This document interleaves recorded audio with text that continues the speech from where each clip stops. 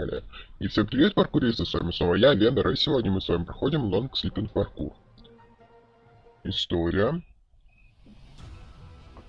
Создание карт был создан 17 июля 2017 года. Окончание строительства 10 июля 2021. Изначально паркур строился не столько сложным, сколько большим и красивым. Строительство началось с версии 1.10.2 и закончилось с версии 1.12.2. Сама карта строилась полностью вручную, без команды FL, всяких модов и так далее. Постройки крепости и так далее строились по кусочкам, тоже вручную. Использовалась только команда на эффект скорости. После создания половины карты появилась идея создать небольшой сюжет. На самой карте присутствует много однотипных по функционалу уровней, но разных по дизайну. Паркур, дроперы, головоломки и лабиринты.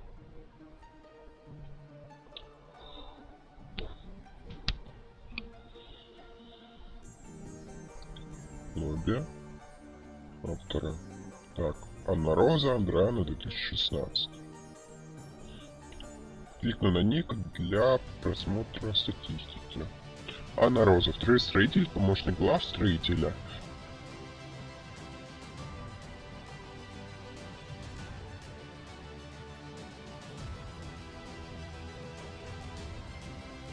Андриана 2016. Создатель и главный строитель на карте. Статистику вы можете посмотреть.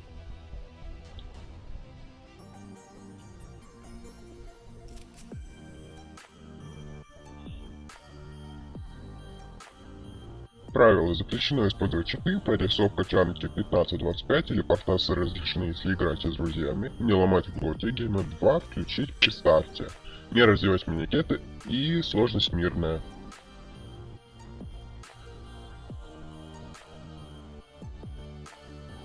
Ну что ж, давайте начинать. Long Sleeping Parkour. Удачи. Счетчик смертей.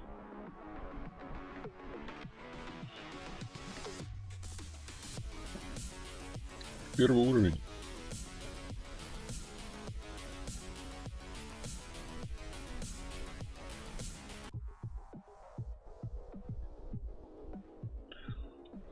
Хотелось бы вам сказать спасибо, ведь этот ролик вышел только благодаря тому, что набралось 500 просмотров на канале. Всего будет 4 части. На каждые 500 просмотров, то есть 500, 1000, 2000 и 3000, ну юбилей, будет новая часть.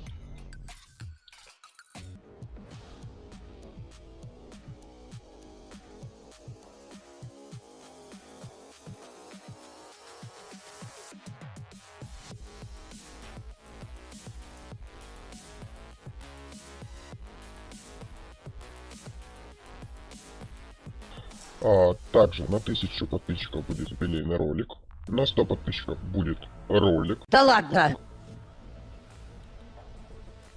на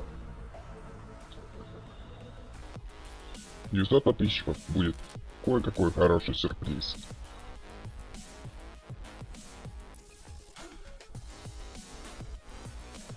Также не забывайте подписываться и ставить лайки, ведь это мотивирует меня двигаться дальше и давать вам столько контента, сколько вы сами захотите.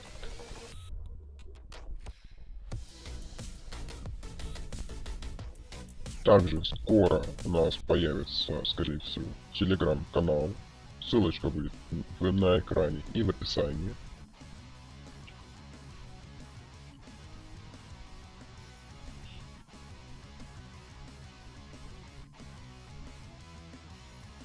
Хотелось бы еще кое-что спойлернуть. 20 мая будет стрим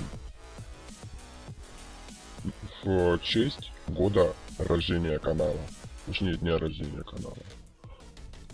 Лучшие анекдоты 2024. Мужик достает из бара все спиртные напитки и аккуратненько укладывает все в спортивную сумку. Жена: зачем столько? Мы же только на 2 дня на дачу едем. Это не мы на 2 дня на дачу едем, это наш сын на 2 дня дома остается. Ученые нашли черепаху, которая прожила 300 лет. Интересно, сколько бы еще она прожила, если бы ее не нашли ученые?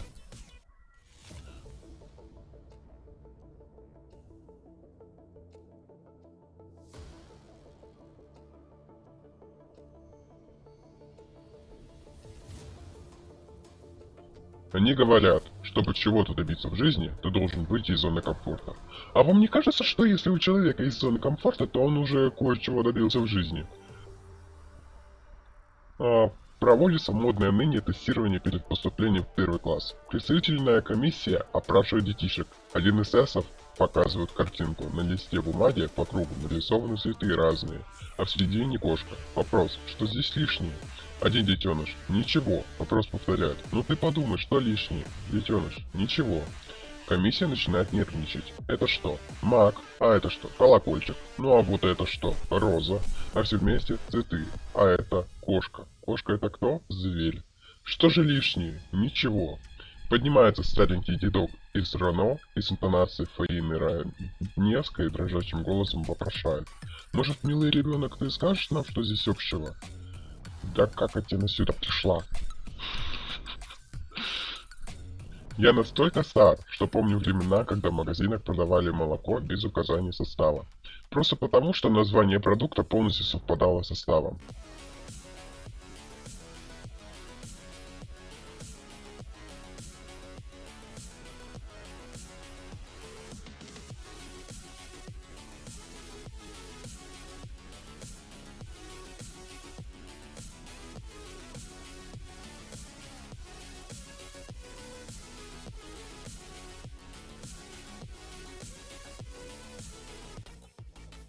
Сижу на двух диетах. Одной не наедаюсь. Сейчас в психушках практически перевелись Наполеоны. Нынешние придурки просто не знают, кто это такой. Лет через 50. Смотри, что я придумал. Просто нажимаешь кнопку на стене, и свет тихо включается или выключается. И не надо орать. Алиса, включи свет. Обожаю вот эти рецепты, которые салат за 5 минут. Шаг первый. Отварите свеклу.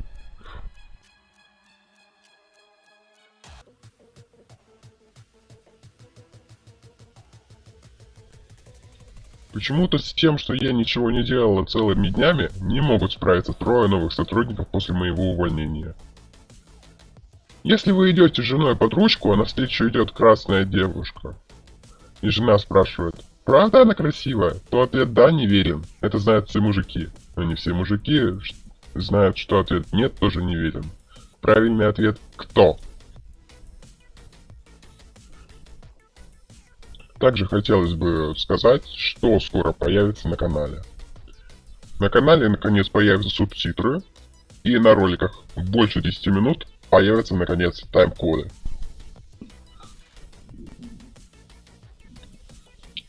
Волан-де-Морт наводил ужасы на всех магов мира, но для старика Хоттапыча он так и остался просто вулькой.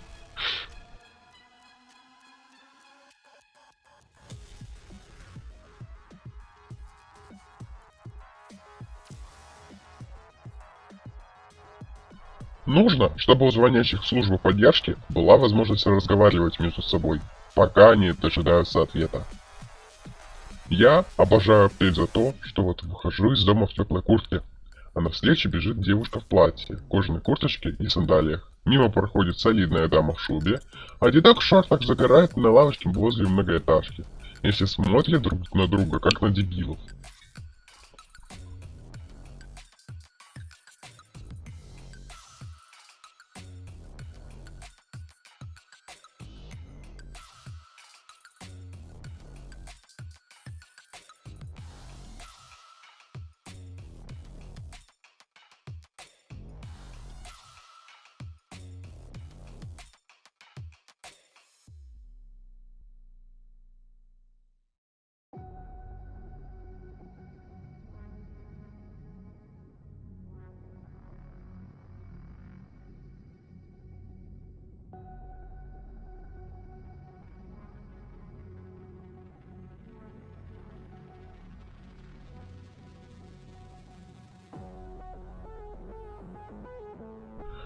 Иду домой, прохожу мимо соседнего подъезда. Напротив него возле скамейки стоит малец, лет 5-7 и орет. «Ваня, выходи!» Спрашиваю, чего орешь, телефона нет что ли? Есть, говорит, но мне так нравится. Какая-то тоскливая радость подступила.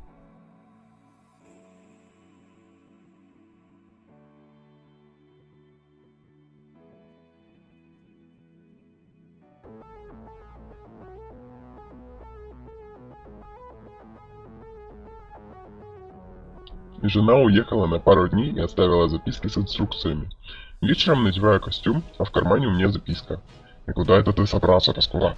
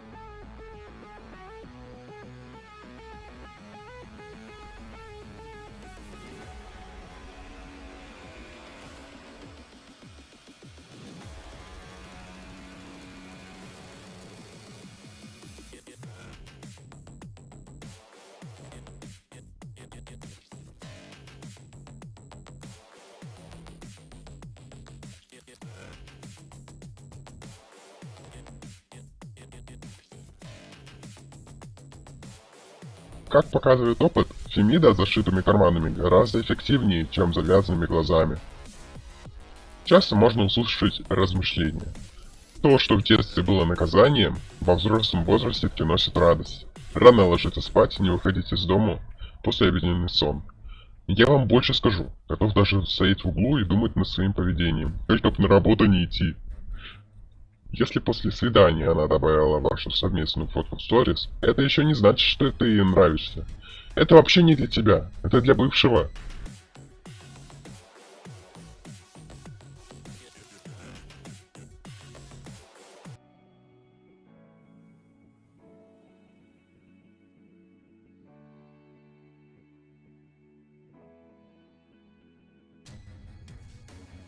Ребенку сказали принести на урок труда 15 винных пробок. На завтра. Будет непросто, но я справлюсь. Медведь — единственный зверь, который специально оставляет в лесу следы, чтобы охотники могли его найти. Тем и живет. Когда мне было 10 лет, я думал, что люди за 30 уже капец какие старые, усталые и больные. Сейчас мне самому 31. Так вот, все правильно я тогда думал. Жарко. Сегодня ночью буду спать с открытым окном. 27 комаров поставили лайк. Разговор двух знакомых. На работе поставили телевизор, наконец можно узнавать новости. Но есть же интернет. В интернете много непроверенной информации, а по телеку точно вранье. Представьте, что все социальные сети закрываются ровно в 18:00, как офис. И вы должны выходить на улицу, общаться с живыми людьми, заниматься спортом, проводить время с детьми, семьей, читать.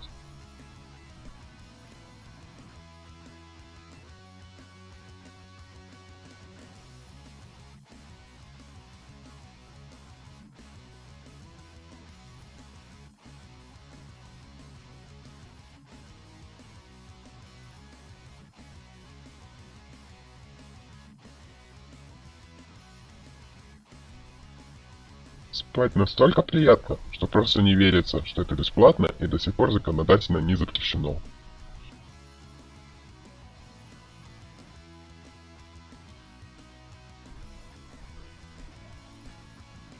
15 лет. Вот умру, тогда-то вы все пожалеете. 25 лет. Смерть в молодом возрасте — это так романтично. 45 лет. Какой смысл в умирании? Сдохнешь и никто не заметит. 65 лет. Погодите, твари, я еще вас всех переживу.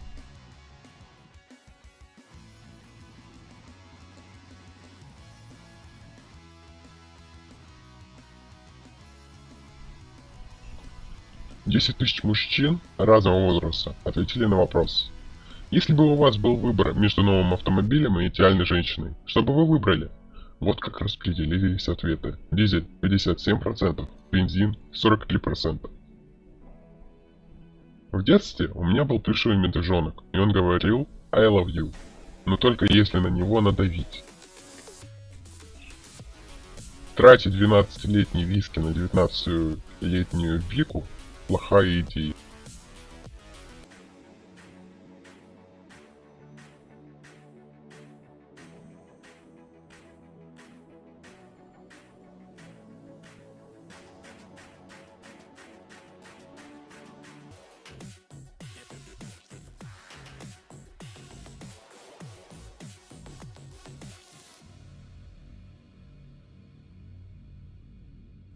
Зашел в магазин, купил булочку.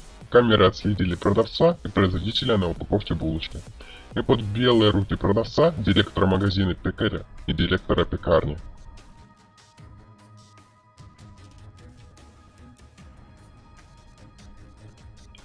Так теперь... Никола Тесла был настоящим ученым-провидцем. Еще в 1926 году он говорил, что телефоны будут персональными и настолько компактными, что каждый сможет носить их в кармане жилета. Тоже мне провидец. Кто сейчас носит жилеты? Сегодня захожу в магазин, а масла на полках нет. Понимаете, его просто нет. Спрашиваю продавщицы, когда масло будет. А она мне: пошел лесом отсюда. Это мебельный. Да я из нас еще в прошлом году задолбал.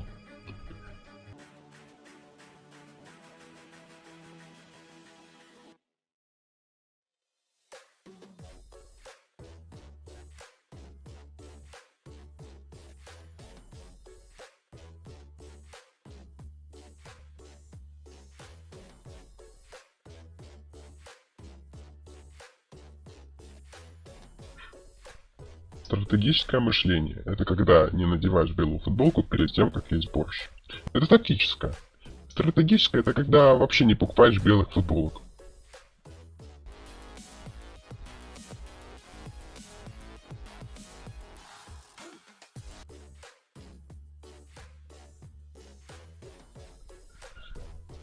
Средние века давно закончились, а охота на ведьм все еще идет. Не потому что ведьмы не перевелись инквизиторы. Кто знает, какие успокоительные лекарства принимает медведь в мультике про Машу. Мне тоже такие надо. Таксист, выслушав мое «я опаздываю», посоветовал сказать начальству: да мол так, какой-то вез и не туда завез, целый час потратил. Отличная страна, душевные люди, все нравится. Приходит секретарша на работу устраиваться в крупную строительную фирму. Вся красивая, стройная, все что надо. Директору, естественно, понравилось. Он мне говорит: сколько вы хотите получать? 10 тысяч долларов в месяц. Да вы что, милая, у нас столько получает главный инженер Сергей Петрович. Ну вот и долбите, Сергей Петрович. Милая моя, за эти деньги Сергея Петровича долблю я, Минстрой, Госстройнадзор и администрация области в полном составе. Кто еще раз пожалуется на жару в мае, получит по морде лыжами. Гоню на машине со скорости 100 км в час. Навстречу идет машина ГИБДД и моргает. На всякий случай притормозил до 60. Не точно. Впереди на обочине еще один наряд ГИБДД ловит водителей радаром. Видимо, враждующие кланы.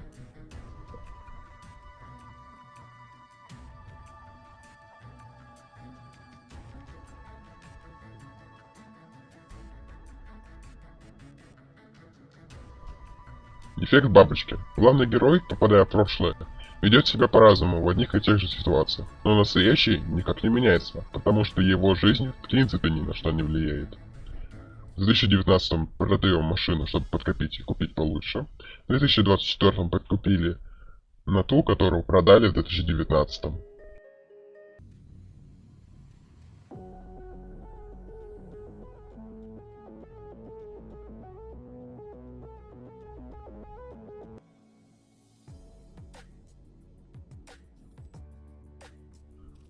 В школах СССР было два главных предмета. На уроках НВП учили, как стрелять, на уроках истории ФРО.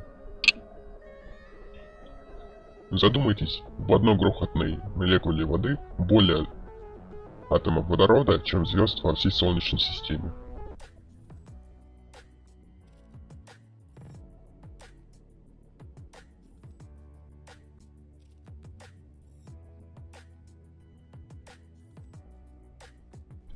Знаете ли вы, что самый популярный комментарий на любом языке, на любом приложении для любой операционки выглядит так: приложение было хорошим до последнего обновления. Здравствуйте, у меня не работает Wi-Fi роутер. А какие лампочки горят? На кухне и ванной. Ясно, пожалуйста, ничего не трогайте, сейчас будет мастер. Что коней на переправе не меняют, обычно внушают тушеным маслам. Новость дня. ГИБДД переименовали обратно в КАИ. Ждем теперь полицию и милицию в Россию в СССР. В поликлинике прорвало трубу. В новостях сообщили о прорыве в медицине. Из-за ареста Минобороны молодежь боится идти служить на генеральские должности.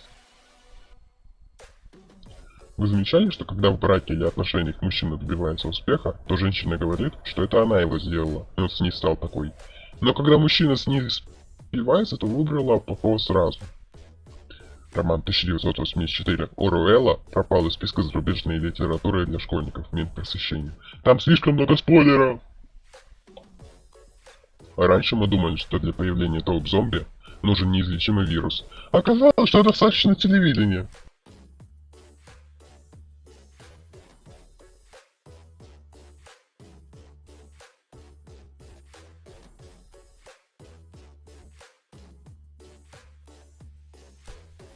Проблема полноценного 8-часового сна в том, что вы просыпаетесь с ясной головой и полным пониманием ужаса происходящего.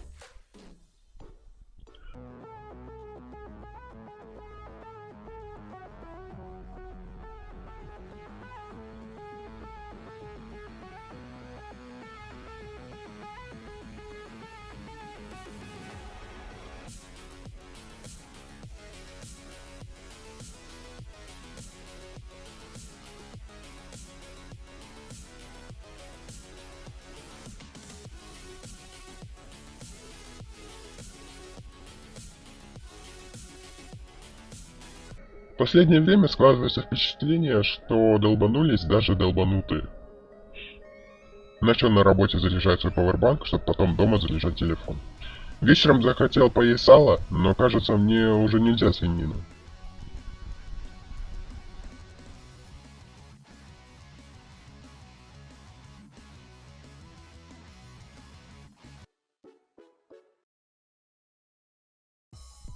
Я оставила в Гугле отзыв о магазине, в котором работаю уборщицей.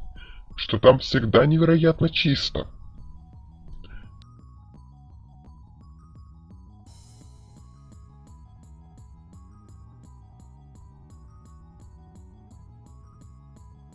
Когда я пришел на работу, то долго думал, что начальниками назначают умных, адекватных, толковых, уверенных в себе и в своих знаниях профессионалов. Мое мнение кардинально поменялось, когда начальником назначили меня. Даже если книга ничему тебя не учит, ты хотя бы видишь, как правильно пишутся слова. Все-таки мужчины и женщины мыслят по-разному. Почему? Что будет, если я скажу тебе: ты дура, но хотел бы заняться с тобой кое-чем? Пощечину себе, не обижусь. Ну вот, а если ты мне скажешь: ты идиот, но я хочу заняться с тобой, то я только обрадуюсь. Говорят, во Франции, когда на Новый год взрывают петарды, то это очень нервирует животных, и они начинают сжечь и разрушать.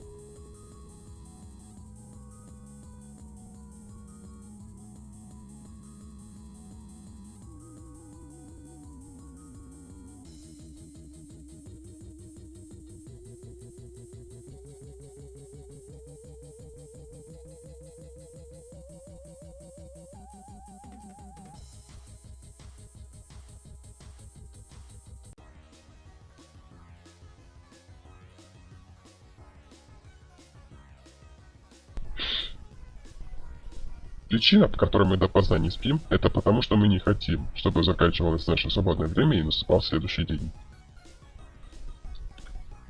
Для журналистов, использующих слово «хлопок», вода уже готова джакузи.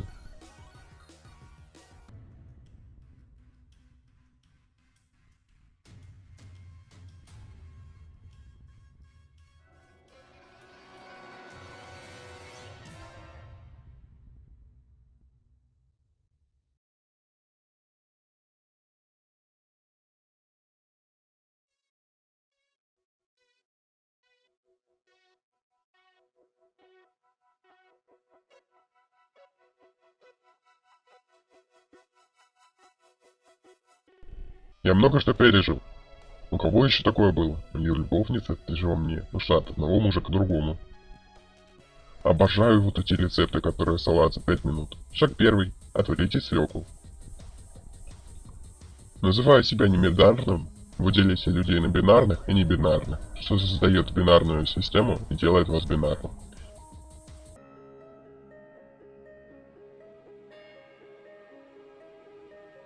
Вас страшит прогресс искусственного интеллекта? Нет, меня больше страшит регресс естественного.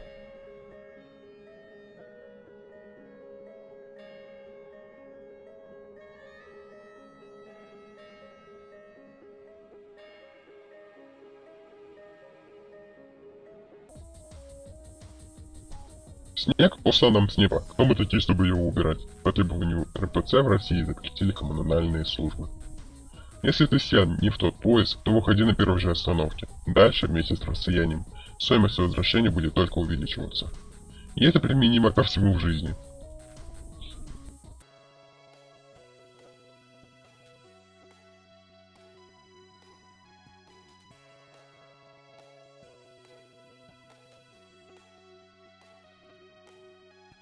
Передача «Жди меня». Мой муж ушел из дома 4 года назад. За это время я ему родила 4 детей.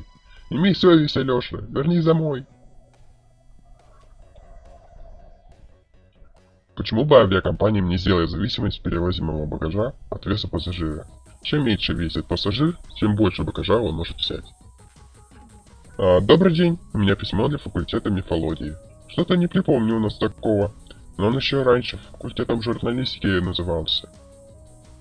Муж предложил ролевую игру «Пациент и доктор», и жена его послала в регистратуру за карточкой. Он оделся и ушел в платную поликлинику. Американский анекдот. 10-миллионный посетителей выставки «Россия» выиграл путешествие в Мурманск. Также очевидцы сообщают, что попытка счастливчика скрыться от устроителей конкурса в толпе зевак успехом не увенчалась. Я не доверяю людям, которые знают, чего хочет Бог.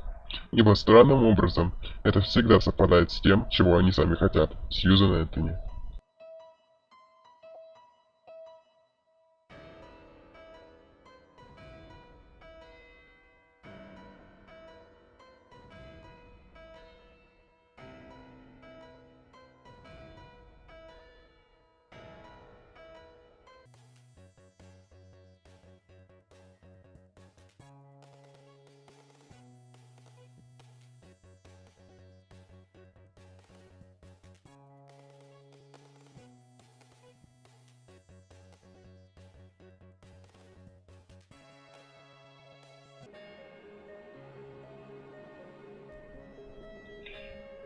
CD-диск равно компактно-дисковой диск.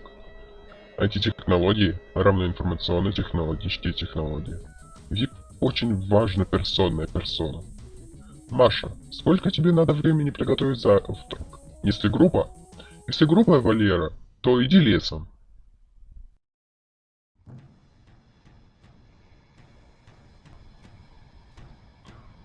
Слушайте, так получается, что Израиль проблему с самокатами может, того, решить. Новый год без Киркорова и Лолиты действительно новый. А раньше со словами мне, как обычно, заходил в бар, теперь в аптеку.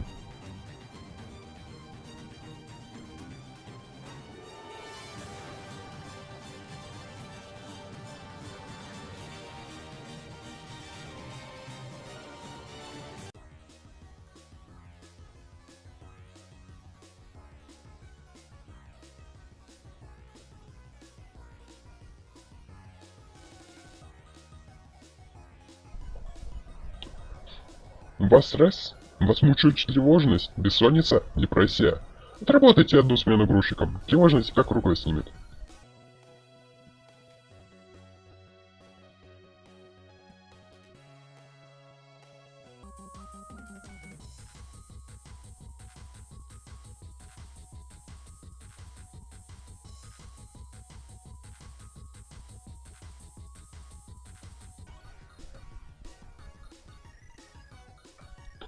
Единственный, кто сегодня разумно себя ведет, это зонд Voyager, который удаляется от Земли со скоростью 17 км в секунду.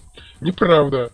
Зонд Пионер 10 оказался еще умнее. Он не только улетает к Альдебарану, но с января 2003 года прервал с Землей связь.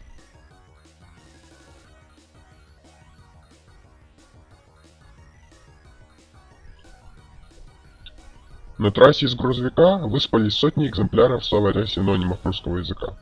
Водители проезжающих мимо авто были удивлены, озадачены, обескуражены, изумлены, поражены, потрясены, ошарашены, ошеломлены, шокированы, дезориентированы и сбиты с толку. У меня психическое заболевание, заставляющее думать, что с помощью логических аргументов и железных доказательств можно заставить кого-либо поменять свое мнение. Даю имена техники. Это придает быту неуловимое очарование крепостного строя. Матрена скоро сварит кофе. Графена тестирует вещи. Мефодий давеча прибрался на славу. А Аннушка приготовила чудесную гуринскую кашу. Бара недовольна. История каждого преуспевающего бизнес-тренера обычно начинается с того, что прогорает его собственная фирма. HR в столице. Опыт, образование, курсы, преимущества, дополнительные навыки. HR в маленьком городке. Судимости есть? Считаю лайфхаки для садоводов. Используйте остатки кое-чего, чтобы уничтожить слизняков и улиток. Кто сталкивался? Что такое остатки кое-чего? В средние века во фландрийском Генте, ныне Бельгия, была профессия собирателя воздуха. Из воздуха потом добывали аммиак, который шел на изготовление селитры для пороха. По утрам собиратели ездили по городу с бочкой и платили деньги за воздух.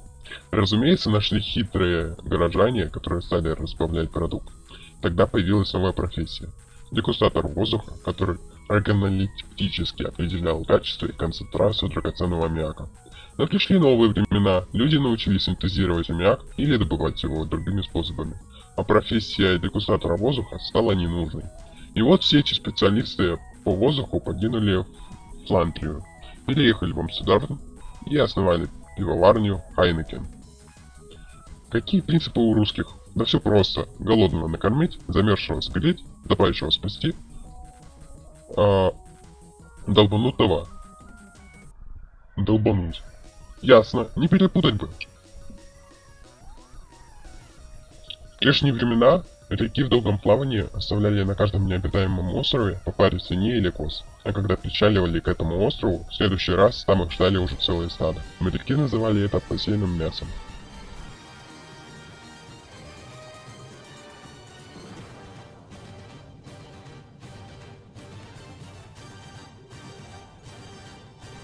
Обожаю всякие там веганские котлеты. Они отлично идут как гарнир к мясу.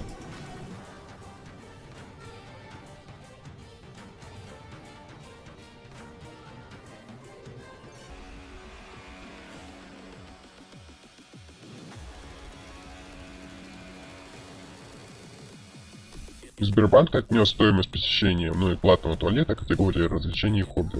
Вот сижу и думаю, это мое развлечение или мое хобби?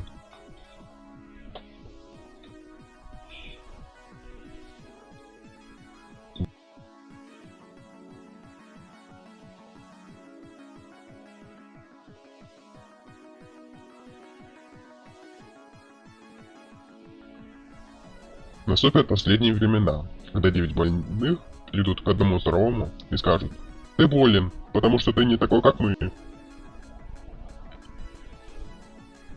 Нужно всегда четко понимать, что Homo sapiens — это само название. Такое ощущение, что жизнь — это какая-то прикольная игра, а я компьютер, который ее не тянет. Прошлой ночью не получилось вызвать такси до дома. Так я зашел в кафе, заказал доставку на свой адрес и уехал вместе с водителем.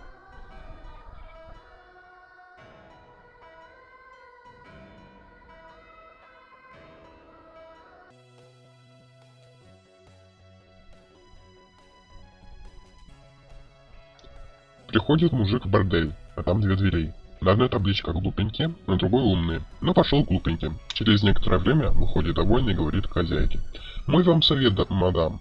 Не держите умных, к ним никто не пойдет. Так за той дверью никого и нет».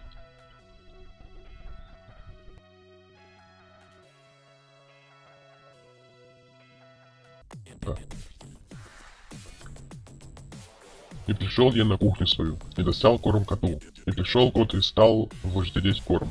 И насыпал я корм коту в миску его, и стал есть кот. И сказал кот: «Это хорошо».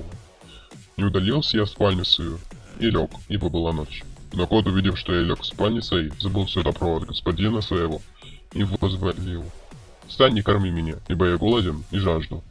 И звал перса свои в ухо мое, и приближался голос к уху моему, и разгорелся гнев в сердце моем. Простер я руку свою и поднял тапок свой, чтобы поразить кота, и увидел кот, что открыл я очи свои, и возрадовался, и стал ласкаться ко мне, и петь хвалебные песни про славу мою. И пожалел я кота в сердце своем, ибо не имеет он разума в голове своей. И поднялся я с ложа своего, и пошел на кухню, и насыпал еще корма коту, в полную миску его, двойную меру.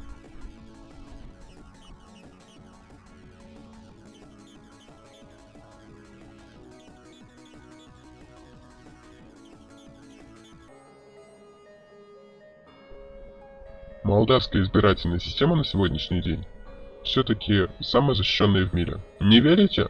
Русские хакеры уже дважды избрали Трампа президентом, а Стояногла не смогли.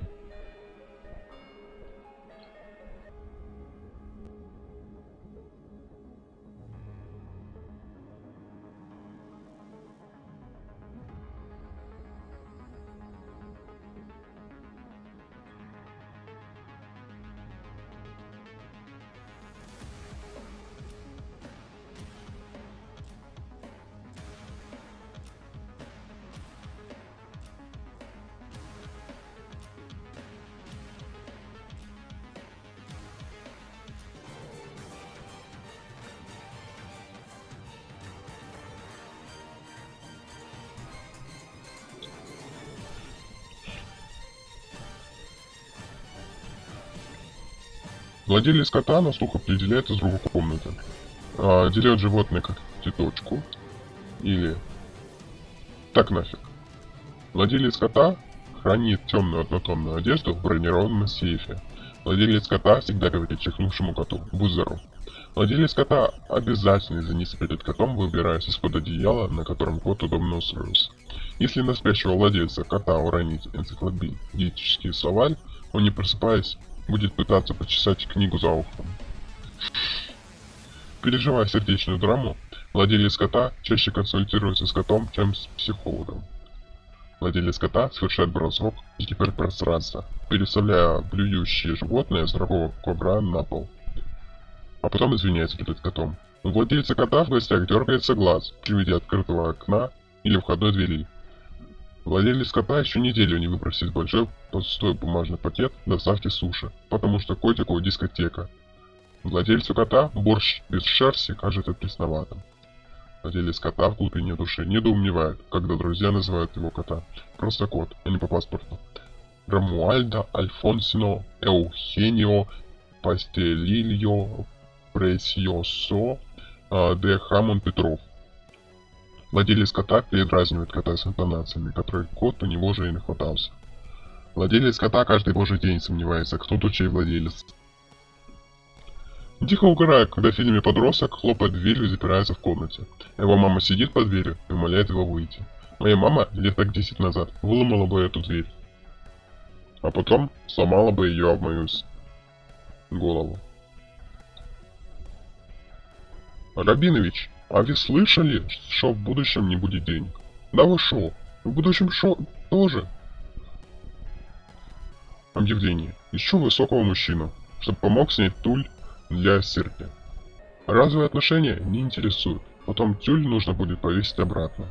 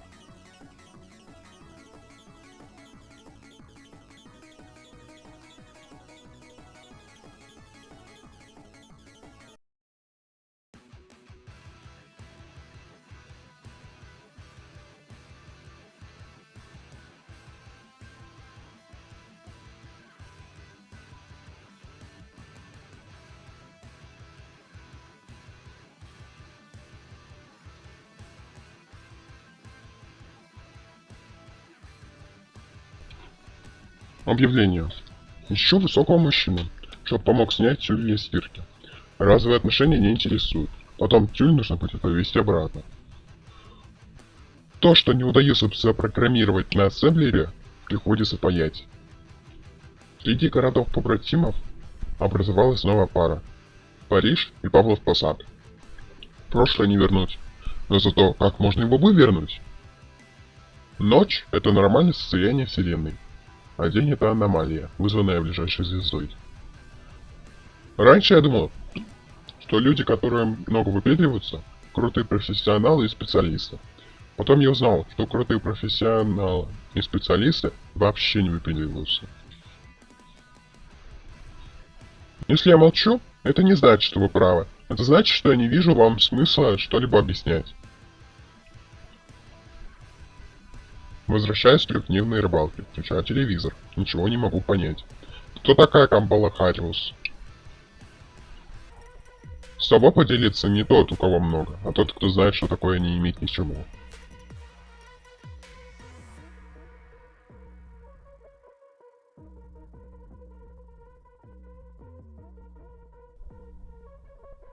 Мама, а откуда еда берется? Ее фермеры выращивают.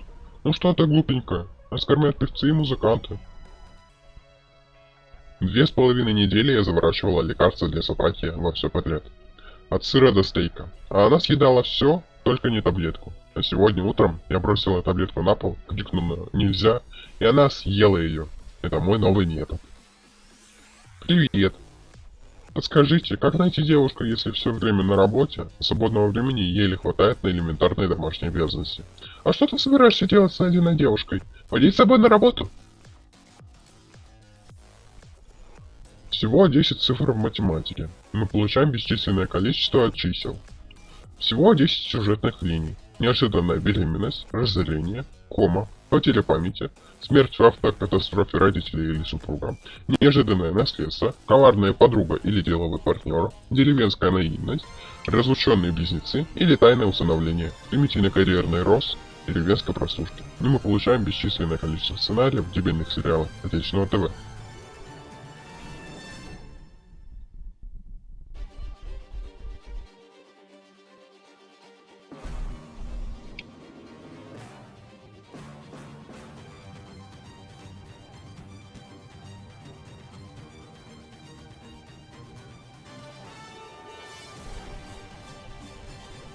А почему не женишься? Боюсь.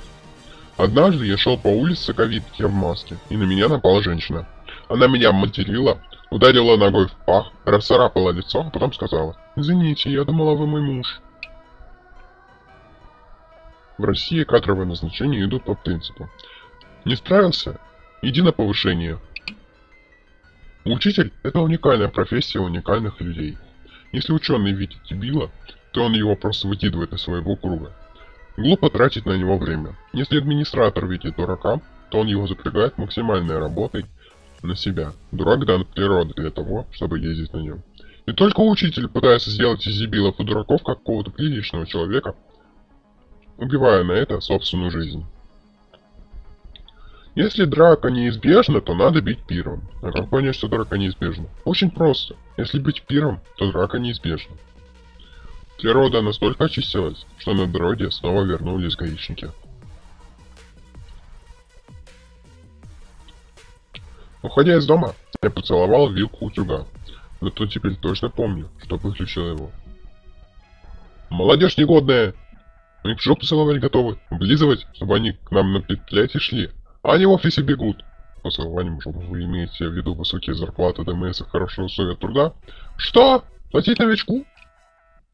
Летнее расписание. Мухи. С 6 утра до 6 вечера. Комары. С 6 вечера до 6 утра. Упала, пропала. Что осталось от рубля? Мы думали, что создаем безбарьерную среду для мам с колясками инвалидов. А оказалось для самокатчиков. Тебе еще никто не говорит, что ты страшная? Нет. Боятся.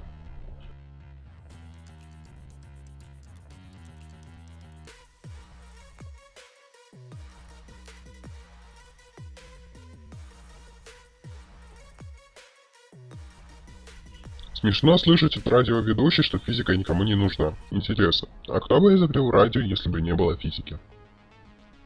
На Западе сейчас настолько острый финансовый кризис, что решено было не организовывать дорогостоящий Майдан в Румынии, а просто отменить результаты выборов. Если вы считаете себя ленивым, вспомните, что греки столетиями велели богов, живущих на сравнительно легкодоступной горной гряде. Им никогда даже не захотелось пойти проверить. Девочки, главное в жизни не 90-60-90, главное в жизни 120/80. Переговоры с бабушкой выглядят как-то так. На вот тебе денежка, держи. Да не надо, бабушка. Молчи. Вот еще ведерко вареников. Бабушка, бери. И вот тут еще половинка свиньи. Погоди, как это половинка свиньи? Да, ты прав. Бери целую, в морозильник положишь. Соседка полчаса помилась в дверь и кричала. Открывай, сволочь! Я же знаю, что тебе соль нужна. Что общего у престарелки? Куртизанки, ветерана-разведчика. Есть что вспомнить, нечего внукам рассказать. А Женя Лукашин из «Иронии судьбы» тоже огреб приключений после участия в кое-чем. Мы живем в мире, где похороны важнее покойника, где свадьба важнее любви, где внешность важнее ума. Мы живем в культуре упаковки, презирающей содержимое. Эдуарда Галиану. Ненавижу, когда мужчина спрашивает, а ты умеешь готовить? А сам ты такой большой умелец, умеешь построить дом. То есть готовить ты не умеешь. Это ужасно, мы не допустим, чтобы в нашей Франции победили правые радикалы, рассказали журналистам протестующие французы Али Мухаммад, Батумба и Тарас Михайличенко. А я вчера смотрел кое-что с женой. Нужно говорить. Мы с женой вчера смотрели кое-что. Нет, я вчера смотрел кое-что с женой. В Ливерпуле пара, с сожалением, провалилась на 3 этажа вниз. Во время кое-чего. Вот уж точно. Достучались за соседей. Бабушка решила передвинуть шкаф. 3 дня компостировала девушке мозг. День они ссорились, день не разговаривали. Потом она подложила тряпочку и начала тащить его сама. Я встал и рявкнул. «Уйди, дура! Спину надорвешь!» Позвал соседа, передвинул шкаф. Потом побежал за бутылкой соседа и распил ее с ним. На следующий день мучился с похмелья. Потом снова наступил понедельник, и бабушка решила повесить полку. Уже предвидя, что будет дальше, полку я повесил сам. Такой обиды в глазах стариков я еще не видел. Бабушка не пилила, дедушка в субботу не пил. Сосед смотрел и косо, спрашивал, скоро ли я домой. Впереди были 2 месяца в деревне. Больше в естественный ход событий не вмешивался. Одна из реакций закона перехода количества в качество, ныне умалчивая, звучит так. Когда гостей оказывается слишком много, они начинают чувствовать себя хозяевами. Ты не ходишь в тренажерный, потому что нет времени, слишком много работы, очень устаешь. Прекрати искать отмазки, ты взрослый человек и можешь не ходить в тренажерное просто потому, что тебе не хочется. Дети пошли колядывать на Рублевке и принесли домой бюджет Латвии. Почему мужчины так не любят праздновать свой день рождения? Мы устали получать подарки, носки от людей, которые взамен ожидают от нас чуть ли не яхту. Что общего у КВН и Аральского моря? Уровень тогда и сейчас. А в чем разница? Аральское море потихоньку восстанавливается. Ни разу не видел человека, спорившего с сантехником. Зато регулярно вижу людей с пеной у рта, оспаривающих мнение врачей. То ли унитаз гораздо сложнее человеческого организма, то ли сантехника боятся больше, чем врача. Милые женщины, на ваших хрупких плечах уже не одно поколение держится вся педагогика. Хватит жаловаться на то, что на свете не осталось воспитанных, умных, самостоятельных и решительных мужчин. Как же приятно, будучи взрослым, что-либо расхерачить, а потом спокойно собрать осколки. Не знать, что на тебя никто не наорет из-за этой фигни. Ты не женат, что ли? Мама, ты помнишь, как при переезде ты оставила в старой квартире весь бабушкин курсаль? Мне еще сказала, что эти атрибуты советского благополучия и жизненного успеха потеряли актуальность и уже не имеют никакой ценности. Ну помню. Тогда ты поймешь, почему мне нафиг не вперлось ехать в этот странный Париж. от которого твое поколение исходит кипятком. Власти Дании придумали новый налог. Теперь за каждую корову датские фермеры должны будут платить по 100 евро в год, потому что коровы выделяют парниковые газы, вызывая глобальное потепление. Так датские фермеры узнали, что доить могут не только они, но и их. Вот вы говорите, что разумных рептилоидов не бывает. А как же крокодил Гена? Звонок. Добрый день. Скажите, вы сатанинские ритуалы проводите? Нет. А ритуалы Вуду тоже нет.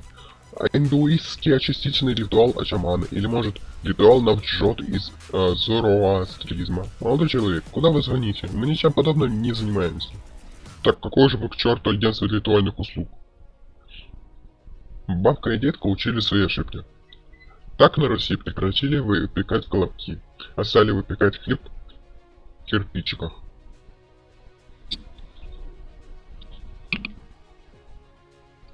Москва контролирует 80% мировых запасов бордюрного камня.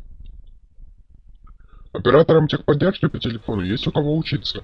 Если они думают, что решить проблемы надоедливых бабушек и дедушек с техникой невозможно, то пусть они вспомнят о людях-мошенниках, которые прекрасно объясняют этим пожилым людям по телефону, как перевести один другой миллион с одного счета на другой.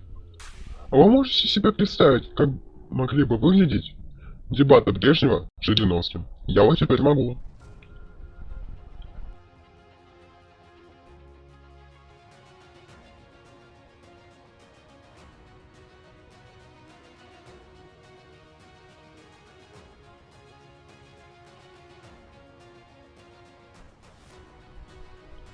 Не понимаю всех этих встреч выпускников. Судьба дала возможность больше никогда не видеться. Зачем вы хотите ее упустить? Наш начальник считает, что хороший работник должен уметь делать из говна конфетку. Сделали, подарили, обиделся. Пришли как-то к Малевичу люди характерной наружности и говорят: «Послушай, Казик, говорят, ты неплохой маляр, и даже сносно побелил кухню у самой тети Цили Шмиринки. Можешь намалевать что-нибудь такое, чтобы помогало понять, идиот человек или таки Бог помиловал?» «Я вас умоляю», — сказал Мазила и скрылся в кладовке. «Вот, что за квадрат в трауре, и что нам с ними делать? Вы хором настаивайте всем, что это дивный шедевр. Не глядите, как пост реагирует. Те, кто не желает скормить своих админов, будут кормить чужих хакеров. Если при устройстве на работу вам говорят, что работа — это семья, пропишите в договоре, что при разводе имущество пополам». Мир не стал глупее, просто глупым людям стало гораздо проще доносить до всех свои глупые мнения.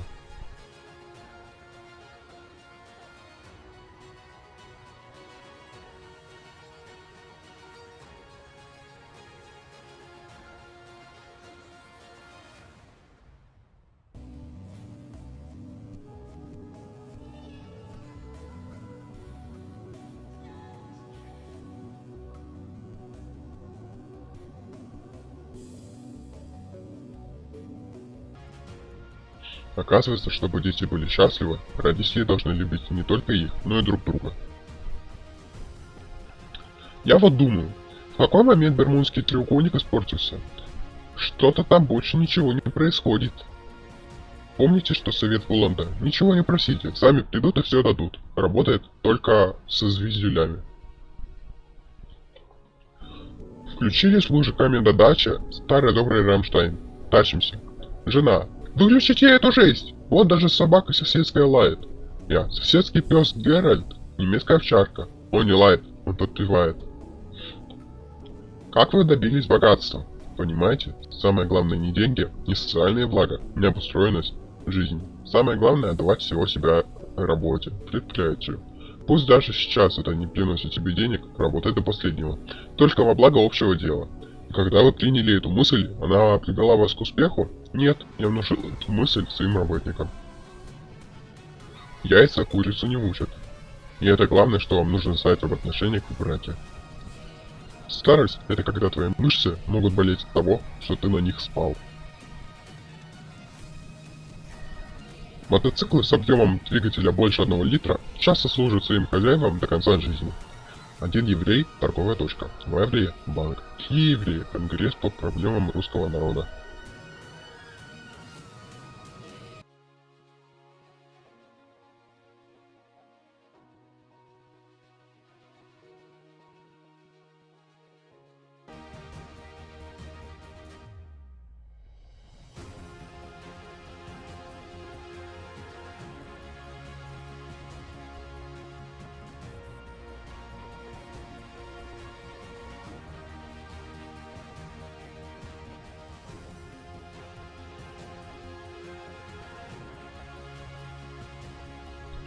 В одесском ресторане висит объявление. У нас сменилось руководство.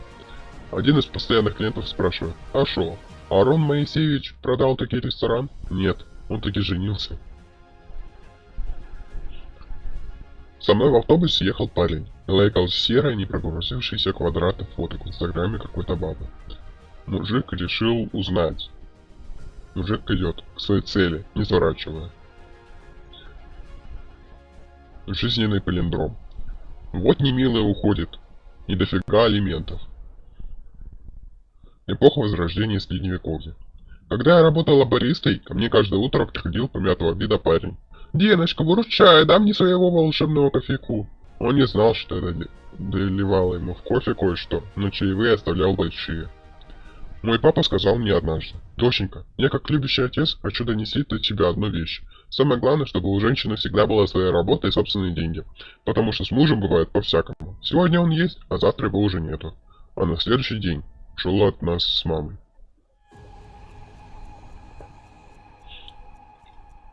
Шеф-повар инструктирует своего ученика. Берешь 2 трети воды, 1 треть сливок, 1 треть бульона. Но это уже 4 трети. Ну так ты кастрюлю побольше возьми. Парадокс. 19 век. Демократы покупают вещи. 20 век. Демократы вешают вещи. 21 век. Вещи голосуют за демократов. Идея эта банка понравилась банку, Б-банку, В-банку, а вот Газпромбанк решил не менять имя.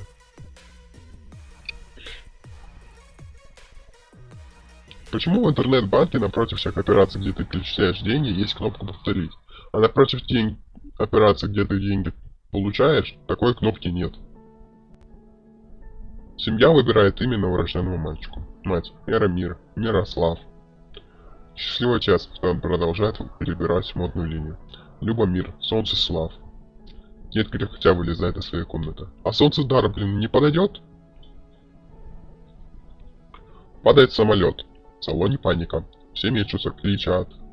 Одна немолодая женщина спокойно сидит на своем месте, не проявляя признаков беспокойства. «Вы что, верите, что мы спасемся?» – спрашивает ее сосед. «Да, но каким образом?» «Знаете, мой зять такой невезучий человек».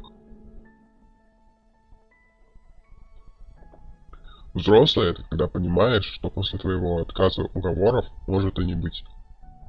Здравствуйте, вам звонят из службы безопасности банка. Здравствуйте, очень приятно. Вы звоните в отдел ФСБ по борьбе с экономическими преступлениями. Не вешайте, пожалуйста, трубку. Совместный концерт Баста и Гуфа изменили из урагана. Природа снова встала на защиту человечества. Если вам кажется, что собака не умеет читать, положите в карман 3 печеньки и потом дайте ей только 2 из них. «Папа, купи мне уже новый телефон, пожалуйста». «Сынок, мы же договорились. Сломается старый, сразу покупаем новый». «Папа, но у меня же Nokia 3310».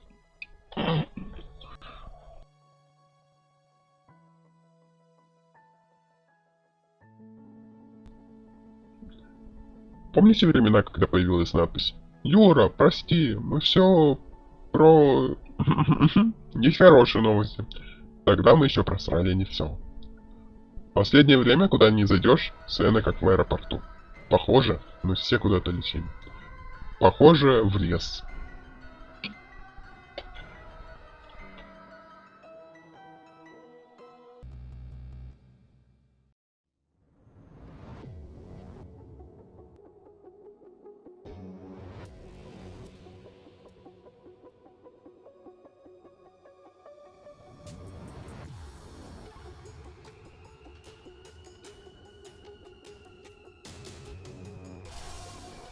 Идея для реалити-шоу. Миллиардеры должны прожить 3 месяца на самую низкую зарплату своих работников. Мама прочитала в интернете, что сельдерей полезен. И что, она теперь его ест? Нет, мы все едим. У тебя случайно нет знакомого программиста на C++ или Java? Да без разницы, мужа ищу. Раньше пионеры были всегда готовы. Времена сменились. Теперь они стали пенсионерами и готовы уже ко всему.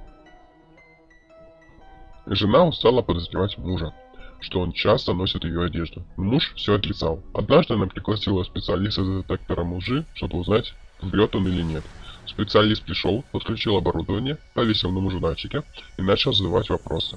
«Ваше имя Александр?» – спросил специалист. «Да», – ответил тот. Директор показал правду. «Вы работаете учителем русского языка?» «Да», и снова правда. «Скажите, Александр, а вы одеваете одежду жены?» «Нет». Детектор даже не колыхнулся в сторону лжи.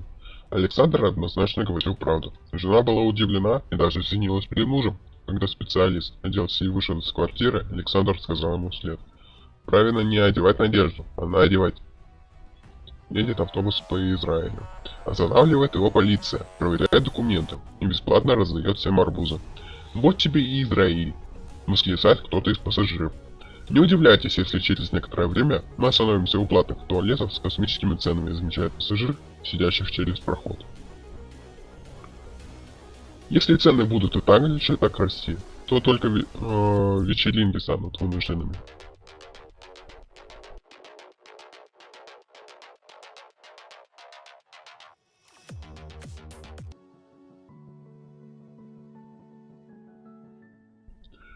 Кто-нибудь знает, нафига мы отмечали места добычи полезных ископаемых в контурных картах? «Смотри, это моя бабушка в молодости на фото. Говорят, у меня нос от нее. Очень даже симпатичный нос. А что у тебя еще от нее? Квартира. Идеальные гены». Мне сейчас легче подойти в бар и найти новых друзей, чем собрать старых друзей и пойти в бар. На собрании разработчиков. Наша новая система сбора данных просто гениальна. Она моментально определяет все потребности пользователей. Ого. И что она показывает? Что пользователи хотят систему, которая не собирает на них данные. Мужчины выносливее, чем женщины. Женщина полежит немного и не выдерживает. Идет что-то делать. А мужчина лежит себе дальше, терпит. Стакан с водой, смотрит на пустой стакан и говорит: «Ух ты, да это же вылитый я!»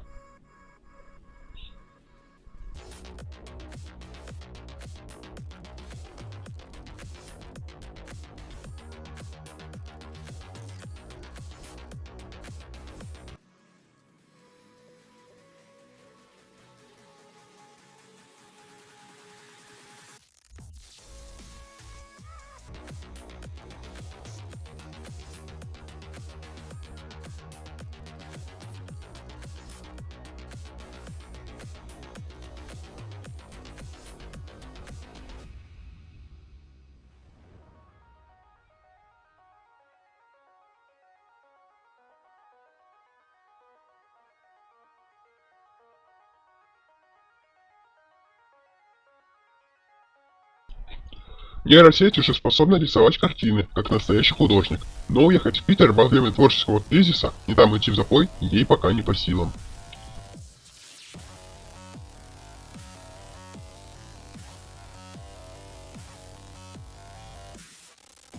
Как показал жизненный опыт, правители, выбирающие лояльных вместо умных, не получают ни того, ни другого.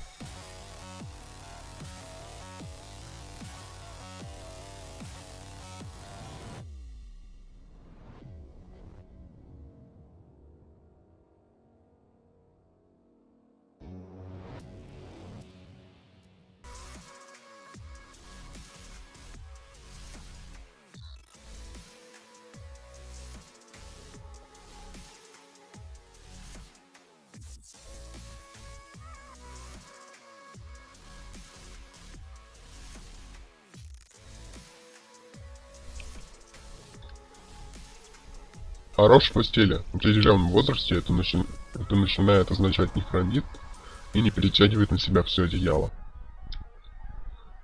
Я знаю, как умру. Мой ребенок отключит меня от системы жизнеобеспечения, чтобы зарядить свой телефон. Представьте себе, уже через 2 месяца мы сможем сказать, что 2000 год был 25 лет назад. А вы тут говорите, что лето быстро пролетело.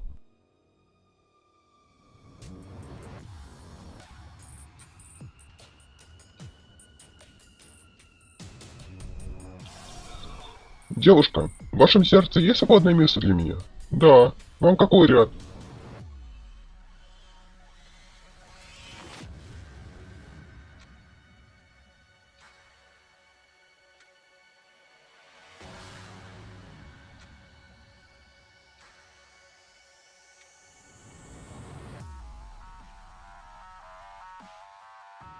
Знаете эту женскую приду? Закутаться в теплый плед, взять горячий шоколад, сесть на подоконник и смотреть на дождь за окном. Я попробовал, мужики. И это только в кайф. Только вместо горячего шоколада возьмите холодную газировку. Молодым везде у нас дорога, сказал 79-летний Зюганов, отправляя 75-летнего Харитонова на выборы.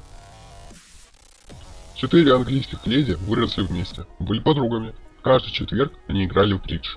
Ни у кого не сложилась личная жизнь. Они потихоньку застарились в своих замках в одиночестве. Каждый четверг, ровно в 8 вечера, они собирались вместе, чтобы сыграть несколько роберов. Однажды, когда им было уже далеко за 80, одна из них не явилась на партию. 10 минут 9-го товарки по-настоящему заволновались. Они прислали к ней дворецкого, опасаясь худшего. Дворецкий вернулся спустя полчаса. «Леди в порядке», — сказал он. «Но почему она не пришла на робер? Она просила вам передать, что ей надоело». Бумажные книги скоро запретят. В них невозможно ставить рекламу. Литературный парадокс. На Диком Востоке шариков всего отнять и поделить персонаж отрицательный. На цивилизованном Западе Робин Гуд с абсолютно теми же принципами персонаж положительный. Все меньше великих русских ученых, писателей, художников, композиторов рождается в еврейских семьях. А давайте что-нибудь сделаем. Нет, давайте обсудим, чего бы сделать. Сделаем обсуждение регулярным.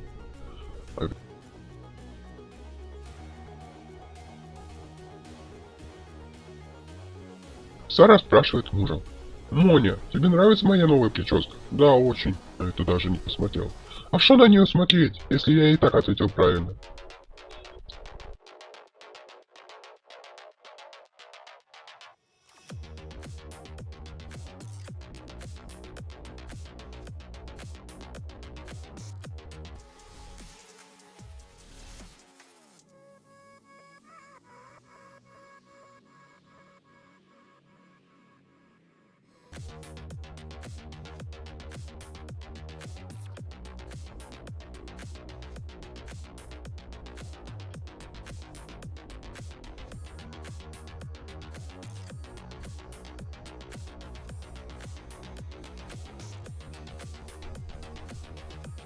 Яков Моисеевич показал максимальный уровень IQ. Он таки отказался проходить тест бесплатно.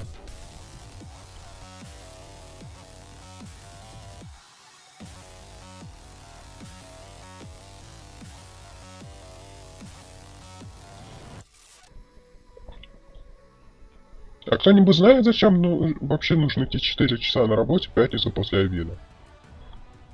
За программу без багов и недоделок ты получаешь деньги единожды, а программа с багами и недоделками кормит тебя всю жизнь. Я просил купить специальный малярный скотч. Ой, как будто малярам не все равно, что пить. Хорошее воспитание — это умение скрыть, чтобы очень высокого мнения о себе и очень высокого о своем собеседнике.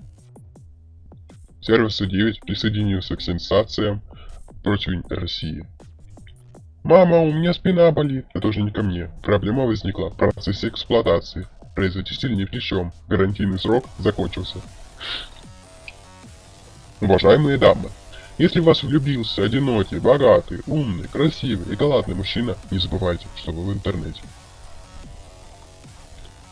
Ненавижу эту навязчивую заботу при регистрации где-либо, когда вбиваешь удобный пароль, а тебе в ответ: «Ну, это плохой пароль, придумывай новый». Добавь несколько символов, цифру, рекламную букву. Начнем с того, что такой сложный пароль защищает мой аккаунт только от меня самого. А вам дроном переслать или на пейджер? Взрослые — это люди, которые могут делать все, но у них нет на это ни денег, ни сил. Хотела попросить тебя переустановить мою винду. Приду с флешкой, я подготовлю разъем.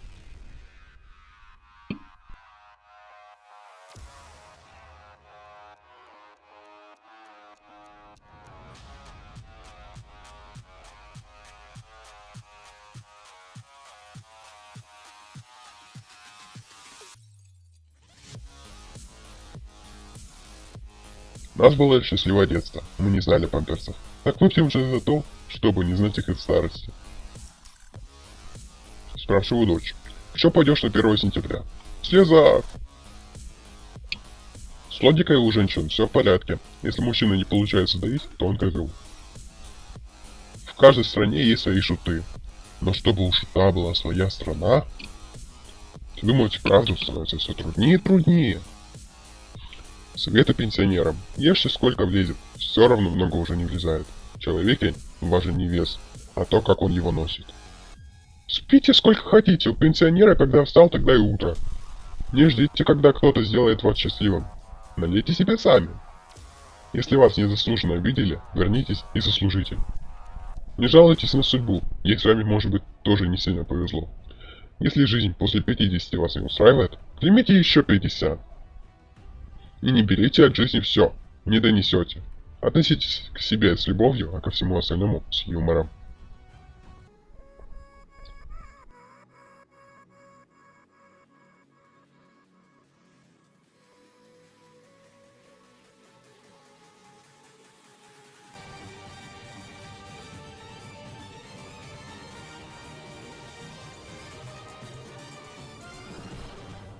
Как же бесит, что единственный способ что-то сделать, это взять и сделать это. Может ли женщина забеременеть от другой женщины? Да, если одна из них выступает на Олимпийских играх. Все инвазивные виды растений и животных вытесняют местные виды, потому что у них в новой местности нет естественных врагов. Это продолжается до тех пор, пока эти враги не появятся сами или же их не завезут из прежней среды обитания. Тоже относится и к мигрантам. Да, мы с вами проходим от 250 до 500 уровня.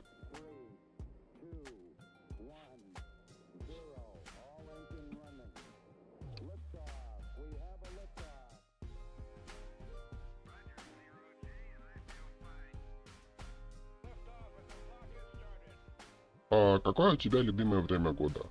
Ну, не знаю. Мое любимое время года, наверное...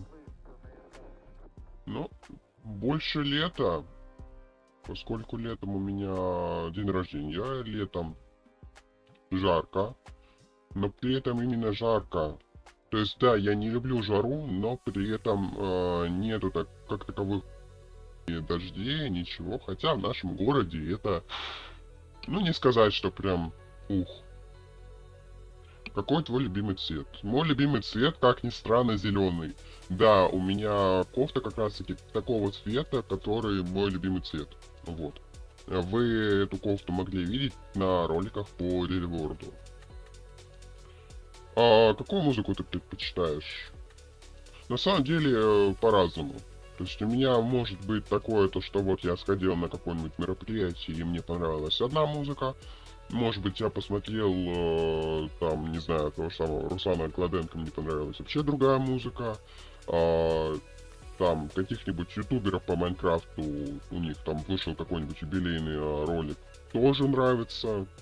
Вот, то есть, ну, по-разному. Главное, чтобы это не была какая-нибудь там классика, под которую можно, ну, заснуть. Какой у тебя любимый фильм? Любимый фильм? Честно, наверное, больше все же Человек-паук Нет пути домой. Поскольку там раскрываются именно те самые детали. То есть там раскрывается проблема самого Человека-паука, проблемы с колледжем, то есть он не может туда поступить. Вот, это, ну, все же ближе ко мне, чем нужно.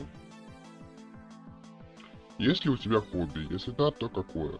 Давай теперь иначе вопрос, потому что хобби у меня это YouTube. Вот, наверное, я снимаю ролики, потому что мне и самому интересно, но и чтобы как раз-таки э, привести тему о паркуре как самую такую, самую частую. Потому что на ютубе я видел кучу разных роликов, но вот о паркуре, ну, очень мало. Или же, если такое есть, то это скорее, ну, такое, не слишком частое. Вот. А вот с 2022 года, ну, такая тема наконец-то начала заходить. Я просто этому рад, потому что в майне есть очень много разных, там, те же самые дроперы, еще что-то, там, не знаю, создание карт, которые у нас есть в скинах. То есть, да, карта построена, карта связана с ютуберами, то есть вы можете построить карту по скинам.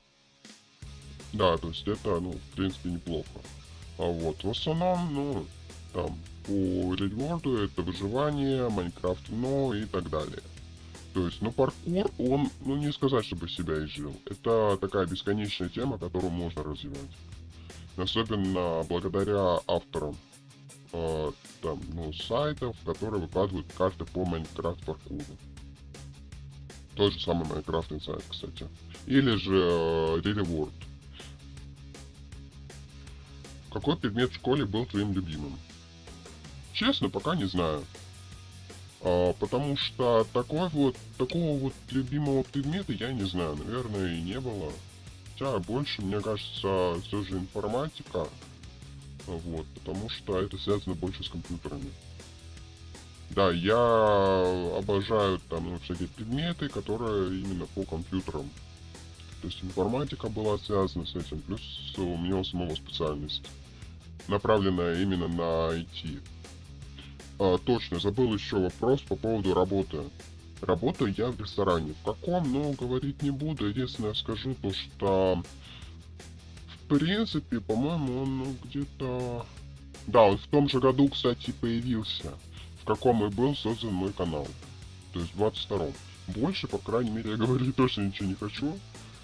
Чтобы не было такого, то что вот я работаю, а ко мне там, ну, какие-нибудь люди подходят. Пока рано. Есть ли у тебя домашние животные? Если да, то какие? Давайте скипнем этот вопрос. Потому что у меня они есть, но они не мои. Я не знаю, разрешат ли мне, в принципе, такое записывать или нет. Как моих, ну, как таковой собственных моих животных, ну, таковых нету. Потому что я даже не переехал. Какой твой любимый вид спорта? Если бы я им занимался... Больше, наверное, бег. Потому что я люблю бегать, я люблю там пробежаться, еще что-нибудь. То есть, ну... Я такой же человек, как и в роликах. Больше, мне кажется, я по паркуру. Какой у тебя самый запоминающийся отпуск? Самый хороший вопрос, потому что у меня каждый отпуск, ну ладно, не каждый. С каждым отпуском я, конечно, загнул. Потому что у меня до этого, получается, в ноябре это то, что я уже говорил до этого, то есть это удар в бровь. Это было в отпуске. Вот. Плюс еще сейчас отпуск, но также такой хороший. Потому что я то с военкоматом, то с паспортом, то еще что-то, то еще что-то. Вот сижу еще параллельно для вас стараюсь ролики записывать. Плюс еще, кстати, переезд сюда же можно отнести. Хотя переезд у меня будет больше уже после отпуска. Что ты любишь делать в свободное время? В свободное время, мне кажется, по-разному. То есть, ну, книги я не читаю. Я могу сыграть, там, не знаю, какие-нибудь разные компьютерные игры. Но компьютерные игры в каком плане? То есть, на компьютере у меня, естественно, это Майнкрафт в основном. А вот на телефоне это разные. Притом те, которые, ну, для роликов явно не подойдут. То есть, это судоку, это по составлению того же самого узора из тетриса и так далее. Какую книгу ты прочитал последней? Давайте сначала вспомню, когда я последний раз читал. Потому что, по-моему, это было ну, в январе где-то. 2 года назад. У меня как литература закончилась, я старался не читать. А так, если не книгу, а именно, там, не знаю, а, какие-нибудь темы или еще что-нибудь, то это больше по Ютубу. Потому что я стараюсь делать для вас мощнее контент и стараюсь все же вникнуться в эту тему. Да, я на Ютубе уже сколько? Лет 5 где-то. Но на Ютубе лет 5 это как? У меня один канал был, потом у меня все ролики были удалены. Я решил их удалить. Вот. Там, по обстоятельствам, которые я говорить, естественно, ну, не буду. Потому что, извините, все же нет, рано. Вот. Ну так да, так было. А если у тебя кумир, кто это? Ну, давайте начнем с того, что YouTube я создал YouTube канал по Майнкрафт паркуру я в принципе создал благодаря тому, что я смотрел таких ютуберов, как Домер и Беф. То есть это, наверное, и есть больше такие любимые ютуберы для меня. Вот. Какой у тебя самый необычный опыт? Самый необычный опыт? Не знаю. Честно, по-разному. Потому что это может быть как в одном месте, так и в другом. То есть, там, не знаю, по готовке, но кухня, больше я все же на работе этому обучился. Однако вот сейчас вспоминаю то, что, ну не знаю, чистота в зале это прям круто. Потому что теперь я дома, по крайней мере, зеркала у меня в основном все чистые. Потому что я смотрю, зеркало заблевано. Да, я не всегда смотрю в зеркало, но при этом, если смотрю и оно грязное, я его помою сразу же. Потому что это прям, ну, бесит. Какой язык ты хотел бы выучить? Не знаю, вопрос хороший, но снова таки по-разному. То есть, давайте оттолкнемся от того, какие языки я уже знаю. Там, не знаю, даже те же самые какие-нибудь слова, да. Но вот на японском я знаю, наверное, только нихао. Это здравствуйте. Вот. Английский у меня более распространен, потому что я все же ему обучался и в колледже, ну и в школе. Вот. Украинский дикую. Ну и все. Но больше, мне кажется, я бы хотел выучить реально, там, не знаю, какой-нибудь английский язык. Там, ну, английский, или же... какой? Все языки сейчас выпали из головы. Ну да, английский только. И все. Любимое блюдо. Любимое блюдо у меня это пельмени. Пельмени, творог. Вот. А если спрашивать по таким вот по фастфуду, я не знаю. Больше, мне кажется, любимее всех, то есть нравится больше всех, это все же Биг Чикен Бургер. Вот. Какую кухню ты предпочитаешь? По-разному. Хотя нет, не знаю. Потому что вот суши я не ем. Пиццу я ем, а вот суши нет. Суши я в принципе не могу есть. Я не знаю почему. Вот. Но пробовал. Не хочу. У меня даже те суши не были доедены. Вот. Какой твой самый большой страх? Самый большой мой страх. Это больше, наверное, страх такого, страх одиночества. То есть мне, конечно, нравится быть одному, но не всегда. Вот. Страх кухни, в принципе, я победил. Высоты я и так не боялся. А вот с одиночеством это все же сложнее, потому что, там, не знаю, если тебе даже пообщаться будет не с кем, это хуже всего.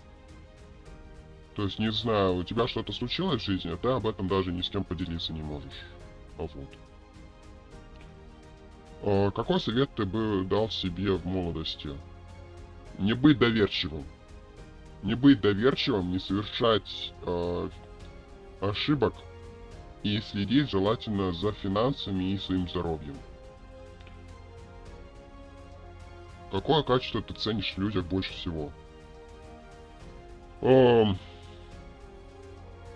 основном честность, но при этом честность такую, чтобы человек не лез куда не нужно. То есть не совал свой нос, куда это не следует. Потом, что еще ценю? Ну вот да, честность, потому что, да, у меня бывают моменты, когда у меня у самого там какая-нибудь ложь, но в основном я считаю, что это ложь во благо. А есть ложь, которая по приколу. То есть, там, не знаю, спросишь что-нибудь, а тебе просто по приколу ответят, что да, нужно, или нет, не нужно. И ты вот берешь или не берешь, а это наоборот, ну, ситуация иная. Какой твой любимый праздник? Я не знаю. Это может быть как Новый год, так и день рождения. Остальные праздники я как таковые не отмечаю, я в них больше работаю.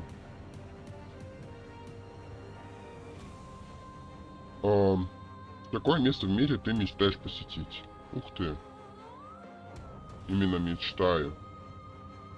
Ну не знаю, мне больше все же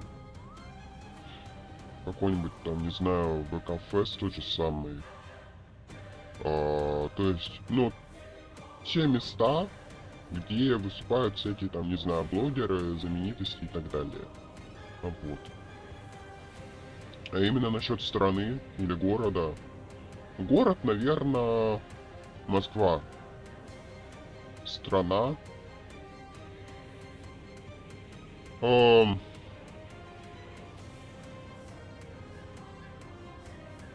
Какой-нибудь США. Если бы ты мог иметь любую суперсилу, что бы это было?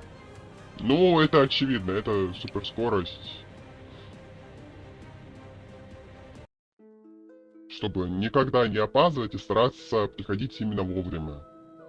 Или, не знаю, или телепортация. Ну, тоже неплохо.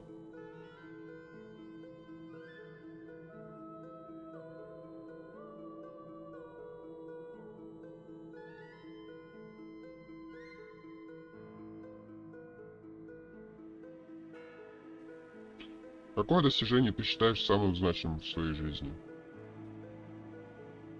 Скорее то, что я работаю уже больше 2 лет на одном и том же месте. То есть это место мне нравится, и я уходить с него не хочу. Вот. Что же еще? Я даже не знаю. Что для тебя значит счастье? Для меня счастье не в деньгах. Ни в коем случае. Для меня счастье это здоровье у меня, здоровье у родных и друзей. Чтобы никаких плохих событий не было, чтобы никаких приключений на одном месте тоже не было.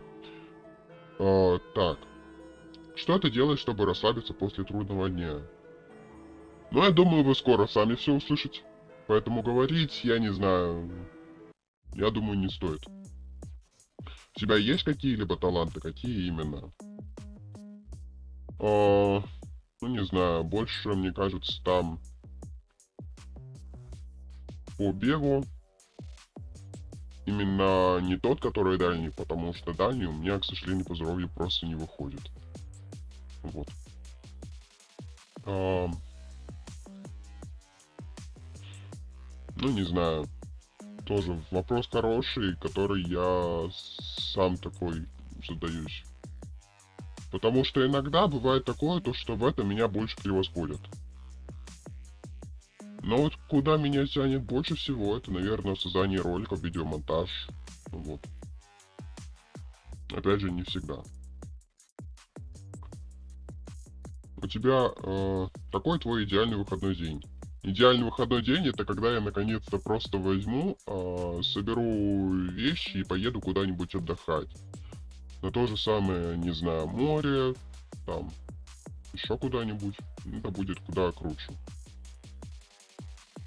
Что для тебя является источником вдохновения? Фильмы, сериалы. То есть, не знаю, если я что-то посмотрю, у меня уже есть идея, как это все преобразить, что можно внести в мой ролик и так далее. Какой трек можно написать. Так. Какое твое самое большое увлечение в детстве? Я не помню. Потому что само детство я не особо помню. Как ты относишься к путешествиям? Предпочитаешь ли ты пляжи или горы? Ну, начнем с того, что у меня путешествий как таковых не было, потому что я все время в городе. И редко очень куда-либо выезжаю. А так, приключения, ну, скорее, точнее, путешествия, это такое, ну, смотря от случая. То есть, если в случае происходит такое, то что нафиг оно надо, то, естественно, а зачем? Что ты считаешь своим самым большим достижением в карьере?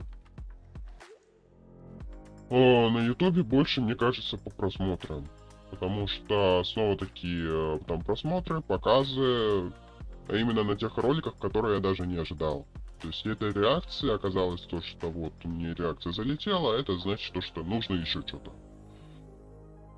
Есть ли у тебя мечта, которую ты еще не осуществил? Вопрос хороший, которую я не осуществил. Ну, не знаю, наверное, 1000 подписчиков больше. Такая самая хорошая мечта. Вот. Плюс еще, чтобы наконец-то год произошел без всяких трудностей, которые переносятся именно на следующий год. То есть меня уже задолбал этот ковид, меня задолбал как раз таки мои болячки и так далее. Какое качество ты хотел бы развить в себе? Стрессоустойчивость.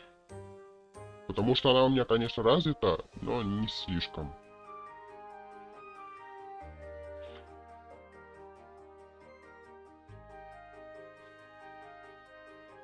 Есть ли у тебя привычка, которую ты хотел бы изменить? Да, есть. И эта привычка, это, наверное, избавиться наконец-то от того, чтобы, там, не знаю, каждое утро смотреть на тот же самый телефон. Просыпаться по будильнику. Вот, ну и, наконец, перестать именно залипать, ну, на YouTube шорты, которые такие. Да, понятно, что фильмы, сериалы, мультсериалы и так далее, это ладно. Там, не знаю, что-то по сфере общественного питания тоже круто. Но вот где-то, где я просто торчу, то есть всякие такие вот, там что-то по солам, еще что-то, мне это не особо-то и нужно. Вот от этого я мечтаю на самом деле избавиться, чтобы там, не знаю, в YouTube Shorts просто заглядывать на полчаса в день. Все. А TikTok я не смотрю, извините. У нас в стране, в принципе, такое, это... С ТикТоком сложнее всего. Что для тебя важнее, деньги или время? Почему? Ну, начнем с того, что время и деньги для меня по моей работе. Поэтому, да, для меня важнее время. Потому что если я куда-то не туда трачу свое время, это означает то, что вот я мог, не знаю, там ролик смонтировать, ролик снять, ролик выложить, а я вместо этого просто сижу и в телефоне. Или просто отдыхаю. Да, иногда это, конечно, важно, но когда у тебя реально очень много вопросов нерешенных, ты понимаешь, что время потрачено впустую. Какой самый странный или необычный факт о тебе? Наверное, больше всего то, что я больше делаю какие-то резкие движения, больше как-то быстро передвигаюсь. Это, ну, на самом деле это странно. То есть не передвигаюсь быстрым шагом, а передвигаюсь именно бегом. В основном. Что ты делаешь для поддержания здоровья и физической формы?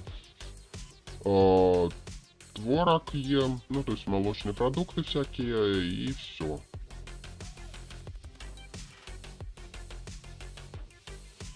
Какой твой самый любимый способ проводить время с друзьями? После смены как-нибудь там, не знаю, погулять, пообщаться, что у кого там в жизни происходит, еще что-нибудь. Вот, это, наверное, самое любимое времяпрепровождение.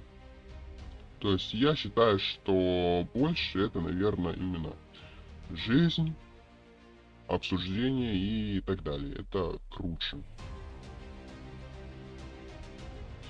Ты предпочитаешь проводить время наедине или в компании людей?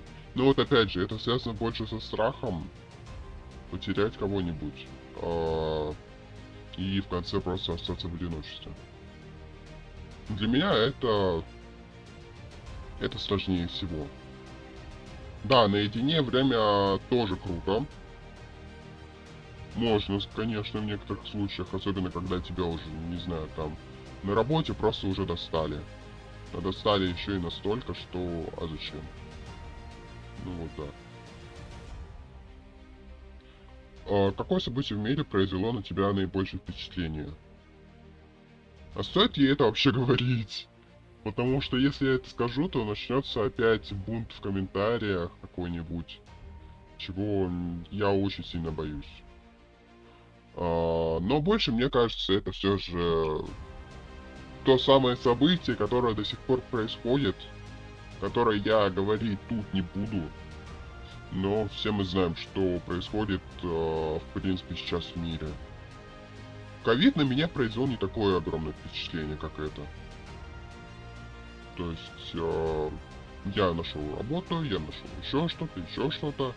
Это круто, но не сказать, что прям хорошо. Вот. Есть ли у тебя любимые цитаты из книги и фильма? Да, вот только что вспомнил то, что из «Голодных игр», то, что и пусть удача всегда будет с вами. Ну, наверное, это всегда так. А так я цитаты в основном сам делаю. Потому что, не знаю, у меня там что-то произошло, я это разрулил, и я просто выношу из этого урок. То, что, ага, значит, нужно делать именно вот так. Какие навыки ты хотел бы освоить в будущем? Граф-дизайн. Это, наверное, самое такое, самое хорошее, потому что тогда я смогу прям очень хорошо в это погрузиться. Какой твой самый запоминающийся подарок, который ты когда-либо получал? Самый запоминающийся.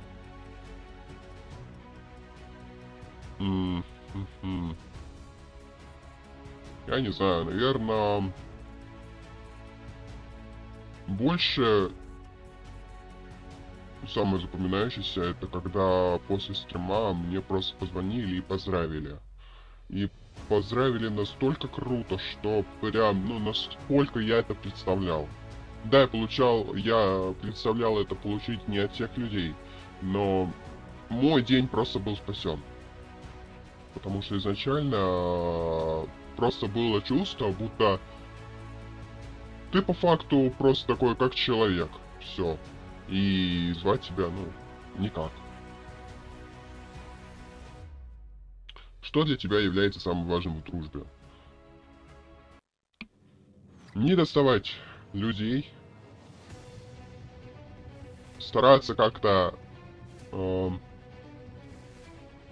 обсуждать какие-либо ситуации и стараться выстраивать свои убеждения объективно, а не субъективно. Ну еще и самое главное, чтобы отношения, ну, были такими хорошими, чтобы не было такого, то что бац, тебя, там, не знаю, без причины как-то назвали, еще что-то. Нет, такого, естественно, я не приму. Там, не знаю, если человек тоже куда-то лезет к тебе, просто в глубину души, а ты даже не просил об этом, это тоже как таковой звоночек. То, что вот с этим человеком можно начинать уже общаться поменьше. Поменьше или, в принципе, прекратить общение. Есть ли у тебя любимая традиция в семье? Была бы она, я бы о ней сказал. Ну, не знаю, наверное, какой-нибудь день рождения отметить. А так, ну, нет такого. То есть у нас в семье нет таких традиций. Какие качества ты ценишь в руководителе или наставнике? Объяснять. Объяснять объективно. То есть, ну и непредвзятое отношение. То есть, ну не должно быть такого, то что бац, это любимчик, или просто иди лесом. Ты мне не понравился на первый взгляд. Именно взгляд. Да, пословица есть, встречают по одежке, провожают по уму, но давайте будем объективными. Если человеку просто не понравился твой внешний вид, то да, это возможно, конечно. Но, как по мне, так если ты сотрудник, если ты себя ведешь более чем хорошо, то отношение должно быть хорошим, по крайней мере. Если ты какой-нибудь там, не знаю, человек, который просто хотел чихать на любое мнение, кроме собственного, ну и иди тогда лесом. Вот. Какой твой самый большой успех на работе или учебе? А, Победа на чемпионате на работе это ам, стать лучшим сотрудником. Вот. Ну и все. Если бы ты мог изменить одно событие в своей жизни, что бы это было? Ам, как в прошлых роликах я об этом говорил, так и сейчас скажу, я бы не взял кредит. Я бы не взял кредит, я бы это все обсудил с родственниками, с друзьями, а стоило ли оно того. А, Какие три слова лучше всего описывают тебя?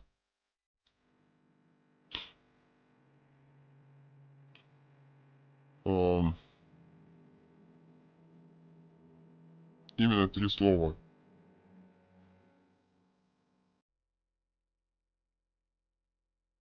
Я вот пока думаю. Ответственный, возможно.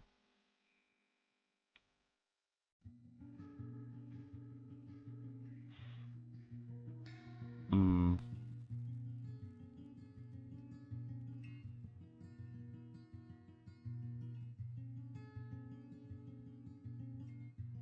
Резкий. Ну и паркурист. Все.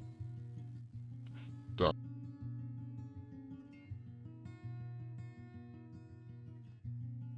Что для тебя значит успех?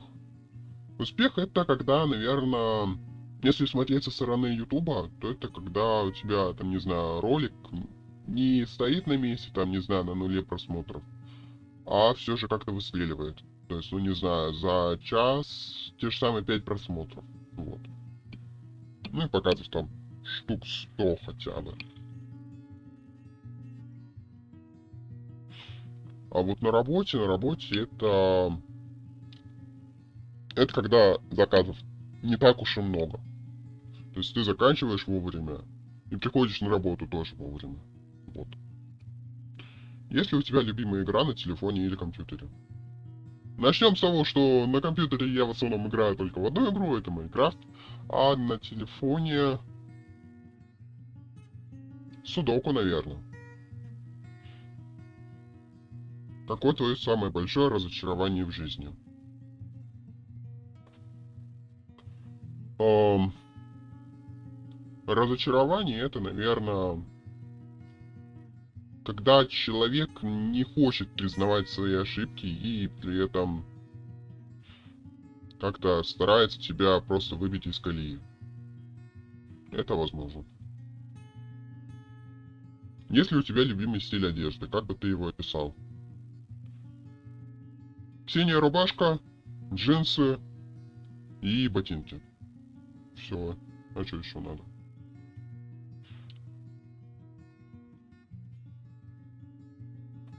Ты веришь в судьбу или считаешь, что все зависит от нас самих? Мы не на все события можем повлиять. Вот прям не на все. То есть события, которые просто происходят так, то что это все вокруг тебя. То есть, не знаю, там просыпаешься, а у тебя там что-то происходит. Да, я соглашусь, большинство событий в основном зависит от нас самих. Но если такое, то что зависит не от нас, а от самой судьбы. Это есть такое. Что для тебя является самым ценным в жизни? Это верить в то, что все наладится, то, что все преграды можно будет преодолеть каким-либо образом, ну и все. Если бы у тебя была возможность встретиться с любым человеком, кто бы это был и почему? С любым. Наверное, больше с Домером, чтобы узнать, насколько больше мой контент, ну, самый хороший в этом плане. Вот это, да, это круто. Да и, в принципе, там, не знаю, с каким-нибудь ютубером, там, коллабу ту же самую записать. Не сейчас, а тогда, когда придет нужное время. Просто хотя бы потому, чтобы понимать, типа, насколько ты отстаешь и что тебе нужно для этого сделать, что нужно улучшать. Вот. Что тебе больше всего нравится в твоей работе или учебе? То, что не бывает такого, что все остается на своих местах. Но при этом и не бывает такого, чтобы все, прям абсолютно все изменилось. Я все же в данном плане такой человек, которому нравится старое. Но я понимаю, что идет время, а значит нужно идти к чему-то новому. Есть ли у тебя любимая цитата о жизни? О, скажу ту же самую фразу, которая у меня кое-где написана. Без уважения нет и взаимоотношения. Ну и вторая фраза, которую я уже неоднократно произносил. Если жизнь дает тебе лимон, сделай из нее лимонад. Какой навык ты считаешь самым полезным в жизни? Ух ты, вопрос хороший. Но, как по мне, это больше целеустремленность и уметь анализировать свои расходы, ну и доходы тоже. Потому что, да, приготовить еду мы можем и через доставку. Это, конечно, круто. Не всегда, но круто. Но самое главное это заработать. Заработать деньги. А это означает то, что знания получать, еще что-нибудь. Это все круто. С чем ты гордишься больше всего в своей жизни? Я горжусь, что я обретаю тех людей, которым не всегда важно, как ты выглядишь, но которые иногда могут судить по твоим поступкам и дать тебе пинка, если что.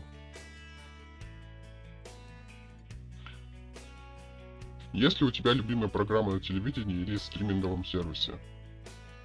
Тоже перефразирую, потому что телевизор, как и стриминги, я не смотрю. Есть ли у меня любимый сериал? Да, есть. И не знаю, знаете ли вы его или нет, но мне больше нравится ШГШ. Вот да. Как ты относишься к экологии и защите окружающей среды? Да, в принципе, для меня все одно и то же. Главное, чтобы люди убирали за собой, чтобы они не оставляли за собой мусор, чтобы те люди, которым прям сказали там убраться где-то, брать мусорки, еще что-нибудь, выполняли свою работу на ура. Ну и тогда мир будет чище. Да, сортировка мусора пока что еще рано. Но поживем увидим. Если бы тебе предложили выбрать новую профессию, что бы это было? Новую. А я не знаю. Потому что сейчас у меня две профессии. Это ютубер и работник в сфере общественного питания. Это самое идеальное.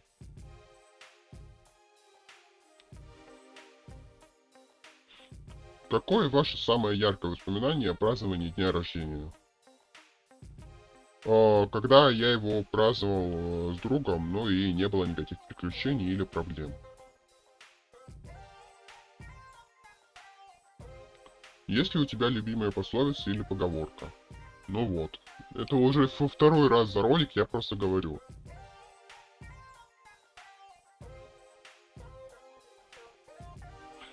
Если жизнь дает тебе лимон, сделай из нее лимонад. Какой самый необычный опыт ты когда-либо испытывал? Больше это паркур. Потому что в паркуре я обучился год назад паркуру. Ну и до сих пор развиваюсь. Что для тебя значит семья? Семья это значит то, что люди не стараются как-то мешать человеку развиваться в том, что он хочет, но при этом у них возникает доверие в этом всем.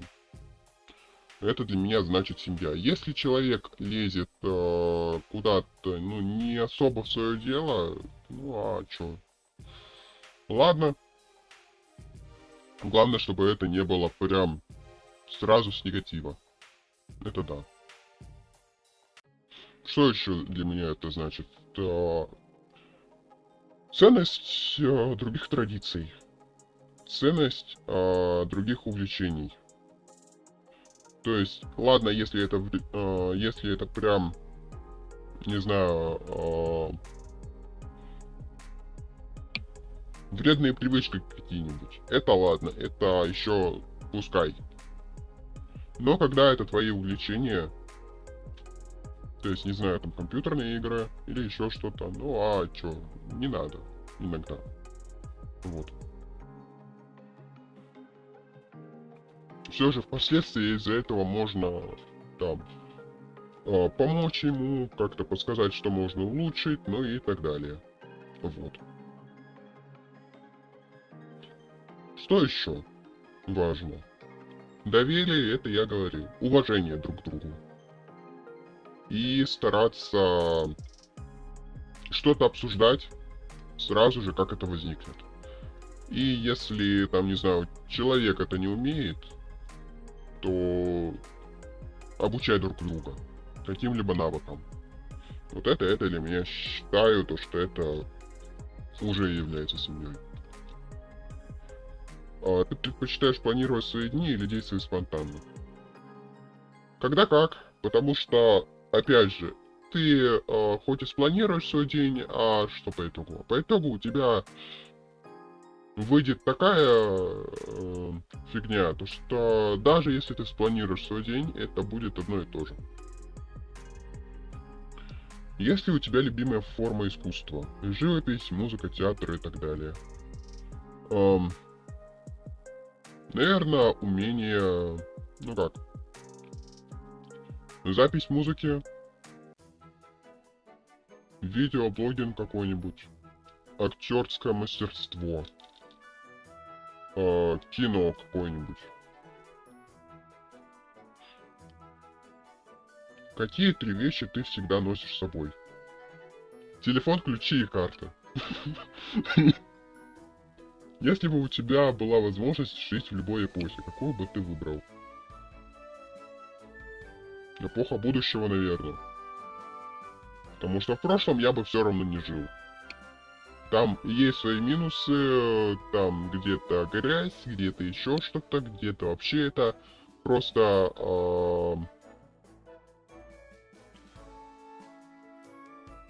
жив... В общем, древний век. О. Это, я думаю, будет куда круче.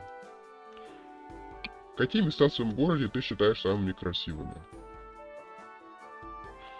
Ладно, тогда скажу, где, собственно, город моего проживания. Это Санкт-Петербург. Я живу в Санкт-Петербурге. И больше, как мне кажется, красивым. В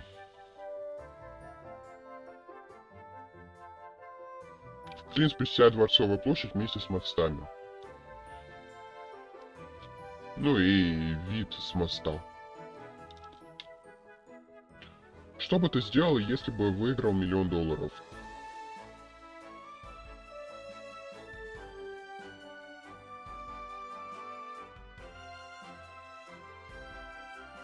Четверть на благотворительность, четверть на то, чтобы отдать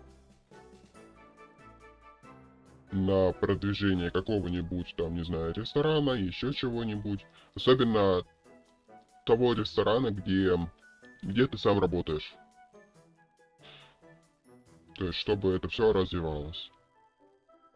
Четверть отдал бы родственникам и друзьям. А четверть потратил бы на себя.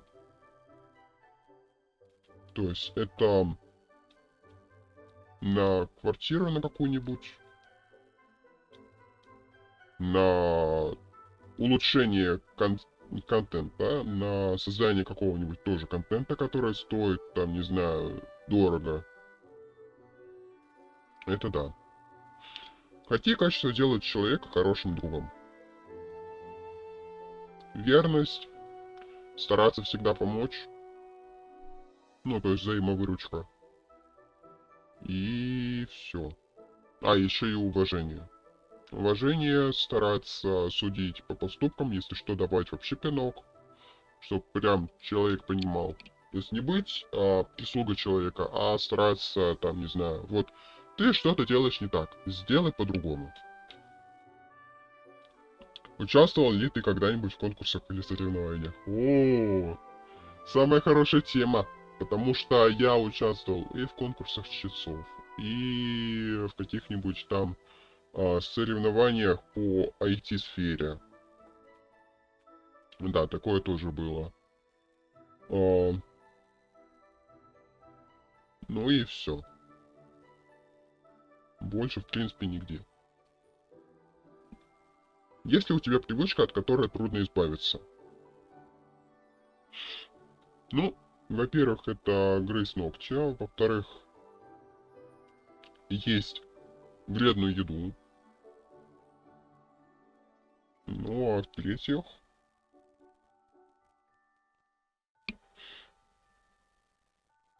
ну, в-третьих, это как раз-таки постоянно держать в голове, что что-то надо снять, что-то надо сделать, то есть мыслить только о работе. У меня просто мозг не умеет отдыхать. Увы, но нет. Какой твой самый любимый способ самовыражения? Смотря где. То есть, ну, в ресторане, то есть на работе. Заказать что-нибудь побольше. Дома. Дома больше общаться. На ютубе скорее... Скорее просто публиковать чаще видео. Вот. Там менять название, менять обложки, все, чтобы было круто. Ты предпочитаешь читать книги или смотреть фильмы? Почему? Увы, но времени у меня не так много на чтение книг, а вот посмотреть фильм, то есть потратить 2-3 часика на это, а почему бы нет? То есть, там, не знаю, посмотреть фильм какой-нибудь хороший, можно. И даже иногда этим можно заняться что в кино, что дома. Какие 3 вещи делают твой день лучше? Позавтракать. э, Это получается везде успевать. То есть все дела сделать, которые ты планировал на сегодня, ну и все. И третье.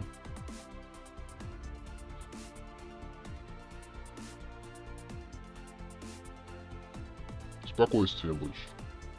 То есть спокойствие за то, что у тебя все супер, за то, что у тебя никаких приключений нету на сей раз. Ну и все.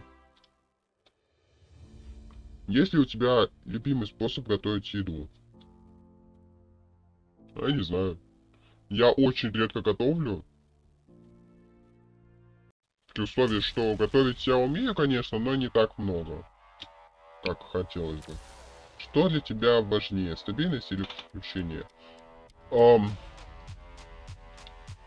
Для меня важнее стабильность.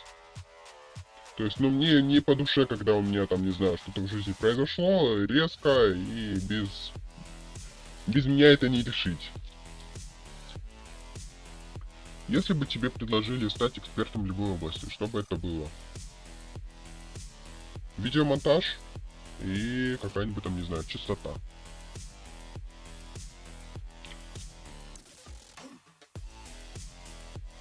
Есть ли у тебя какие-либо страхи, которые ты преодолел? Страх высоты, ам, страх кухни, ну и все. Какая музыка помогает тебе сосредоточиться или расслабиться? Бодрая, то есть бодрая, такая, которая прям, ну, любимая, то есть ты ее уже слушал, и все. Ты ее ставишь, ну и можешь заниматься чем хочешь. Если бы у тебя была возможность изменить что-то в мире, что бы это было? М, Да, будет бунт. Я бы окончил бы все войны, которые есть.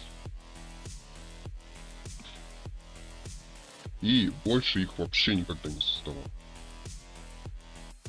Чтобы все решалось именно вот мирным путем.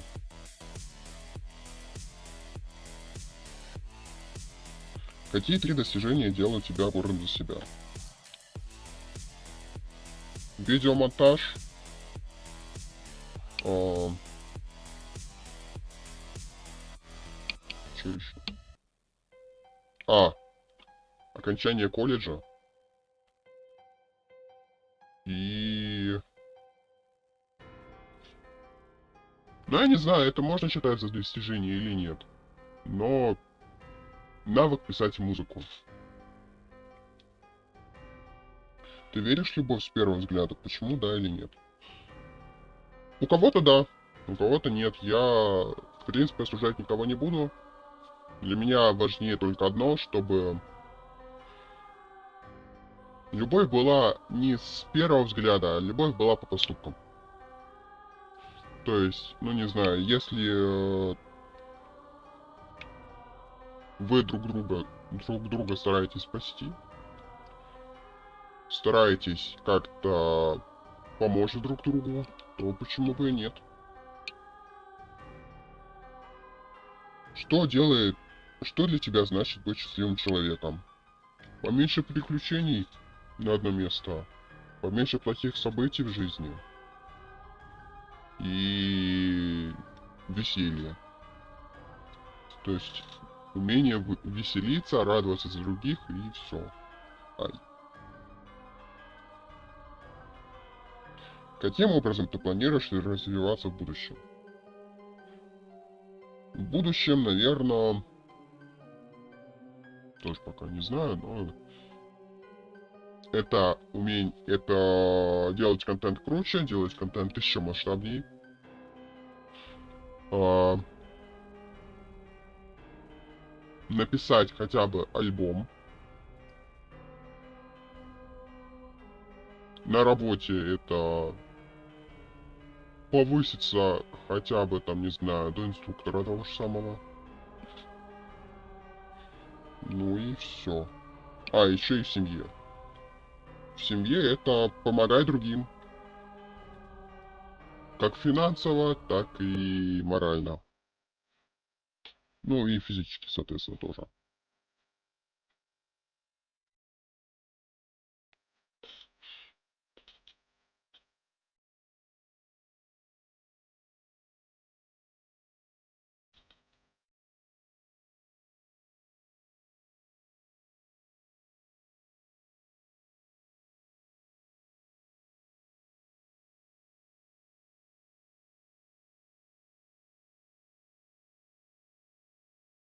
Почему программист не может найти себе девушку?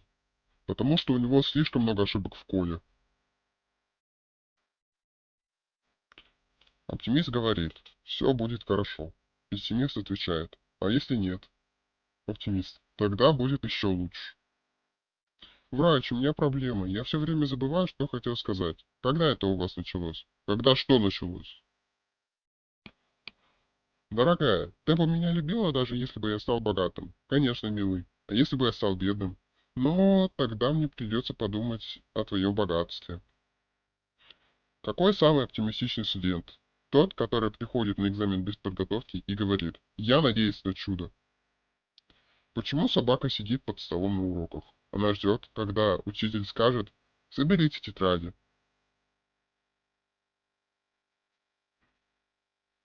Дедушка, а ты когда-нибудь был молодым? Конечно, но тогда не было интернета, и я не мог это проверить. Почему муха всегда садится на еду? Потому что у нее нет времени на ресторан.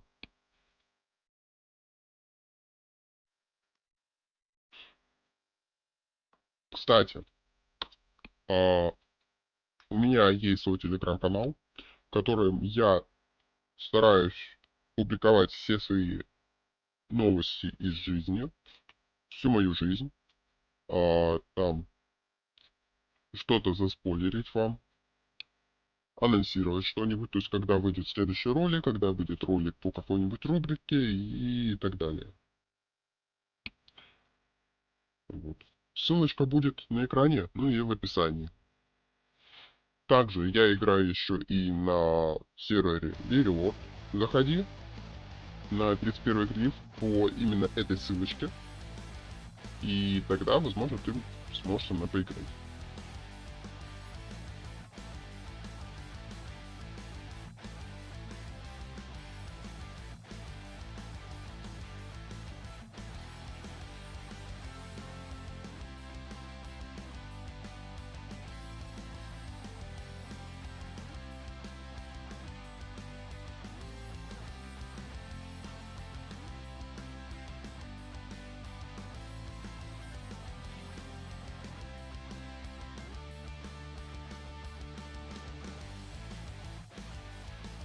Также, если вам нравится мой контент, то залетайте на канал, смотрите другие ролики, ну и не забывайте подписываться и ставить лайки.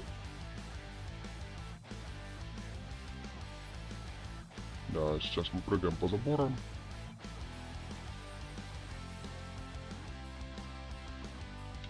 Однако это еще не все, потому что впереди вас ожидает, как я видел по изображениям автора, кое-что интересное. А заодно я с вами это тоже увижу и прочувствую.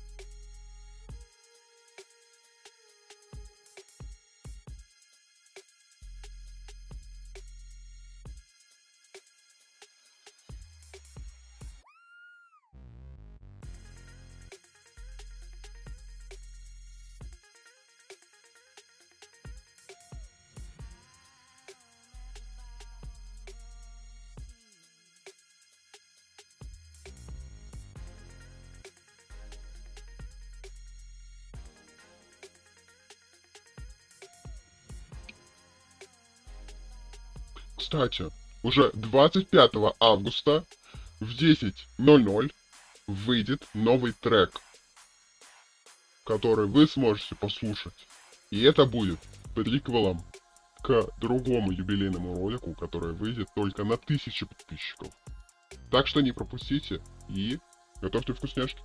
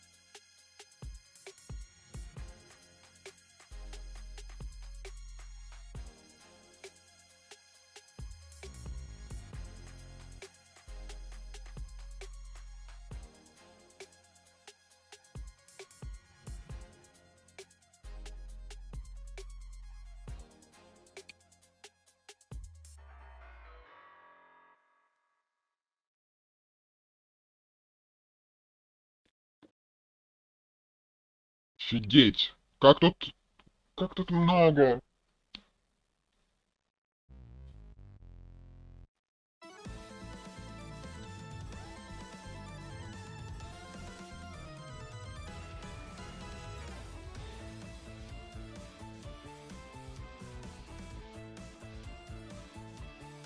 Почему программисты не любят природу?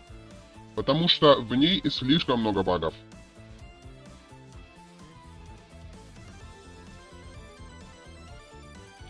Почему коты не работают в офисе? Они всегда спят на рабочем месте. Какой напиток предпочитает вампир? Кровавый Мэри. Почему у слонов нет компьютеров? Они боятся мышей. Какой самый ленивый зоопарк? Тот, где все животные спят. Почему математики не могут играть в прятки? Они всегда находятся в квадрате. Какой самый умный фрукт? Апельсин. Он всегда знает, как завести разговор. Почему у пчел нет друзей? Они слишком заняты медом.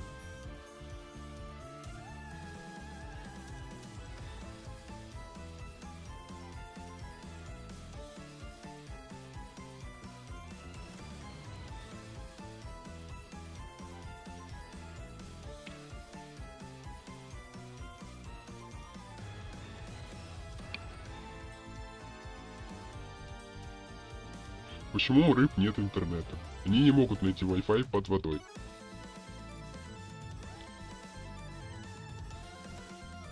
Почему у компьютеров плохая память? Они забывают о своих файлах.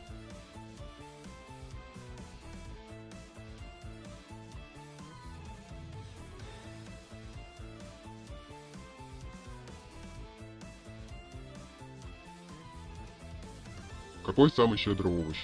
Брокколи. Она всегда делится своим цветом.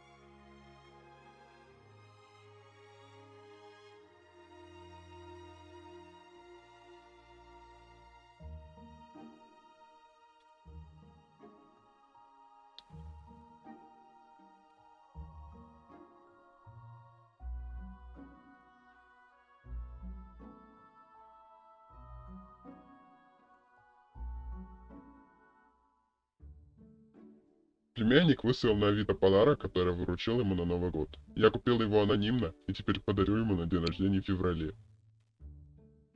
Большое уважение Дэнни за то, что она семечки собрала аккуратно в кучу, а не разбросала по всему плоду, как арбуз.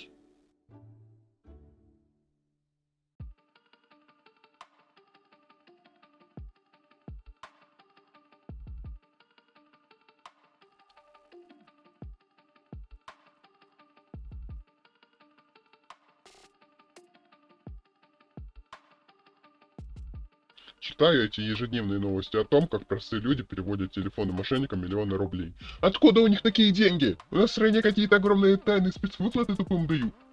Почему я не получаю?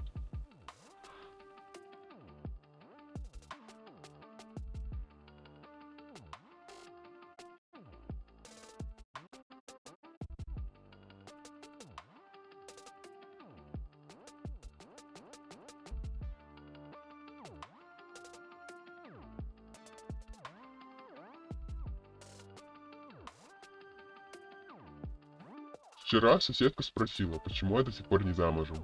Я ответила, что мне очень нравится ее муж, и я просто жду, когда они разведутся. Больше этот вопрос не поднимался. Собрались как-то креативщик, пиарщик и технарь. Креативщик говорит, давайте сделаем невиданную ракету. Пиарщик продолжает, эта правильная ракета правильных людей станет символом единства, нерушимости и прогресса.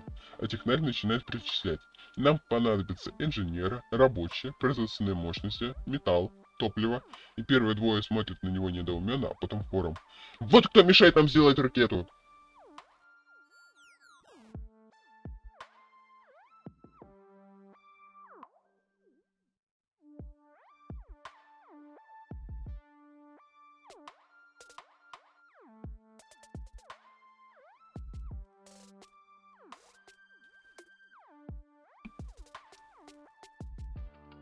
Диалоги на форуме. Хотел скачать Одиссею Гомера. Книга удалена по требованию правообладателей. Кто правообладатели? Гомер? Чувствую, скоро захочу скачать Библию, но заберут права и заставят покупать ее через Литрес. Из-за вот таких, как вы, бесплатно скачивающих, Гомер больше ничего и не напишет. Вот.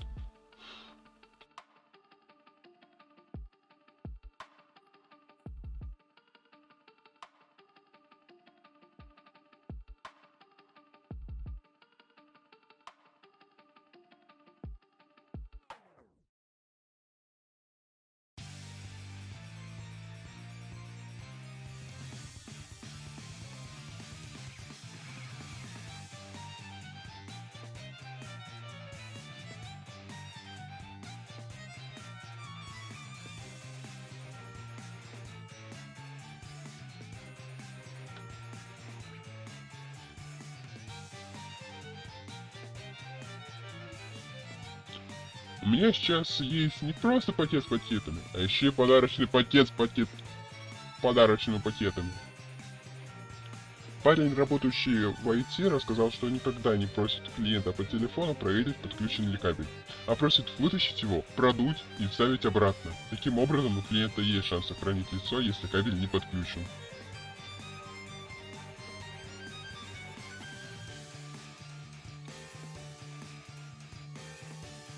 Если линейный размер пельменей уменьшить в 2 раза, то теста нужно в 4 раза меньше, а мясо в 8. Экономическую выгоду производителей предлагаю посчитать самим. А если элементарную математику не вспомнить, то вам помощью двойной криволинейный интеграл по поверхности равно тройному по объему ограниченному поверхностью. Перевожу на русский. Мелкие пельмешки – обман по фаршу. Когда я ругаюсь с мужем, то всегда обращаюсь за советом к подруге. Она знает в этом толк, ведь у нее было уже 3 мужа. Слушаю и делаю прямо противоположное, пока действует.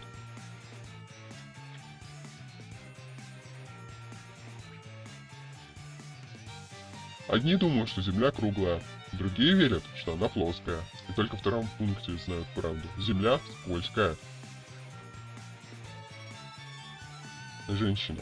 Есть тут мужчины, которые сами решают все проблемы. Мужчина. Простите за глупый вопрос. Я просто давно без отношений. А что такое проблемы?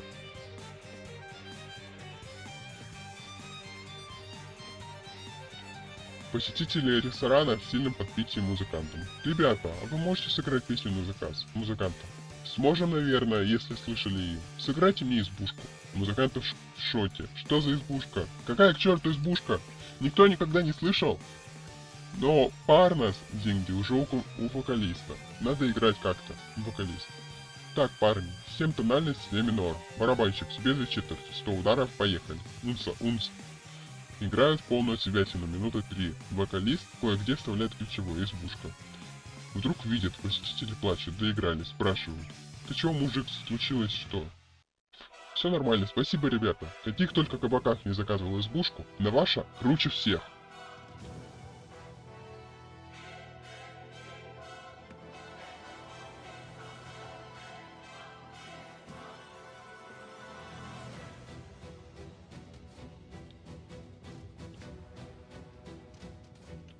А ведь басня «Слон и моська» — это про создание личного бренда. Одна из огромного числа городских собак правильно выбрала противника, самого большого и редкого в ее ситуации. В результате она попала в историю, а как звали слона, никто не знает.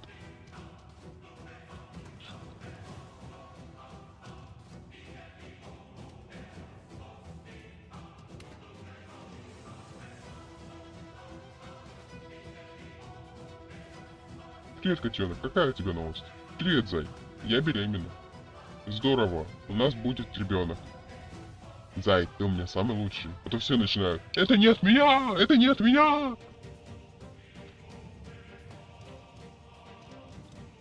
Прежде чем дать кому-то в долг, обними его. Возможно, ты видишь его в последний раз.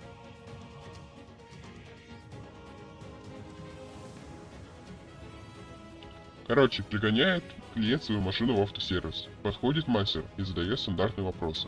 Какие проблемы? На что жалуетесь? Клиент перечисляет. Дымит как паровоз, расход бензина просто жуткий, масло теряет литрами, и в моторе все время какой-то стук. Мастер задумался на пару секунд и говорит. Все понятно. В общем, чтобы не дымило, на выхлопную трубу мы поставим фильтр. Так, с бензином. Ага, вот здесь в багажнике мы вам разместим дополнительный бензобак на 100 литров. Стук устраним, усиленной шумоизоляцией салона. А с маслом... Ну а чего вы, батенька, хотите? Ваша машина уже не в юношеском возрасте, а следите за уровнем, доливайте почаще. Клиент почесал репу, сказал, что подумает, и уехал. Подходит коллега мастера, который слышал разговор и спрашивает. Петрович, чего от этой фигни какой-то клиенту нагородил? Там же комплимент движка, скорее всего, надо делать. Сам знаю, но это врач-терапевт из районной поликлиники. Я у него как-то раз на приеме был.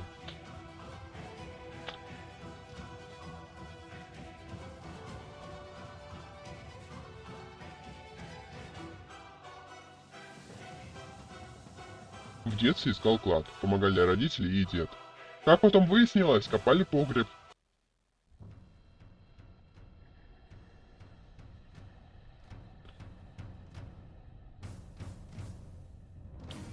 Почему все цепляются к этим бедным крысам, бегущим с тонущего корабля? А что, черт возьми, они должны делать? Чинить его своими крылышечными лапками? Грести, может быть?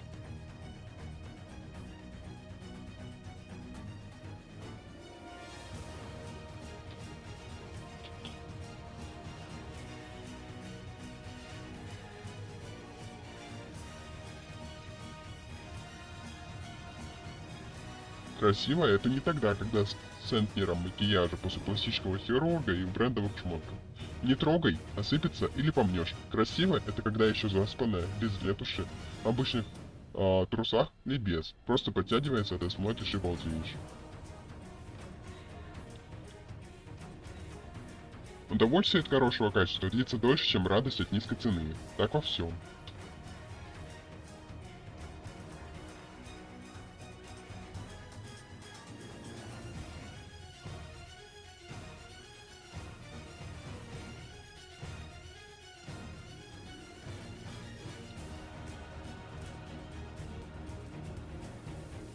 В автобус входят две глухонемые девушки и очень эмоционально что-то обсуждают с жестами. Одна из девушек, махнув рукой, врезала стоящему рядом мужику по уху. Он. «Девушка, вы выражение-то выбирайте!»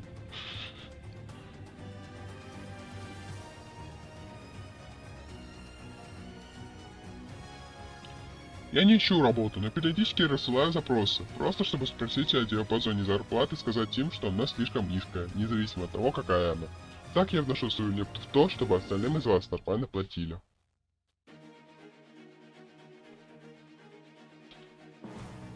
Вы замечали, что красивые люди бывают застенчивы? Умные часто чувствуют себя неуверенно. Талантливые люди выгорают, и только дебилы могут похвастаться неизменно высокой самооценкой.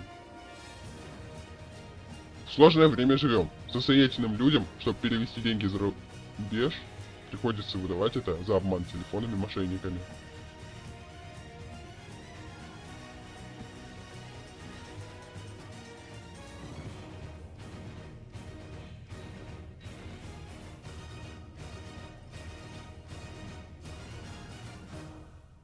Три дня делать генеральную уборку в квартире. Плюсы — она чистая. Минусы — в ней нельзя жить, она от этого пачкается.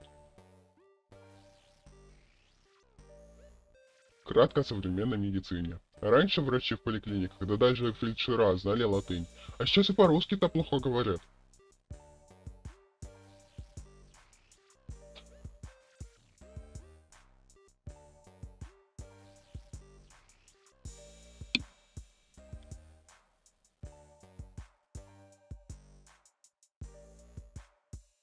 Поскользнулась на льду, на меня прихватил проходящий мужчина. Все могло быть как в кино, но он не пригласил на кофе, а сказал: «Под ноги смотри!»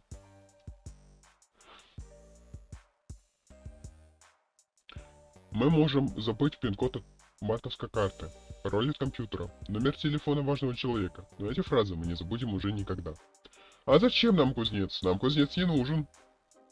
Вы привлекательны. Я чертовски привлекательный. Что зря время терять? Я тебе один умный вещь скажу. Только ты не обижайся. Кто возьмет билеты в пачку, тот получит водокачку. Пилите, Шура, пилите, они золотые. Какая гадость это ваша заливная рыба. Кушать подано. Садитесь жрать, пожалуйста. Киса, разрешите спросить вас, как у художника? Вы рисовать умеете? Оставь меня с оружкой, я в печали. Георгий Иванович, он же Гога, он же Гоша, он же Юрий, он же Гора, он же Жора, здесь проживает?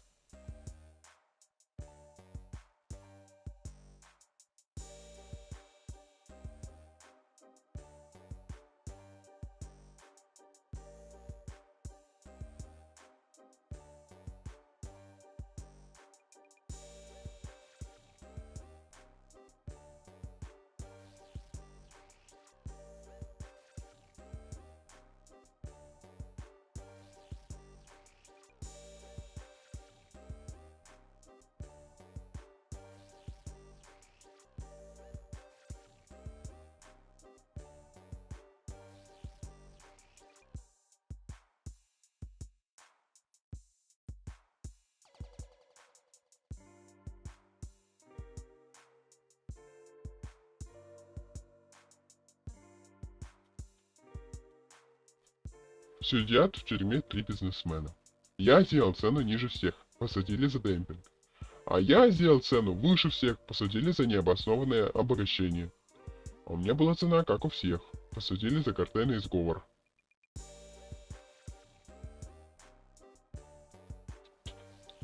Когда уже начнут делать футболки из материала, предназначенного для протирания очков?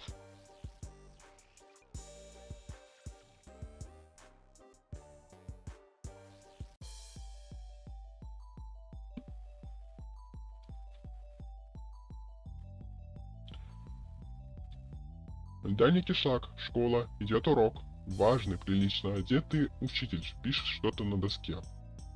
В кассе почтительная тишина. Ученики старательно внимают. Тут распахивается дверь, и влетает пацан постарше и кричит: «Алишер Ака, дайте, пожалуйста, мотоцикл, брат в город на самолет опаздывает». Учитель заканчивает писать предложение, медленно и важно поворачивается к запыхавшемуся пацану и говорит: «Алейкум ассалам, Санджар Джан, разве вежливо так врываться и просить у меня мотоцикл? Где твои манеры? Ты должен был постучаться, спросить разрешение войти, поздороваться, спросить, как мои дела и мое самочувствие, как самочувствие моих детей и жены. Узнать, как мое хозяйство, бараны, куры, а уже потом только что-то у меня просить. Все понятно? Понятно, ответил пацан и ушел ни с чем. Спустя полгода. Школа. Урок. Учитель у доски пишет. Тут раздается стук в дверь. Учитель пишет. Еще стук. «Да, войдите», — говорит учитель. Открывается дверь и входит Санжар. Салам алейкум. Алишер Ака, как ваше здоровье? Салам, Санжар. Спасибо. Хорошо, но спина бывает побаливает. Как ваши дела? Как хозяйство? Все хорошо. Построили новый сарай. Ворота починили. Вот крышу скоро будем красить. Как дела у вашей жены и здоровья детей? У жены тоже все хорошо. Недавно была в городе и купила новый хороший казан. Дети учатся. Я их учитель, поэтому успешно. А как ваши бараны и куры? У баранов прибавление. И куры лучше стали нестись в дом сарая. Алишер Ака, я рад, что у вас все хорошо. Я зашел сказать, что ваш дом горит.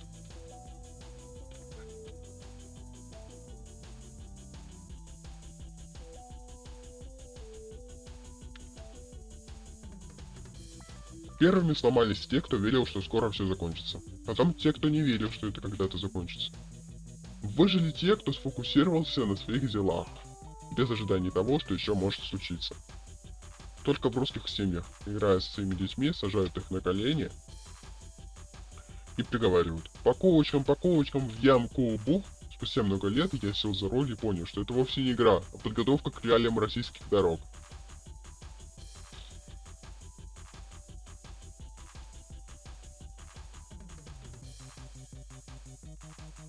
Цель кредита. Хочу черешню. У вас плохая кредитная история. Вы еще за клубнику не выплатили. Сколько стоят ваши мандарины? 200 рублей. Ого. Я их в пятерочке по 100 беру. Ну и что? Я их тоже в пятерочке по 100 беру.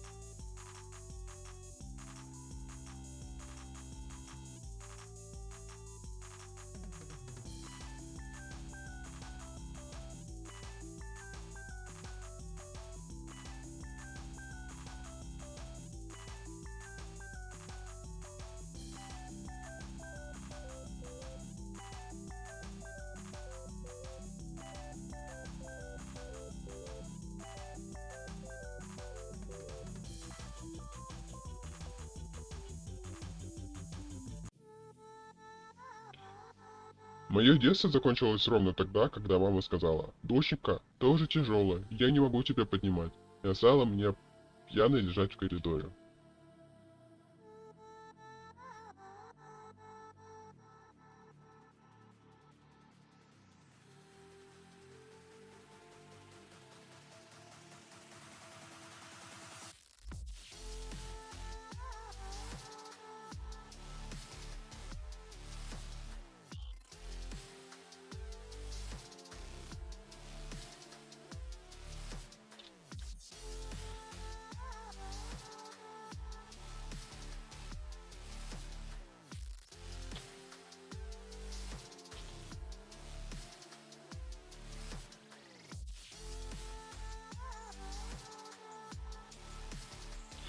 Если девушка на свидании ставит телефон в режим полета, то, скорее всего, вы не единственный, кто пользуется услугами этой авиакомпании.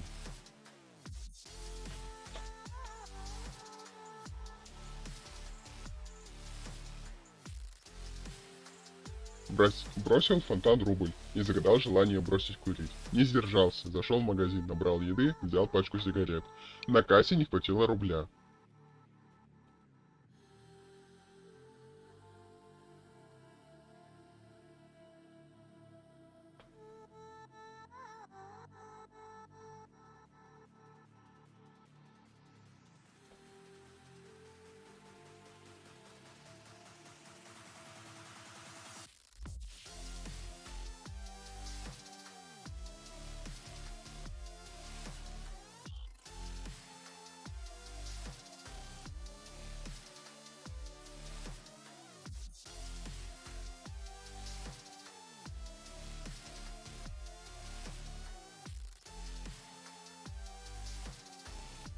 Жили счастливо, пока жена не увлеклась курсами по психологии семейных отношений. Дорогая, что бы ты сделала, если бы я выиграл лотерею? Забрала половину, ушла бы и подала на развод. Окей, договорились. Я выиграл 1000 рублей, а вот твоя пятихатка.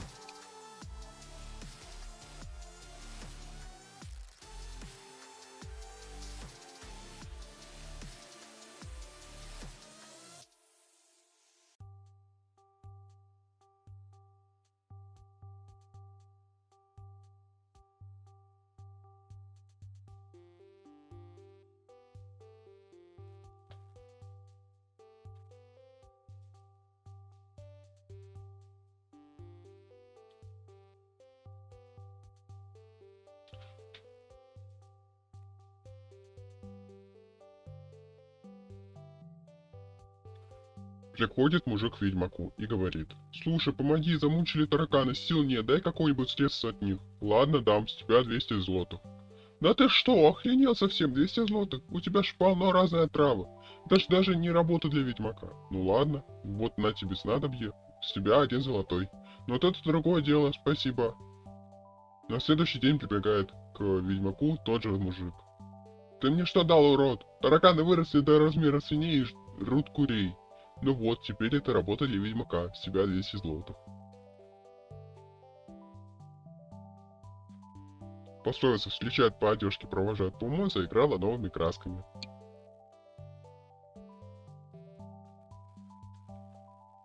Ребенок спрашивает у своего отца: «Папа, а миллион это много? Если не тратить, то да».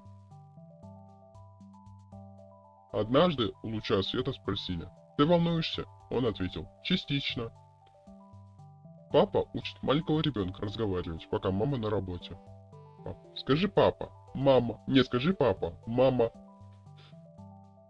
А, блин, что ты сказал? Блин, тут мама возвращается. Привет, я дома. Блин, кто тебя этому научил? Папа.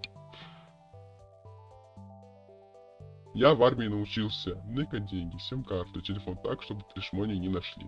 Никому не доверять, мыться и стирать в ледяной воде, спать в любом положении и месте, при этом не спалиться. По описанию на зону похожа.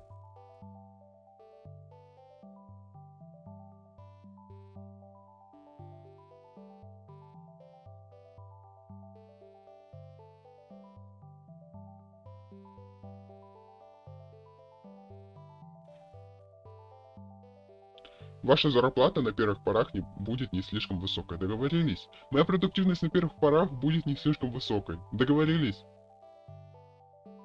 Жизнь у нас одна. Постарайтесь как можно больше работать. В раю работы нет.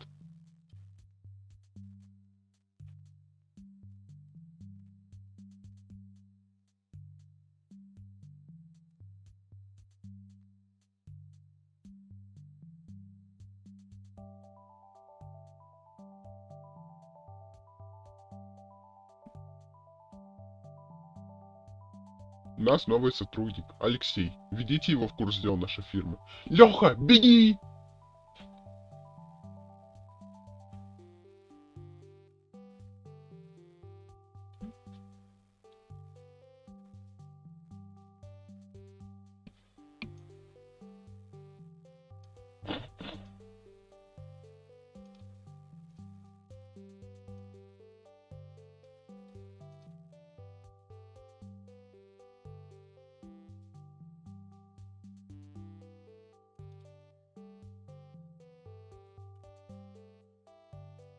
«15 петербургских шуток».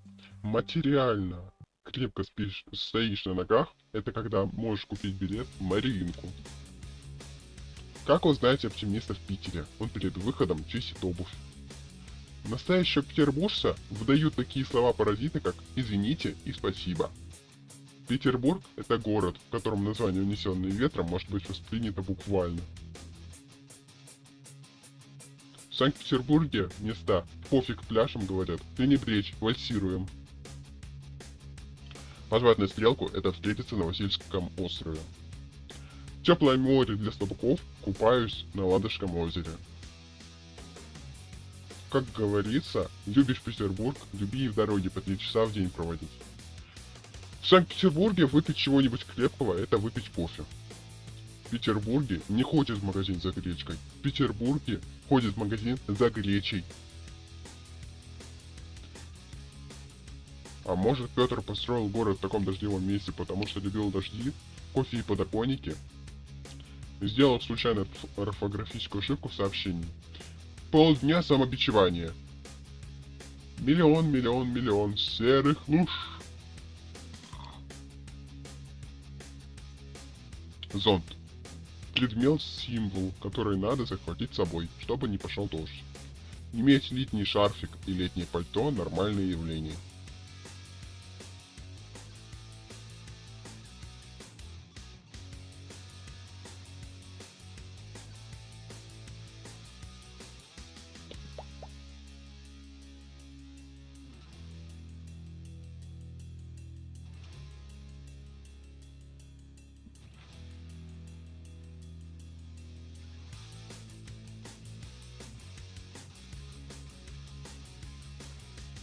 Иногда, придумывая нужную подсказку для ChatGPT, я нахожу решение своей проблемы без его помощи. Ага, фанаты ИИ открыли для себя мышление. Я попросил мою дочь передать мне телефонную книгу. Она посмеялась надо мной, обозвала динозавром, отдала свой iPhone. Итог. Паук разбит. iPhone разбит. Дочь в бешенстве.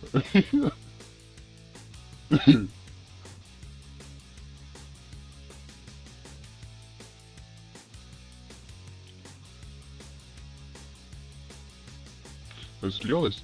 Однажды понять, что на свете очень много дураков. Мудрость понять, что один из них ты.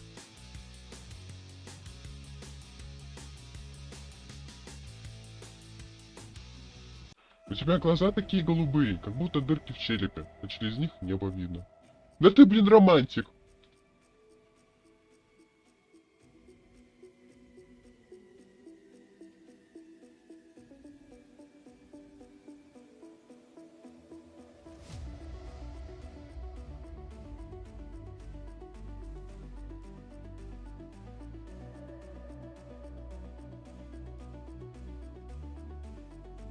Представляешь, подруга, я целый месяц в больнице провалялась, а мой муженек ко мне ни разу не пришел. Все как в поговорке, муж узнается во время болезни жены, а жена во время бедности мужа. Насчет первой половины поговорки я согласна, а вторую половину не поняла. Зачем вообще нужен бедный муж?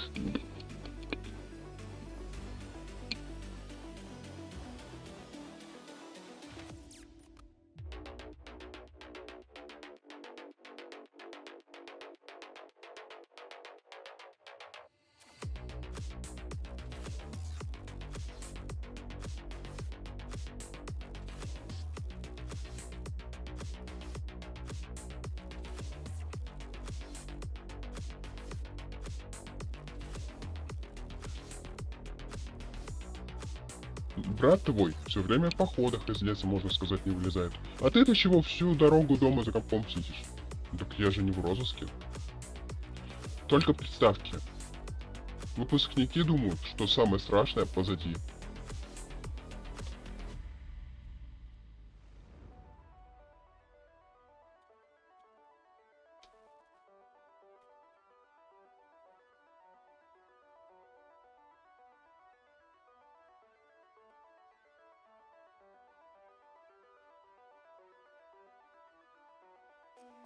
Собрался на работу, вызвал такси, пока ждал, уснул. Просыпаюсь, а я час уже сплю. Звоню в такси.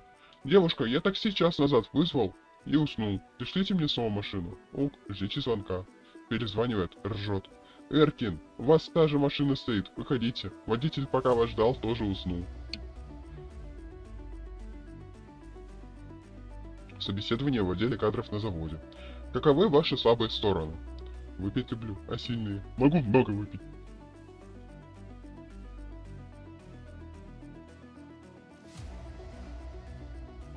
Мой пылесос сделал то, о чем я всегда мечтал. Пошел на работу, по дороге закутался в штору и уснул.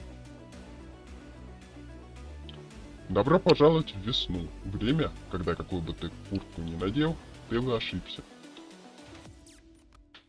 В Дубай ездят грустные, богатые люди. Веселые, богатые люди ездят на Гавайи. А куда ездят грустные, бедные люди? На работу.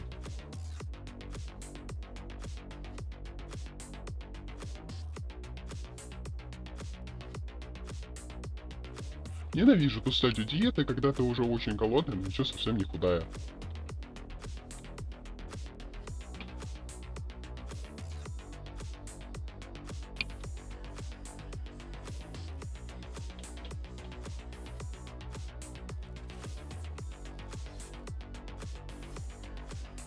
Все, меня утомило.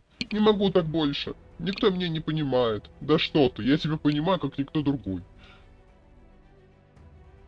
Да ты просто обмануть меня хочешь. Вот видишь, и ты меня понимаешь, как никто другой.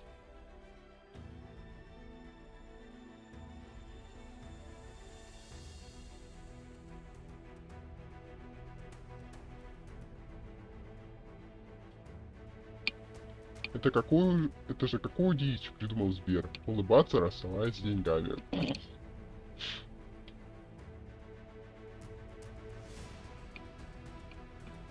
Как вы расстались? Почему? Случайно прошла его переписку с друзьями. И что? Оказывается, он отрицает гравитационное замедление времени и вообще все экспериментальные доказательства теории относительности. Он застрял в ньютовских яслях, понимаешь? Жесть, ну и урод. Утро 9 января 24 после 11 дней новогодних праздников. Я вспомнил, что я работаю, мне нужно на работу. Я вспомнил, что на работу мне надо именно сегодня. Я вспомнил, где я работаю. Я доехал до работы. Я занял именно свое рабочее место и даже вспомнил пароль для компьютера. Уверен, что план сегодняшнего дня я выполнил с запасом.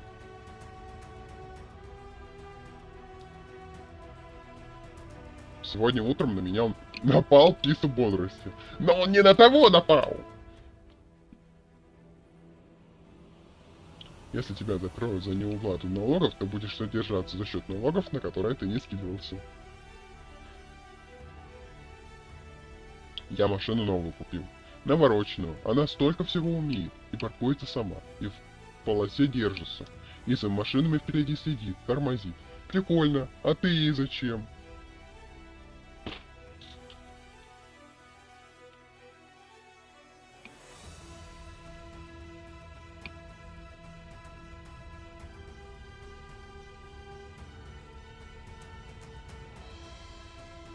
Хотите поднять рождаемость? Сделайте опять субботу учебными днями в школе.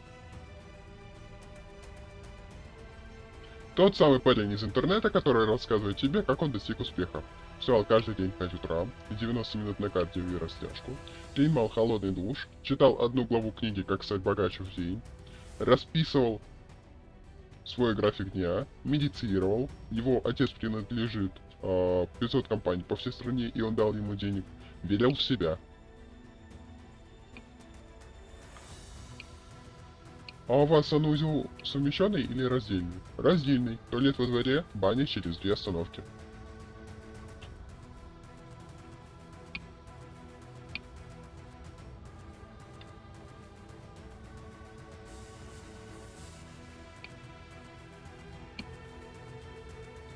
А вас не смущает, что мой додер выскочил из маминой спальни, а не из ванной?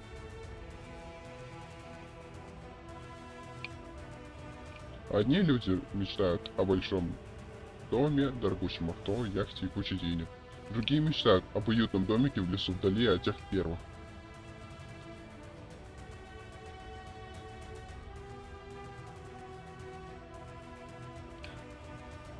Китайские автомобили полностью опередили весь мир по экологичности. Они полностью разлагаются за 1 год. Мама. Да, сынок. А в какое точное время я родился? Сынок, я не хочу, чтобы ты общался с этой девочкой.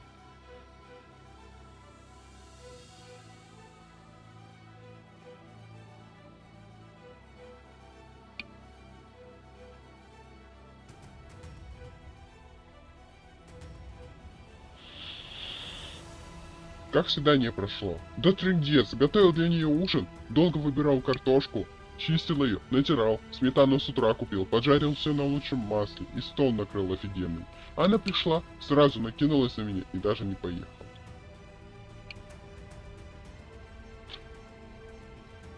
Мы, конечно, пообщались, но осадок остался. А почему мы молчим о том, что куда-то пропали все пододеяльники с дыркой посередине?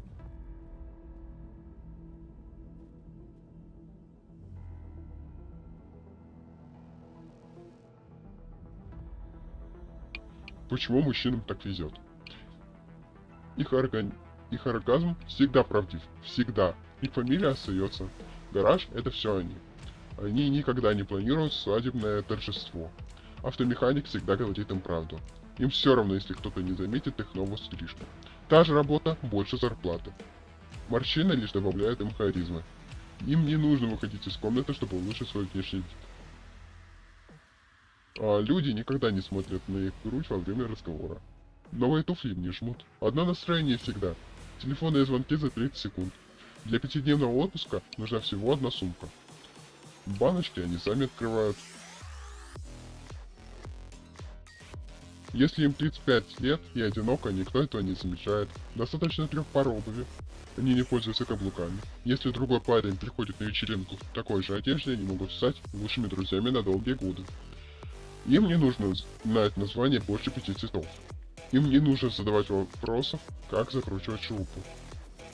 У них есть дар не замечать мятую одежду. Одну и ту же прическу они носят годами и даже десятилетиями. Их живот обычно скрывает большие бедра. Один кошелек, одна пара обуви, один цвет одежды на все сезоны. Делают маникюр ножом. Покупки на Новый год и 25 членов семьи делают 30 декабря за несколько минут. Пересмотрела видео себя в детстве. Долго спрашивала родителей, почему они меня не ударили. Ответ порадовал. Ты быстро бегала. Папа не успевал прицеливаться. А когда ты спала, вроде такая милая.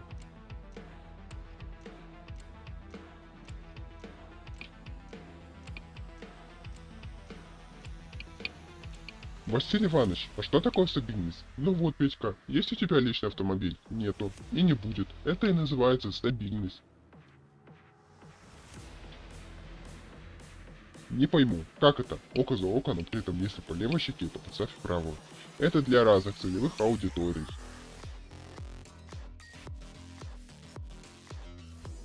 Жили-были две методики выполнения хозяйственных работ. Одну звали Золушка, а другую Том Сойер.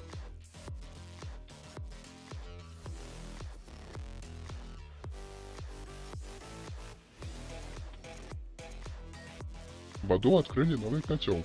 Туда бросают души, которые всю жизнь работали без выходных, выплачивали кредиты, не воровали, не протестовали, не нарушали правил. Один демон спрашивает, а за что они сюда? Второй пожимает плечами. Не знаем, просто система так работает. Я уронил горшок с растением на кухне. Моя кошка это увидела. Я вынужден был опрыскать себя водой, чтобы показать, что закон для всех.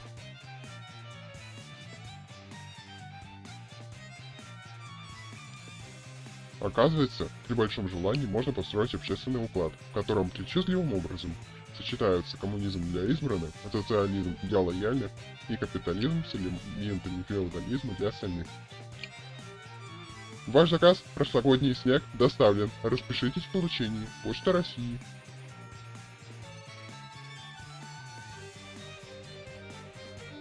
Люди радостно лепили снеговиков, весело и с криками катались кто на санках, кто на летних шинах.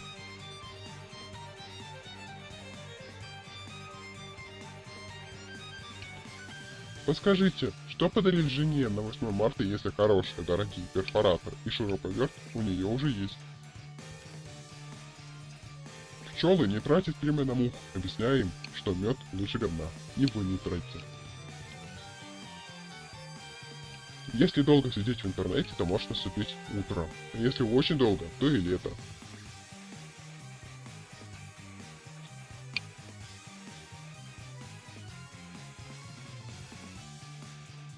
Подозреваю, время, когда телефон станет умнее среднестатистического пользователя, уже настало.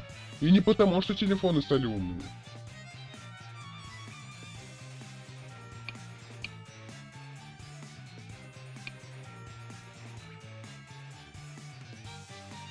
Встречаются два директора ИТ-компаний, один советует другому.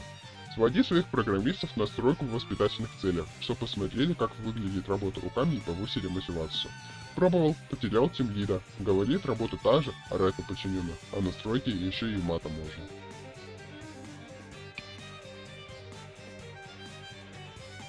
Врать, когда ошибаешься? Можно. Ошибаться, когда врешь? Нельзя.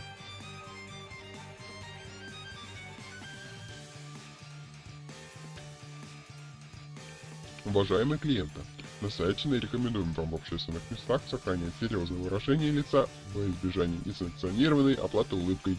Ваш Сбер.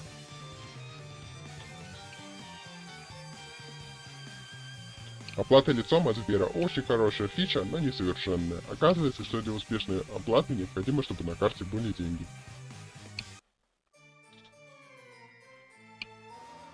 В квитанциях ЖКХ появился пункт на укрепление многополярного мира.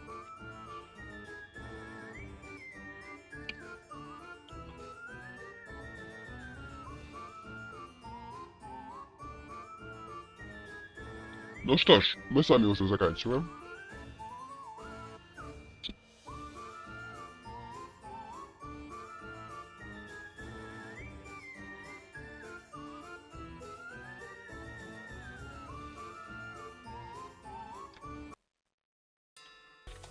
Погнали.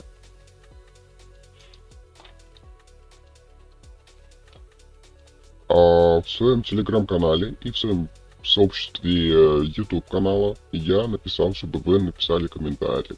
Вот. И помимо этого я еще решил ответить на все комментарии, которые были оставлены до этого.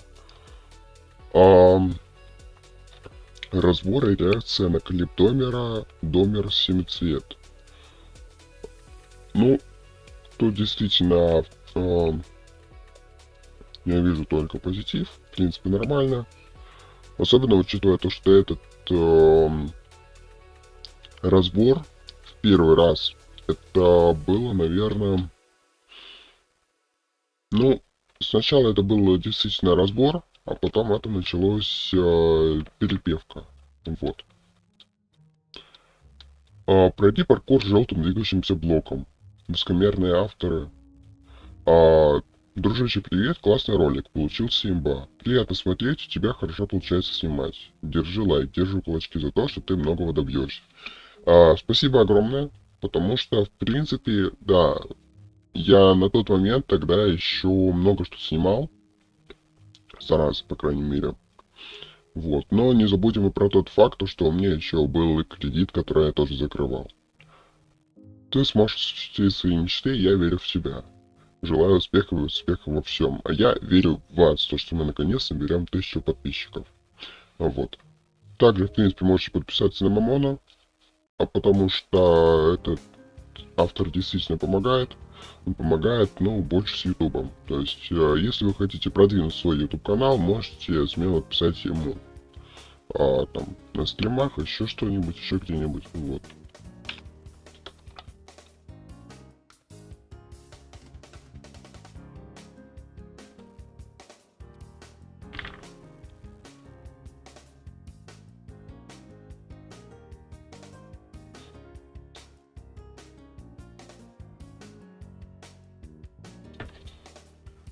Разбор и реакция на клип Зенни. Зенни миллион. Ну, тут, как сказать, в данном случае это действительно было не особо круто. Потому что это была накрутка. Это была накрутка даже, видимо, по комментариям. Потому что раз комментарий с огоньками, два комментария с огоньками, третий... В принципе, то, что, боже, это так захватывающе, что я чуть не задохнулся. Хотя этот ролик, в принципе-то, самый фиговый на моем канале. Пройди паркур через ад в Easy Parkour by NTS. Здравствуйте, классное прохождение паркура. Спасибо большое. В принципе, я стараюсь делать паркур разнообразным и стараюсь его проходить. Пройди паркур-карту Майнкрафт. Неожиданные вызовы и экстремальные препятствия. И Вендор Геймс. Мой друг скинул твой ролик и сказал, что у тебя монтаж похож на мой. Желаю 43 тысячи подписчиков.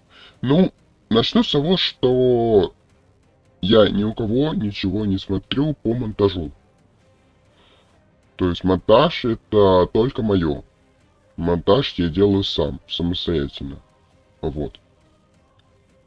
Поэтому иногда то, что вы видите косяки в монтаже, можете смело меня за это пинать. Вот. В принципе, дальше я могу, возможно, и совершенствоваться. Не знаю. Вернулся через 3 месяца, моя страшная история. Тот самый ролик, где я рассказывал, куда я пропал. Честно сказать, то, что я сделал это чуть-чуть раньше, чем некоторые, это ничего не сказать. Вот. Комментарии тут, ну, держись. Спасибо большое, потому что, да, действительно, в моей жизни был такой не особо приятный год, где происходили те события, которые очень сильно повлияли на мою жизнь. Вот. Прохожу испытание в своем загадочном скине Майнкрафт. Это шедевр, это человечество, венец природы. Начнем с того, что самое начало ролика это был дом. дом, где было 6 квартир. И заканчивая тем, то что, ну, типа, скин, в принципе, нормальный. Это как скины у ютубера. Да, понятное дело, то, что я пытался как-то подобрать все остальные там моменты. Но что имеем, то имеем. Потому что, увы, в Майнкрафте не всегда есть блоки, которые я могу, к примеру, применить для того или иного скина.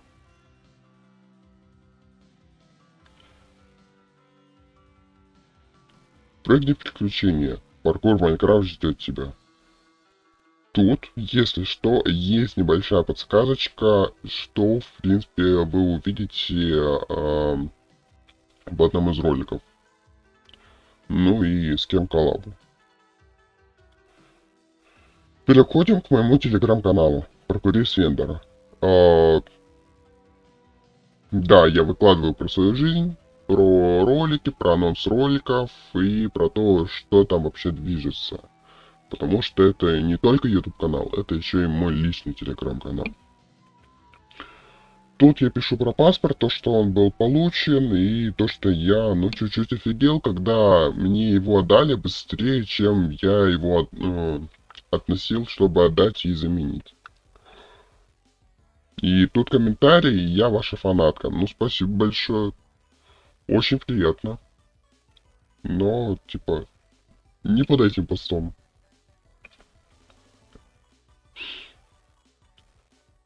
Дальше. Здесь я пишу про то, что я нашел квартиру. Да, я еще пока что не переехал. Но, в принципе, пока еще в планах есть. Но в планах это скорее где-то в конце сентября. Я пишу то, что она стоит 18 тысяч без залога, без комиссии, без мебели, с мебелью. Ну и попросили скинуть объявление. Вот, скинуть объявление я не смог по одной простой причине. В комментариях даже я, в принципе, не могу скидывать никакие ссылки. Специально это сделано, чтобы всякие боты и так далее не могли вас как-то заскамить.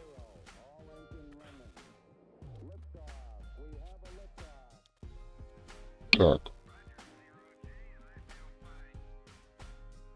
Здесь еще один момент, который состоит уже, ну, прямо из ветки. Где я говорю, что я должен был смотреть квартиру в этот день. Но все шло по одному месту, потому что у нас некоторые арендодатели просто либо забывают, либо нет, не хотят ничего за это закрывать. И, соответственно, я шел, я уже был на полпути к этому, то есть на полпути к осмотру квартиры, я уже почти дошел. Звоню, объявление уже закрыто, квартиру сняли. Ну кайф, только объявление-то закройте, заархивируйте его хотя бы нормально. Тут мне пишут, а сколько стоит съем. Да, квартира стоила 28 тысяч с учетом залога.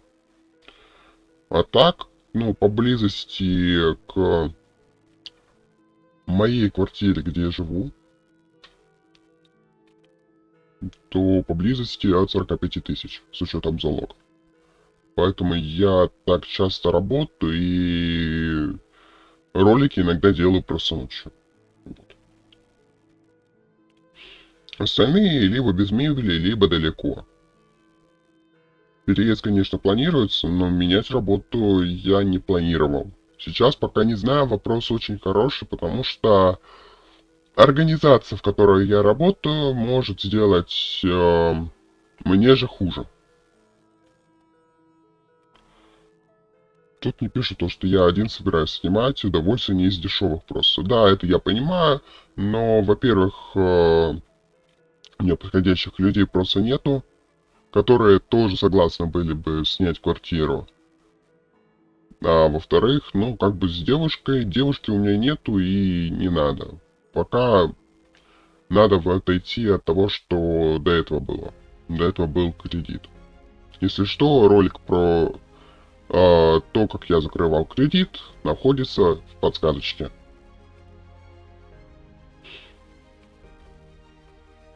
АЗП будет хватать там? Должно. Размер говорить я не буду. Я вообще размер своей ЗП, ну, в принципе, не вижу смысла говорить. Потому что мне хватает. Все.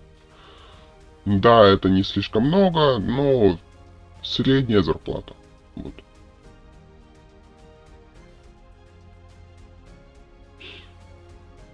Тут я пишу еще про военкомат, то что, да, у меня там с военкоматом тоже были призыв был, вот. То есть, соответственно, у меня учеба уже кончилась, а значит, либо я перееду сразу, либо армия. Вот одно из двух. Про категорию мне вообще ничего не известно, потому что мне ничего и не говорят. И скажут мне это только 25 сентября, не раньше. И то, возможно, опять же, это все затянут, и я, в принципе, останусь тем же самым. Дальше я написал еще до выхода ролика, именно 11 июня, то, что я закрыл кредит. Мне пишут то, что на что кредит был, вы об этом узнаете, если вы вдруг не смотрели ролик. Именно оттуда. Потому что говорить что-то где-то свободно я не вижу смысла особо. Как бы все видите в ролике. Ну и еще мне там сказали это, что вот ролик, ну, попросили ответить в личку. В личку я пишу только тем людям, которых я знаю. Вот. Да, на мой телеграм-канал подписаны не только обычные люди, но еще и те, с которыми я знаком. Там, не знаю, по случайности, еще как-то, но да. Давайте перейдем дальше. А дальше нас ждет статистика за 2024 год. Напомню, в этот год я пропал с августа и вернулся только 27 ноября. Из-за чего у меня просмотры просели 145 за год и 1600 показов. С подписчиками вот такая же история, то есть 7 подписчиков всего было. Ну и 15 роликов. Из которых были ролики из рубрик, таких как Minecraft Inside, РВ, а также еще и разговорные ролики со скинами. Да, еще тут присутствует самый последний ролик именно в конце года, 30 декабря 2024 года, еще и вышел мой трек, самый первый. Кстати, второй трек выйдет уже 25 августа 2025 года в 10:00 по МСК.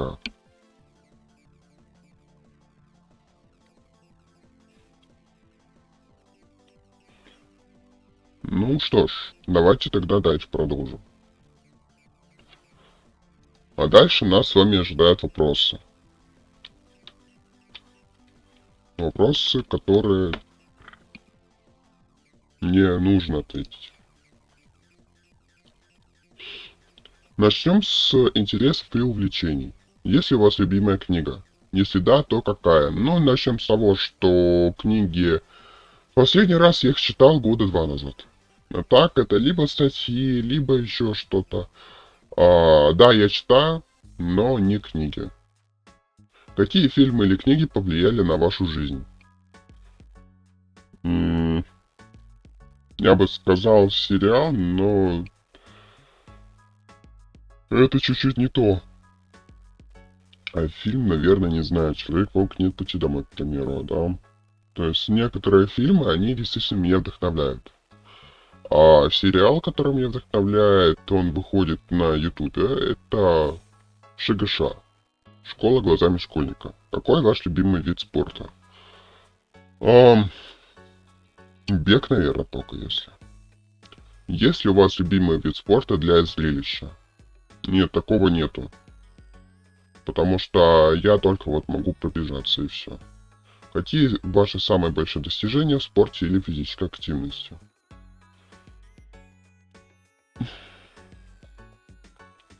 Наверное, только вот в школе, но школьные достижения это веселые старты те же самые. Там, я не особо помню, что там было. Есть ли у вас любимая детская игра? Какая? Я не помню. Да, мне 20 лет, но я не помню, какая у меня была любимая детская игра. Если у вас любимая шутка какая? Тоже нет. То есть шуток, ну, я в принципе их не особо стараюсь где-то говорить, рассказывать и так далее. Какую роль в вашей жизни играет музыка? С музыкой я почти постоянно. То есть в фильмах она есть, в роликах она есть. Иду куда-то, мне, к примеру, там что-то в голове заело, и все. И снова-таки эту песню, к примеру, я включу. Вот. А, там, не знаю, просто гуляя, тоже могу что-то включить. Что вам больше всего нравится в вашем образе жизни?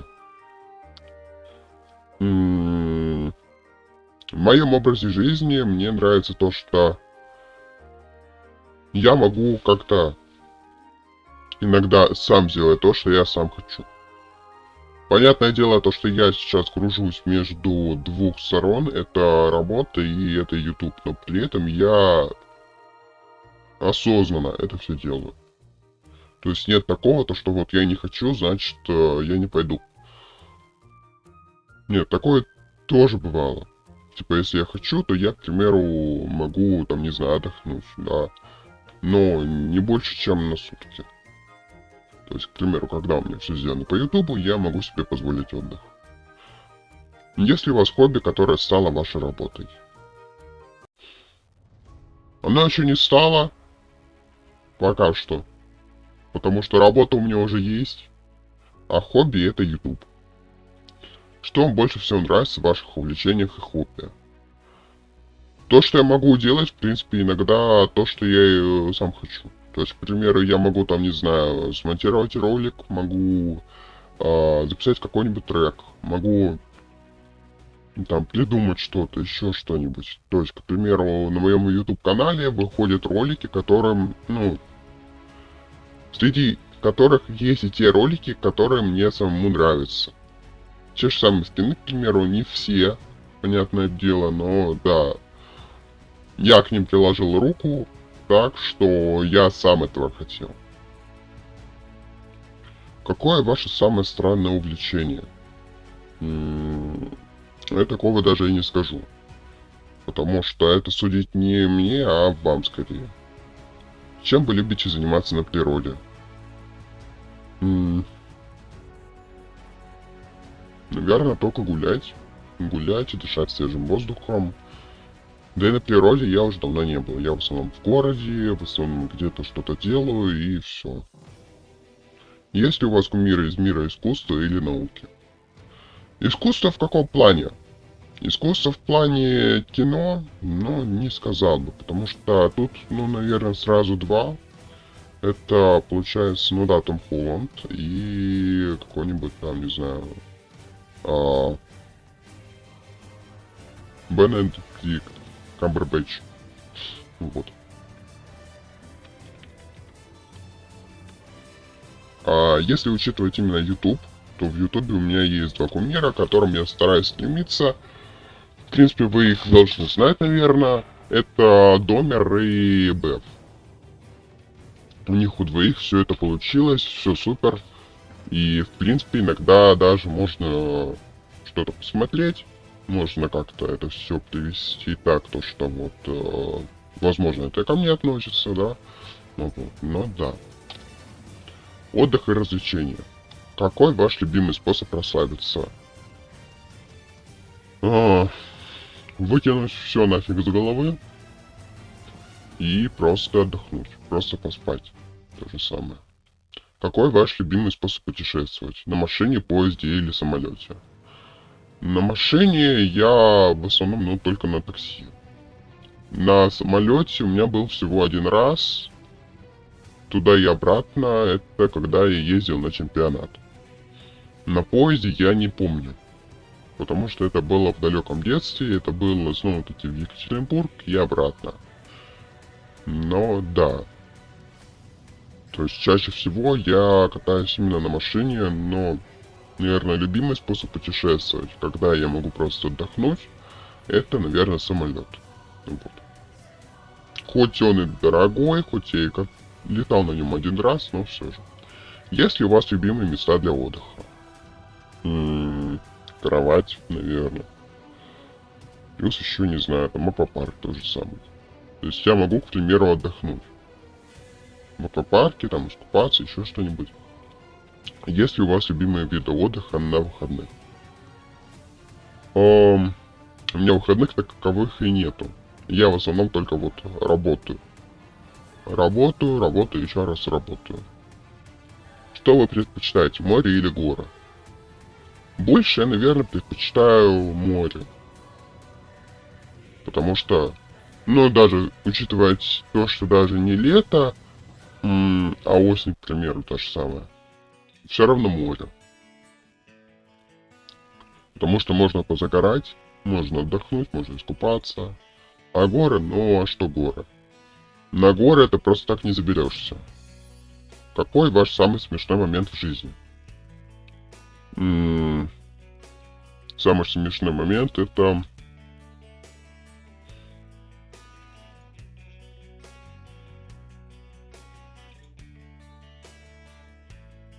Я даже не вспомню. Какое ваше самое запоминающееся приключение? Из последнего это закрытие кредита, когда сначала я накосячил прям очень сильно, потом я все это закрывал. Что вам больше всего нравится делать зимой, летом, осенью, весной? Летом, ну, безусловно, купаться. Потому что летом иногда бывает жарко, а ты работаешь. Зимой, к примеру, там, не знаю, что-нибудь попить. Попить чего-нибудь горяченького и согреться. Иногда, возможно, посмотреть какой-нибудь фильм. Осенью. Но осенью у меня учеба, осенью у меня всякие заболевания и так далее, поэтому, да. Здесь, наверное, больше всего это все же отдыхать, работать, ну и учиться, само собой. Весной. Что мне нравится делать весной? В принципе, ничего не меняется. Отдохнуть. Ну и поработать. Питание и предпочтения. Какой ваш самый любимый десерт? Самый мой любимый десерт это какое-нибудь мороженое. Если летом. Если, к примеру, осенью, ну не знаю, там пирожок какой-нибудь тот же самый. Чтобы я, во-первых, согрелся, а во-вторых, он был вкусный. Какой ваш любимый напиток? Ну,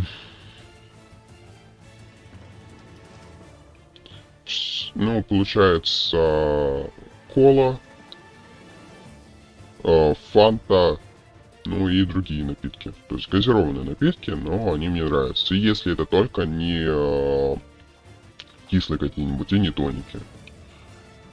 Какие ваши самые любимые способы борьбы со стрессом? Погрузиться в тот же самый паркур, к примеру. Или там, не знаю, отвлечься на что-нибудь, там, в телефоне позалипать, еще что-то. Так я могу, к примеру, бороться. Есть ли у вас кулинарные предпочтения? Наверное, только что-то против. Потому что я не могу есть ни суши, ни роллы. Какие ваши предпочтения в еде? Сладкое или соленое? Если под соленым имеется в виду та же самая картошка фри, то я ем и то, и то. Если, к примеру, там, не знаю, что-то пересоленное, то, естественно, что-то сладкое больше. Какие ваши предпочтения в кино? Комедии, драмы, фантастика и так далее. Больше фантастика, потому что там тот же самый Марвел я иногда могу посмотреть. Сейчас, к примеру, в последнее время я не очень часто начал, но так да. Так, с удовольствием, к примеру, что-нибудь, да, пересмотрю. Личностные качества и жизненные уроки. Есть ли у вас страх перед публичными выступлениями? Да, есть.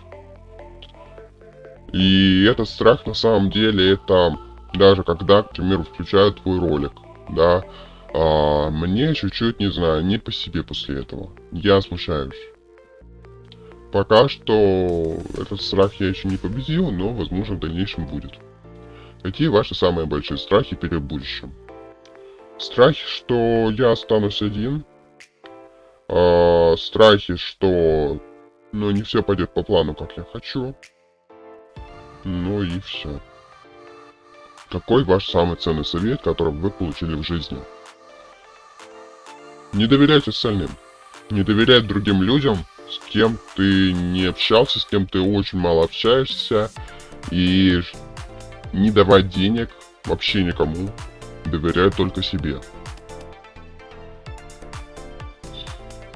То есть люди, которым можно довериться, но не всем. Далеко не всем. Какой у вас был самый трудный выбор в жизни? Самый трудный выбор в жизни у меня был, когда мне нужно было решить, либо я работаю 2-5 и полностью отрубаюсь от Ютуба, либо я не погашаю кредит. Есть ли у вас вдохновляющие истории из жизни других людей? Тоже есть. Потому что, там, не знаю, у Домера там, ну, постоянно было что-то. То у него с глазом что-то, то еще что-то. Но он не сдается, он идет дальше и старается все проблемы свои решить как можно скорее. Какие ваши самые большие жизненные уроки? Самый большой жизненный урок это... Я не буду это говорить, потому что это будет уже повторение прям очень огромное. А что-то помимо этого, это навык, не знаю, там не бояться чего-то. То есть навык не бояться той же самой кухни. Понимание того, что не все люди хотят зла, но не все люди хотят и добра. Какие ваши самые большие достижения в личной жизни? Закончить колледж, закончить, в принципе, школу и выбраться из ямы, которая под названием кредит. Все. Что вы считаете самым большим недостатком? Своим самым большим недостатком я считаю стрессоустойчивость, к примеру, или отсутствие того же самого отдыха. Какие ваши сильные стороны как личности? Целеустремленность, работа над своими же ошибками, ну и стараться помогать людям. Есть ли у вас талант, о котором никто не знает? Наверное, только монтаж роликов. Даже про сам YouTube мало кто знает. Что для вас значит доброта?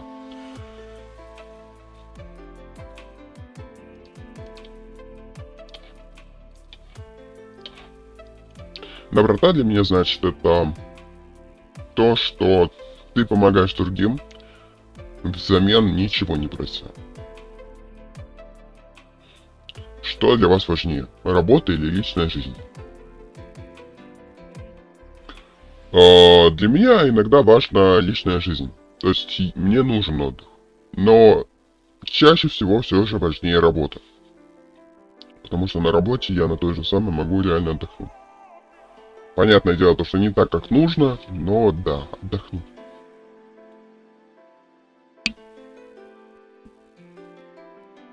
Какие ваши мысли о значении искусства и культуры в жизни человека? В принципе, нас и искусство, и культура всегда окружает. Если бы не было культуры, то человечество скатилось бы потихоньку, полегоньку к первобытному веку. Искусство, ну, не знаю, искусство это больше вдохновение, больше такое, не знаю, там, отдохнуть и так далее. Какие ваши мысли о важности здоровья и активного образа жизни? Здоровье важно, потому что без него ты можешь в любой момент просто развалиться, заболеть, и у тебя по итогу, там, не знаю, тот же самый ролик может просто не записаться. Активный образ жизни тоже хорошо, потому что так ты стараешься укрепить как-то свой иммунитет. Какие ваши мысли о значении технологий в нашей жизни сегодня? А, Технологии помогают нам, там, не знаю, что-то узнать, что-то понять, что-то в чем-то разобраться, да. Я не говорю про моменты, когда ты просто сидишь в интернете или просто в телефоне и залипаешь. Иногда, да, иногда это полезно, может быть как там напряжение, то есть, не знаю, там разминка для мозга, если это умные какие-нибудь игры, да, или наоборот отдых небольшой. Тогда да. Какие ваши мысли о будущем человечества и планеты Земля? Человечество потихоньку начинает делать какие-нибудь там, не знаю, технологии, еще что-то. То есть он потихоньку начинает прогрессировать. Так же, как и сейчас. Да. И со временем, мне кажется, цивилизация будет, ну, еще лучше. А вот, к примеру, о планете Земля, я думаю, то, что даже учитывая то, что там, не знаю, человечество что-то изобретет, мусора от этого становится больше. И, соответственно, сама Земля может быть скоро загрязнена очень сильно. Какие ваши самые большие надежды на будущее человечества? То, что человечество потихоньку начнет становиться добрее друг к другу и честнее. Опять же, это все, ну, только вот такая вот надежда небольшая. То есть, такого никогда не будет, потому что везде, в какой-нибудь компании найдется человек, который либо лжет, либо старается как-то сделать все назло другим. Что вы думаете о современных технологиях? О современных технологиях я думаю, что потихоньку, полегоньку они нам помогают. То есть, к примеру, без технологий многие не знали бы даже, как собрать компьютер. Многие не знали бы, как разобраться в той или иной программе. Особенно, если эта программа не интуитивная. Какие ваши идеи о счастье и успехе изменились с течением времени?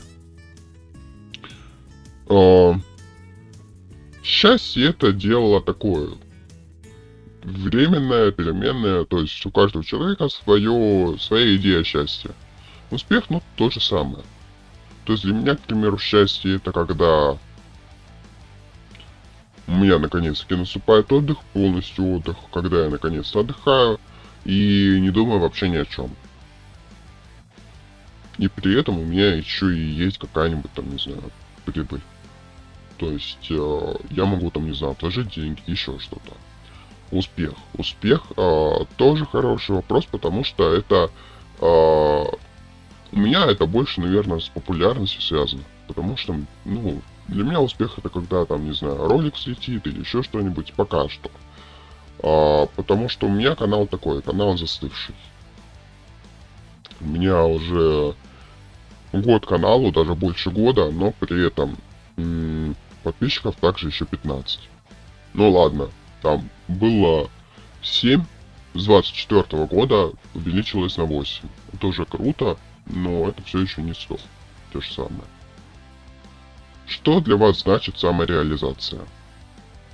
Для меня самореализация это значит то, что вот ты можешь разобраться в чем-то, ты можешь там реализовать что-то, что не может другой человек. И стараться как-то это понять, ну, и рассказать другим. Вот. Какое ваше самое большое желание на будущее? Побольше отдыха. побольше, ну, ладно, такого же уровня работы, но и при этом еще и а, побольше иметь финансов. Какие страны вы хотели бы посетить в будущем? Когда все закончится, я, наверное, хотел бы посетить, не знаю, там, тот же самый Дубай или США, но не более.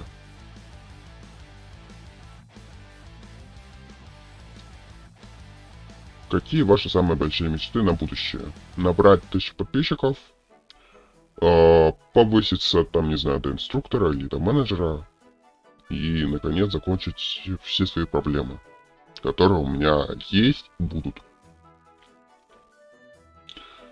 Есть ли у вас мечта, которую вы хотите осуществить? Я на этот вопрос уже ответил. Есть ли у вас мечта о том, чтобы стать известным в какой-либо области? Тоже ответил. Какие ваши планы на ближайшие 5 лет? У меня ближайшие 5 лет это, опять же, смутное время, потому что я не знаю, что у меня будет с армией. Поэтому на ближайшие 5 лет я даже не вижу смысла что-то рассчитывать, но единственное, что скажу, то что, возможно, я также буду записывать на YouTube ролики. Я с YouTube пока никуда не ухожу. Социальные связи и дружба. Есть ли у вас опыт работы над проектами или инициативами? Но те же самые коллаборации, к примеру, я могу как-то там поработать, еще что-то. Какие качества вы ищете в партнере? Смотря какой партнер. Если это девушка, то желательно не курящая, не пьющая. И, в принципе, чтобы она не сидела у меня на шее. Чтобы у нее были те же самые, ну, не знаю, хорошие поступки, а не только, там, не знаю, горечь в душе. Чтобы мы могли друг на друга положиться. А если это, не знаю, там друг или знакомый какой-нибудь, честность, открытость и желание помогать. Что для вас значит дружба на расстоянии? Дружба онлайн, та же самая. То есть, да, понятно, вы не можете там дружить, именно вот встретиться и что-то обсудить. Но при этом вы можете друг другу написать или позвонить и что-то решить. Что вам больше всего нравится в ваших друзьях и знакомых? Мне больше всего нравится то, что зачастую мои друзья так же открыты ко мне, как и я к ним. Ну и также с честностью. Какая у вас самая нелюбимая домашняя обязанность? Пылесосить. Хотя пылесосить я в принципе не умею, но... Ну и мыть полы. Что вы делаете, когда вам грустно? Включая какую-нибудь музычку, либо какую-нибудь грустную, тогда, когда реально что-то случилось, либо что-то бодрящее. Какие ваши привычки перед сном? В последнее время я монтирую ролики, делаю что-то по роликам, оформляю их, выкладываю на канал, и это все иногда перед сном. То есть, ну как, нет, каждый день перед сном. Какие ваши самые запоминающиеся моменты из учебы? Тогда, когда у нас каникулы начались раньше, это было, по-моему, в год ковида, если я не ошибаюсь, тогда у нас весенние каникулы просто начались раньше. Вот. Соответственно, это нам стало известно за неделю где-то. Что для вас значит быть взрослым? Принимать ответственные решения, стараться думать своей головой, ни на кого не полагаться, чаще всего, и стараться следить за своими финансами. Сколько времени вы проводите за экранами каждый день? Выкинем, получается, 10 часов, это сон, и выкинем работу, это часов 8, наверное, 9, так.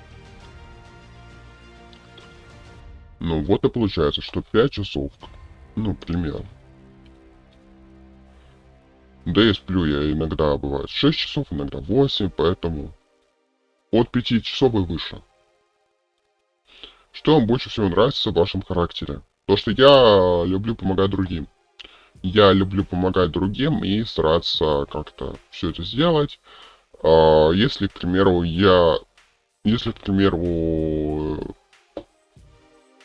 мне самому это ничто не мешает. Что для вас значит свобода? Свобода для меня это когда я могу принимать свои решения тогда, когда я захочу. То есть я не завишу ни от кого, стараюсь. А, понятно то, что там по финансам, да, ладно, это возможно. Но, к примеру, там, не знаю, зависеть от кого-то мне не особо иногда нравится. Какие ваши цели на ближайший год? Мои цели на ближайший год, кстати, они написаны даже в телеграм-канале. Это, получается, переехать, набрать хотя бы 50 подписчиков до конца года, выложить 25 роликов по Minecraft Inside, там ролики по Long Sleeping Parkour, 2 разговорных, 3 ролика по РВ, 5 роликов по скинам, трек выложить, там 2-3 реакции, запустить стримы, получается, новогодние, и после того, как я перееду, когда у меня выйдет ролик, соответственно, про это, добавить субтитры, наконец-то, и добавить там коды. И еще, это заработать 350 тысяч до конца года. Набрать 25 подписчиков и записать еще 2 трека. 25 подписчиков набрать именно в телеграм-канале. Что вам больше всего нравится в вашей культуре? Для меня в моей культуре нравится то, что... Я не знаю даже. В рамках чего? В рамках страны или в рамках моего окружения? В рамках моего окружения это, мне кажется, речь больше. Потому что, понятное дело, то, что там материться все могут, но, типа, не так часто. Какой у вас самый странный страх?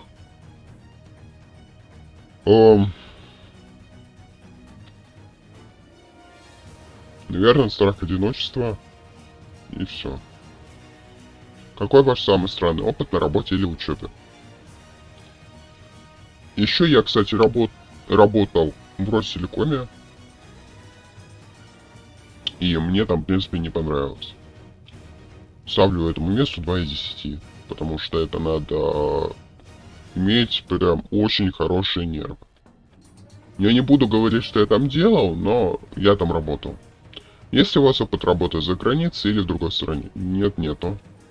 Я не был в другой стране, я вот только тут. Есть ли у вас идея о том, как улучшить мир вокруг себя? Стараться меньше загрязнять природу. Стараться, ну, в принципе, по экологии. А также еще стараться выбирать тех людей, которые ведут себя не так, как, там, не знаю, люди, которым просто что-то нужно. Просто там, ну, хотя бы та же самая помощь, но присутствует. Что вам больше всего нравится делать на свежем воздухе? На свежем воздухе мне нравится, получается, ходить, гулять. Иногда бывает то, что посидеть где-нибудь там. Ну и все. Возможно, даже искупнуться. Какой момент в вашей жизни вы бы хотели пережить снова?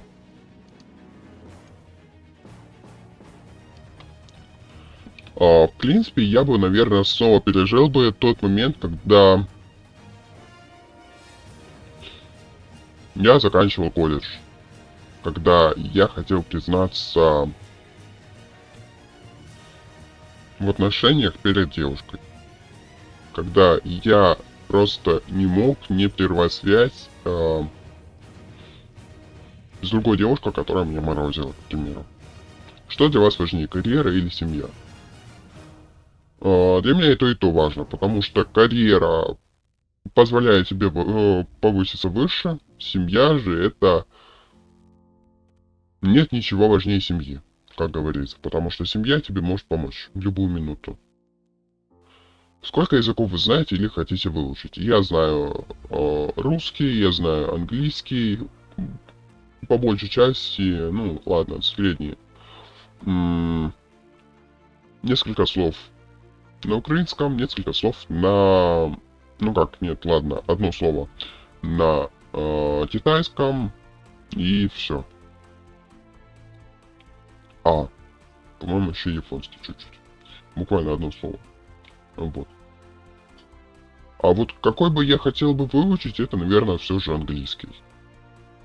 Что вам больше всего нравится в вашей профессии? То, что я могу наладить свои коммуникативные связи. Могу наладить свою стрессоустойчивость, то же самое.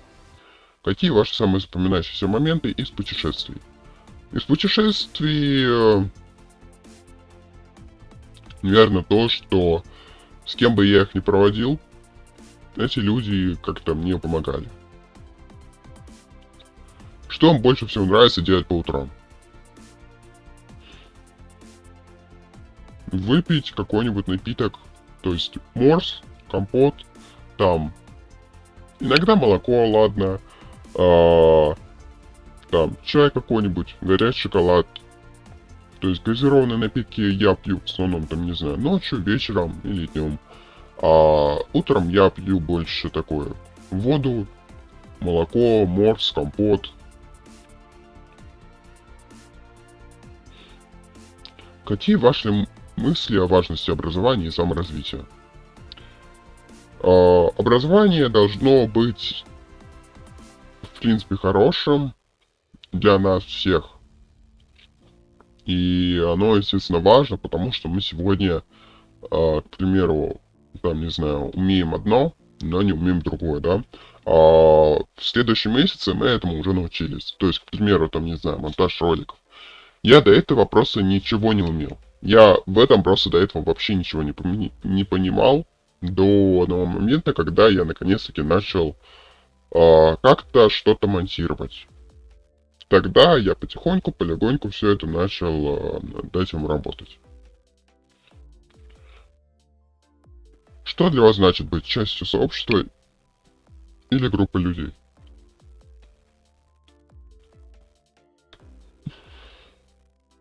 Для меня часть сообщества — это когда я работаю не один, а работаю в команде. Соответственно, задачи распределяются поровну. Это значит то, что я уже не могу загибаться. То есть мне надо выполнить свою работу, выполнить свою функцию, которая мне нужна, и все. И дальше уже пойдет потихоньку у нас прогресс до нужного результата нам. Есть ли у вас опыт путешествий по родной стране? Есть. Я, получается, посетил сколько? Нижний Новгород, там, Пермь, по-моему. Нет, вру, Псков. Екатеринбург. И вроде как все. Еще Великий Новгород, точно. 4 города я посетил, и включая 5, в котором я сейчас живу. Есть ли у вас опыт участия в общественных мероприятиях или акциях? Там, не знаю, возложение цветов какой-нибудь на 9 мая. Такое, да, такое есть, но не более. То есть я либо не могу найти время, либо я просто не хочу это. Вот.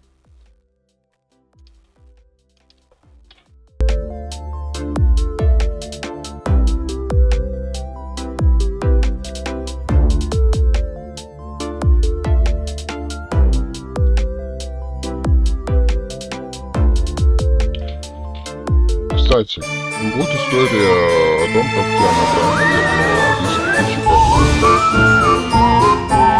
именно так, как на самом деле, хотел не хорошо. Мне нравится. В принципе, если учитывать историю, если учитывать то, что я куда-то пропал, я, конечно, набрал быстрее, но я набрал 23 февраля,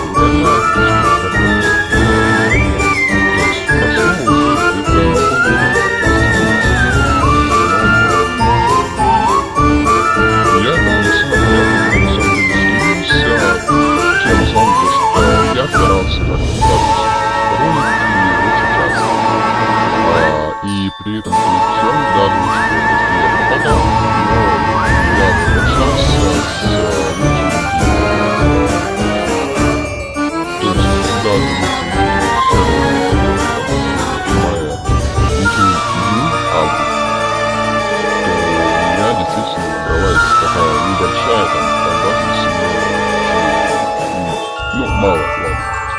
Вот. Соответственно, еще просто я набрал больше, там, в январе я набрал 2, когда я выложил разбор реакции на номер, потом еще что-то я набрал 20 кучу роликов. У меня там роликов, по-моему, были как дизайн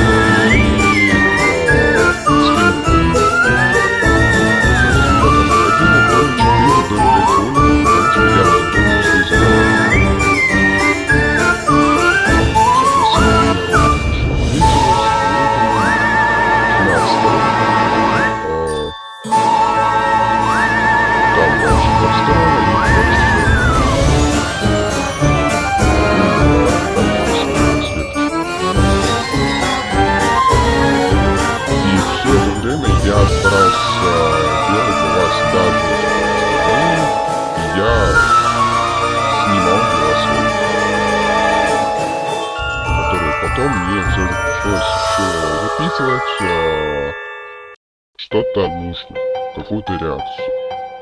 Да. Скины я там, ну, они у меня были озвучены еще давно. Они должны были выйти в декабре, но они вышли позже, потому что я просто не успел. А позже я их, в принципе, чуть-чуть предложил, потому что сначала учебу, потом работу.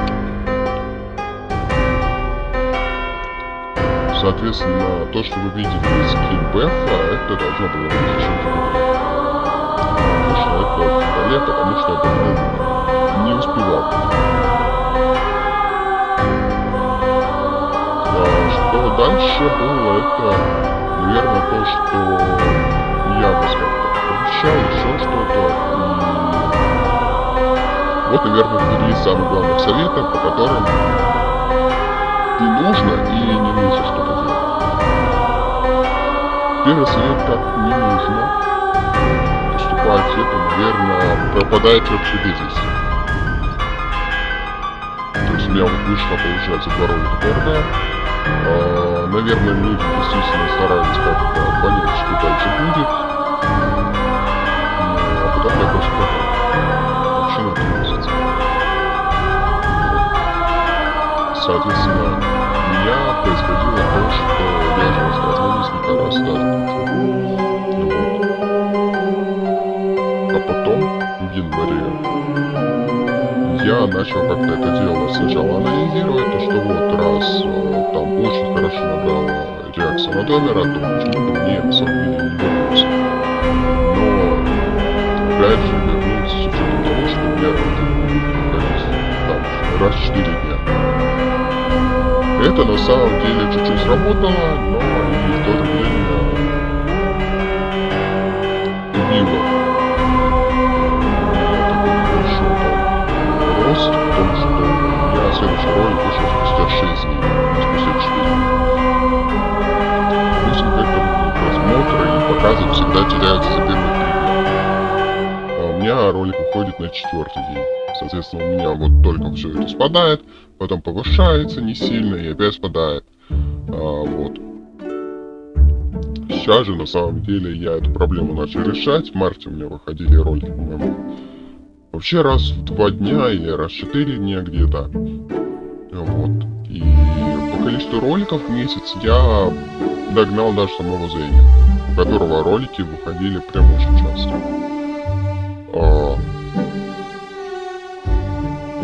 Потом я начал уже подстраивать для себя режим, то что вот понедельник и четверг. Каждый понедельник и четверг у меня выходит какой-то ролик. Вот. И до сих пор пока это так. Вот. Возможно, что в конце года я об этом даже сообщу в своем телеграм-канале, поэтому подпишись. У меня все же изменится график. И график изменится с понедельника и четверга на среду и субботу. Так и вам будет удобнее, и мне будет комфортнее. Соответственно, в субботу, в принципе, как я вижу по аналитике, многие уже просто возвращаются с учебы, многих выходной там, а в среду то же самое. Ну, Да, в 9 вечера, там в 8 вечера начинается набор просмотров, но а что поделать? Нужно, чтобы ролики были равномерно распределены. Вот. Потом еще один такой вот совет, как лучше еще набрать 10 подписчиков, это стараться делать ролик не только там, не знаю, большим, но еще и интересным. И, в принципе, как по мне, так эти два важных совета и должны быть. Что еще, наверное, это то, что анализировать свой контент, анализировать контент других. Возможно, даже где-то выкладывать другие ролики, ну, не похожие на людей. И потом, в будущем, можно будет после этого становиться больше по просмотрам. Кстати, что я заметил, то что у меня как раз в последнее время, после того, как я был превью, и звук у меня, ну, голос стал чуть-чуть там поменьше по басу, то у меня просмотры стали больше. Очень резко, но стали. Я за неделю, по-моему, набрал 1000 просмотров, за что вам огромное спасибо, конечно, но я просто чуть-чуть устал монтировать ролик, потому что он вышел не таким хорошим, но при этом он еще и был сам большой. Поэтому, пожалуйста, не нужно настолько быстро набирать. Да, я понимаю, что ролик интересный, но все же давайте чуть-чуть хотя бы, там, не знаю, 2 недели хотя бы, чтобы я просто успел его смонтировать.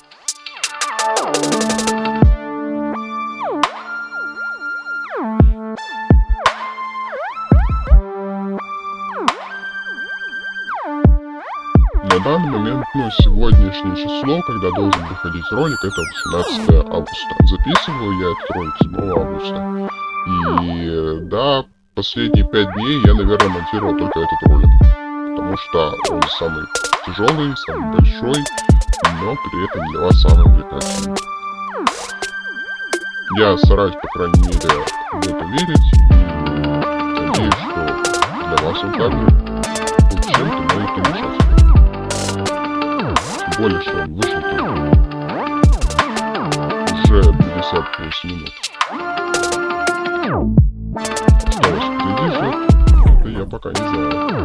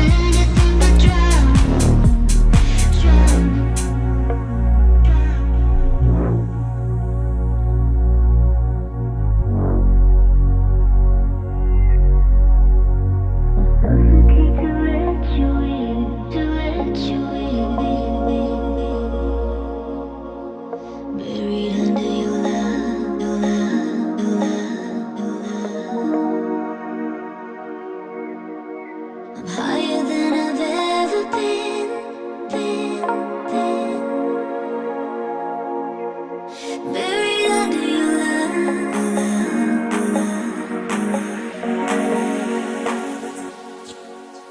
I suffocate to let you in, to let you in. Buried under your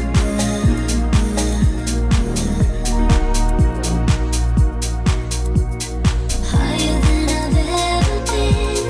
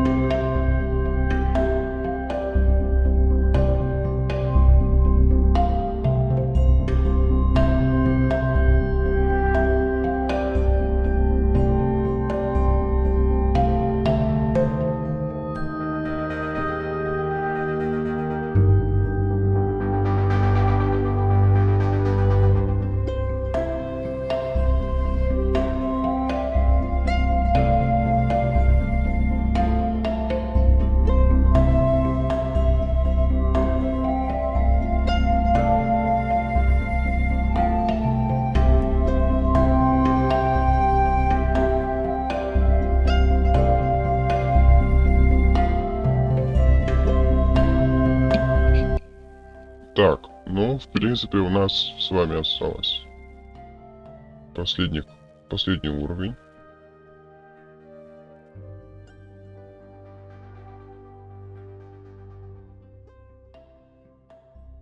Давай. И так по лестнице.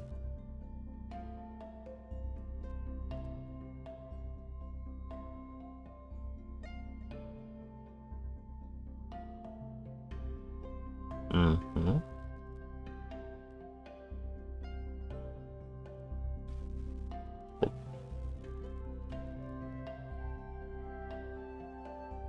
Дальше на забор, на бревна.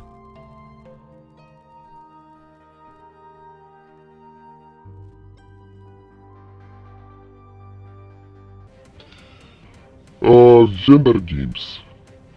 Паркурный ритм лета. Ну, это летний трек, который выходил 25 августа 25 года. Ананьев, капец крутой. Спасибо большое. Рад, что вам понравился мой трек. Также Ананьев Go Fit. Увы, но фиты и коллабы в продвижении музыки и так далее я буду делать только с 1000 подписчиков. Хоть и хотелось бы пораньше, но надеюсь, что ждать нужно будет не так долго. Ведь я уверен, что вы знаете, что нужно сделать. Пройди паркур. Испытание на карте Parkour on Stairs. А вот этот ролик, насколько я помню, выходил где-то в сентябре. Orange. Привет, когда пройдешь все Longest паркур? Так первая часть уже на канале. Вторая часть тоже на канале. Если я не ошибаюсь, там еще и третья часть где-то не за горами, да? Поэтому просто смотрите за каналом, и в конце концов вы все увидите. В этом году я планирую закончить и Long Sleeping Parkour, и The Lodges Parkour. А вот в следующем году я, возможно, сделаю сборники данных, ну как это, данных роликов, данных частей. От 0 до 20. Как я преодолел трудности YouTube? Если что, там это, ну, где-то тоже в конце октября. Да. Мамон, приветствую, занес поддержку лайк и хорошего настроения. Спасибо большое. Кстати, думаю, что скоро к вам на стрим загляну. Покажите паркур. Паркур by Пальшев 1 в Майнкрафт. Этот ролик был, ну да, в октябре. На той же самой неделе, как и от 0 до 20. Даже видео. Класс. Спасибо большое, рад, что вам понравилось. Погружение в Jump Up 2. 5 уровней жесткого игрового дизайна. А вот здесь уже ноябрь, наверное. Слышь, Майнкрафт, я хотел с тобой коллаб. Но у тебя такой странный голос. Это эффект? По поводу коллаба мы пока не состыковались по времени. А вот по поводу голоса, да, это эффект, который я использую для всех роликов. Кубические прыжки. Ваши лучшие тренировки в паркуре. Это, ну да, это ноябрь. Кирилл Просин. Хорошее видео. Спасибо большое. Рад для вас сделать такой замечательный контент. Невероятное приключение. Пройди биом паркура в Майнкрафт. Ну какой-то. Тоже ноябрь. Си-си-си-джу. Найс. Спасибо. Рад, что вам понравилось. Паркур Майнкрафт. Пройди все испытания. Даниил Гаричев. Изи паркур прошел на изи. Не особо понял насчет БФ. Ну, БФ. И что там автор комментария имел в виду, потому что все же я не все слоганы умею пока разбирать. Да, я еще тот самый старик, которому нужно что-то еще и понимать. Да. Но рад, что вам понравилось мое прохождение. Ведар, привет! Давай начнем с самого интересного. Как ты вообще начал заниматься паркуром в Майнкрафт? Что тебя на это вдохновило? Давайте начнем с того, как я начал заниматься паркуром. Паркуром я начал заниматься, когда? Когда создавал канал, я пытался понять, типа, что я вообще хочу увидеть на своем канале. Чего не хватает на ютубе. И что, в принципе, я могу предоставить вам, моим зрителям.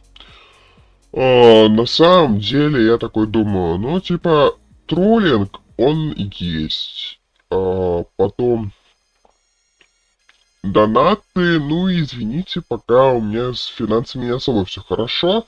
Это было, на секундочку, март. И да, мне на данный момент нужно было еще и работать. Ну и учиться, соответственно. Вот. Да, это было еще до того момента, когда у меня был кредит и так далее. Вот. Поэтому да. Я этим начал заниматься, потому что, ну, ниша была пустая. Зато сейчас я смотрю шорты с этими, с обычными роликами. Это было исключение, я их видел, но не так часто, как сейчас. Зато сейчас паркуристов, ну, именно то, что майнкрафтеров, которые стали снимать ролики по паркуру, их стало куда больше. Наверное, здесь уже огромнейшее спасибо. Потому что я уже понял то, что помимо меня здесь уже хоть что-то стало лучше.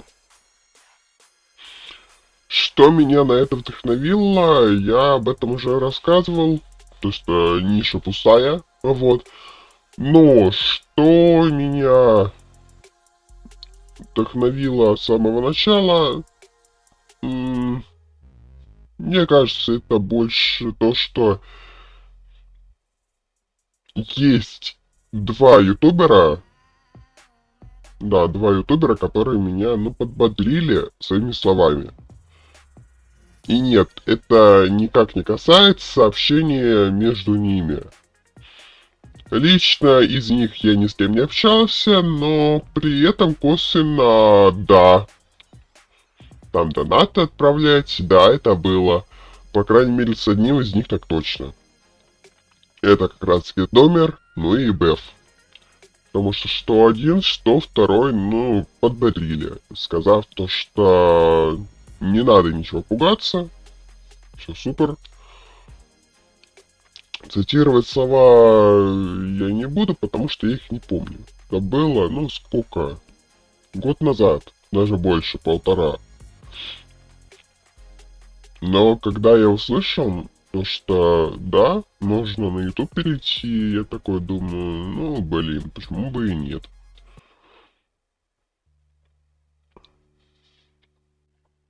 А почему ты решил создать свой канал именно по паркуру? Что тебя в этом привлекает? Ну вот, я как раз таки рассказал, то, что это ниша, плюс еще то, что это на самом деле была на тот момент самая легкая ниша и самая менее конкурентоспособная ниша, которая была на ютубе. Сейчас же данная ниша уже все, данная ниша, там есть уже конкуренты, с которыми я буду бороться. На то, чтобы наконец набрать свою 1000 подписчиков.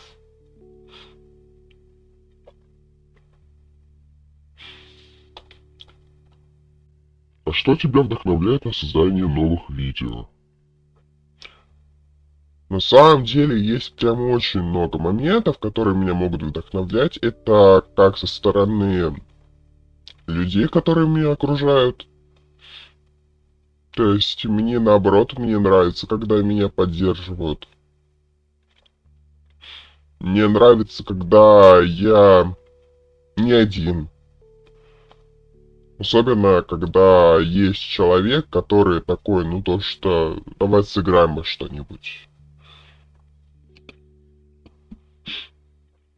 То есть этот человек позволяет тебе отвлечься. Вот только на данный момент, я не знаю, на момент публикации ролика все ли окей. А, с данным человеком я не общаюсь. Вот. Там с его стороны произошло.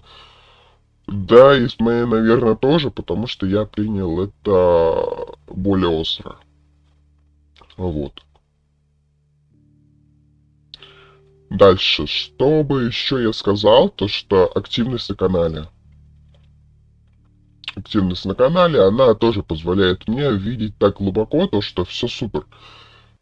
Вендор, снимай. Пока у тебя есть рост, снимай хоть 5 роликов в день. Тебе главное хоть что-то сделать. Дальше то, что, ну, блин. Я почти каждый месяц на больничном. Почти каждый месяц болею. Ну, а почему бы я этим не воспользовался? Не, ну, я могу взять, воспользоваться этим и все. Да, я понимаю то, что нужен отдых, то, что нужно отдыхать, но, блин, о чем не делать? Я привык работать. Да, я такой человек, который которому дай хоть лопату в руки, он все равно будет что-то делать. Но при этом я имею и свои минусы, то что, к примеру, я дофига сплю. Это да, это очень такое не особо хорошее, но, блин. Здесь я просто, наверное, пропускаю те самые моменты. Есть ли какие-то особенные моменты или идеи? Если вы имеете в виду в рамках каких-то новых роликов, которые типа от 0 до 20, к примеру, или хэллоуинский ролик на 40 подписчиков, ну, блин, скажу так. Хэллоуинский ролик на 40 подписчиков я придумал на самом деле так, типа. Сейчас октябрь. Вот у меня в конце октября набралось 40 подписчиков. А что бы я хотел бы сделать? Мне надо как-то сделать ролик, надо что-то сделать и так далее. Касаемо от 0 до 20, это, наверное, то, что, опять же, ролик до 20 подписчиков, да. Вот на 20 подписчиков я очень сильно был готов хоть что-то сделать. Соответственно, мне это понравилось. Мне нужно было рассказать всю историю канала, а напомню то, что тогда у меня уже были вторая часть, и, насколько я помню, третья часть уже записана. Могу ошибаться. Какой твой самый сложный уровень, который тебе удалось пройти? И как ты это сделал?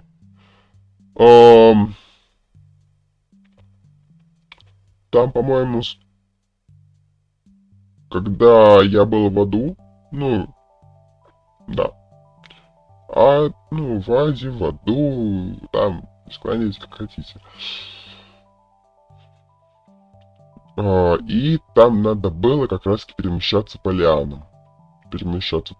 Потом еще что-то было. И да, это было сложно. Я, наверное, ну, с попытки 10 это сделал.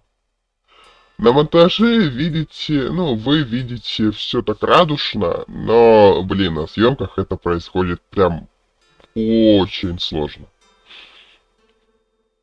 То есть, к примеру, ролик, который на 10 минут, он на самом деле может длиться изначально час. А может даже и, ну да, чуть больше, чуть меньше, там не важно, но плюс-минус час.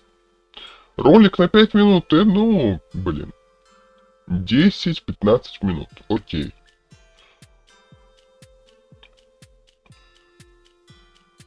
Теперь поговорим о твоих достижениях. Давай. И вообще за... Какой самый запоминающийся момент у тебя был задат на канале? О, чтобы не соврать. По-моему, это было как раз таки... Да, 3 таких момента. Это именно такие моменты, когда я понимаю то, что надо что-то сделать, но я понимаю то, что пока я просто не могу ничего сделать. Первое, когда у меня стукнуло сначала сколько? 1000? Да. Сначала 1000 просмотров, я такой клепаю ролик, окей, все супер. А они у меня все были сняты, все на один этот. Все супер, окей. Я сделал вторую часть, Long Sleeping Parkour. Но, блин, из-за того, что я... Ну, из-за того, что просмотров набралось дальше так много, по-моему, мы за неделю набрали еще 1000 просмотров. То есть мы перешли уже к 2000. Я такой понимаю, то, что вот у меня на канале я только сделал ролик на 1000 просмотров, а мне надо сделать еще и на 2. Я такой, зашибись. Сейчас временно, видимо, производство других роликов пока приостановлю. И все. Потом в этом же месяце, ну, в августе, у меня неожиданно еще 1000. Я такой, ну, простите, ребят, но, блин, дайте мне тоже чуть-чуть отдохнуть. Да, потому что создание таких роликов, как ролик где-то на полчаса, как ролик на час, а то и больше, ну, это плюс 4 дня. В некоторых моментах плюс 2, плюс 3, окей. Потому что это ролик получается, ну, на сколько? На 2, на 3 часа, а то и больше. Вот, соответственно, мне нужно было время. Мне нужно было время, чтобы в себя прийти, чтобы все это сделать. Особенно, когда у меня произошел отток на канале неожиданный. То есть я вот выпускаю первый ролик, он у меня не залетает. Второй ролик, он у меня не залетает. Третий ролик, он у меня не залетает. И потом я такой, ну, трындец, чё. И все это произошло за неделю. Ну, да, за неделю у меня вышло там 3 ролика. РВ, Skyline Parkour 3 и какой-то еще ролик. Если я не ошибаюсь. Могу... Ну, либо это Long Sleeping Parkour, либо это какой-то другой ролик. И чё? Я такой думаю, ну надо дать себе месяц, чтобы выдохнуть, чтобы чуть-чуть прийти в себя. Потому что я очень сильно такой... Надо прийти в себя, я выгорел чуть-чуть. Мне надо в себя прийти, надо все сделать. Все я сделал. Второй момент. Это когда я просто такой, то что, окей, я хочу уже лечь спать. Такой смотрю на свой канал. А там 20 подписчиков. Я такой, спасибо большое. Или сколько там?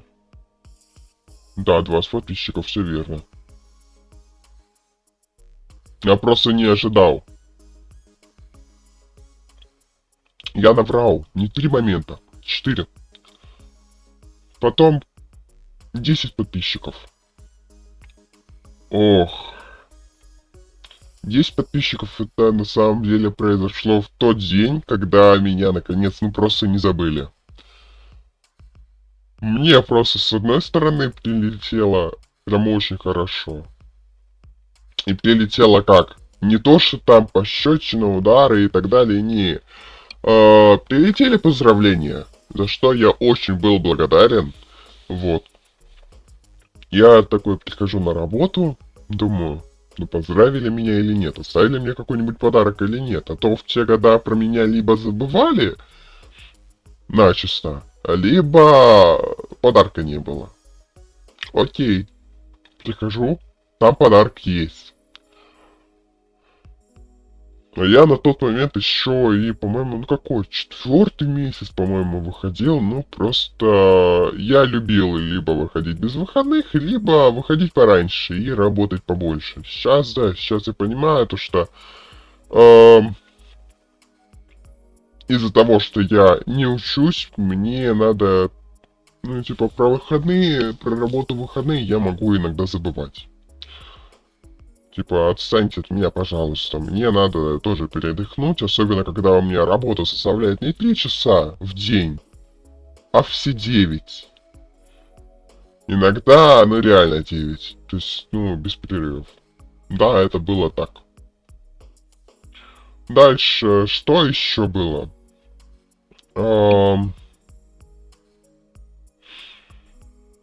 10 подписчиков.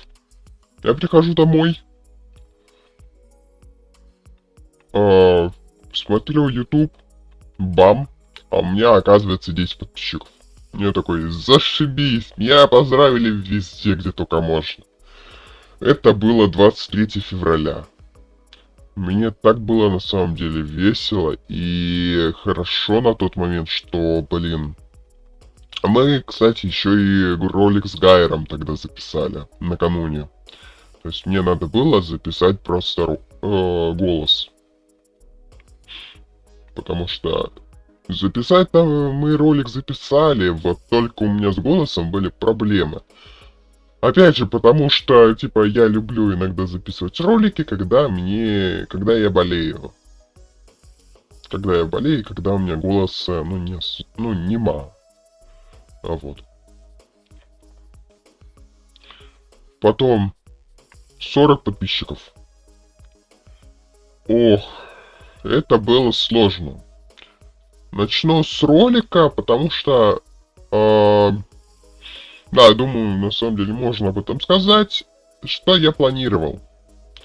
Я планировал сделать прохождение Майнкрафта в хоррор-сборке. Но, блин, это... Я данный ролик не то что не снял. У меня он был, конечно, чуть-чуть снят, но я такой, извините, я обтекался на тот момент настолько, то что... Не, спасибо, я даже такое выкладывать не буду. Потому что, ну, во-первых, это было уже не похоже на прохождение, а во-вторых, оно было настолько хардкорным, хорроровым, еще и сверху там еще что-то было, то что, извините, я пас. То есть, ну да, мне это было сложнее всего.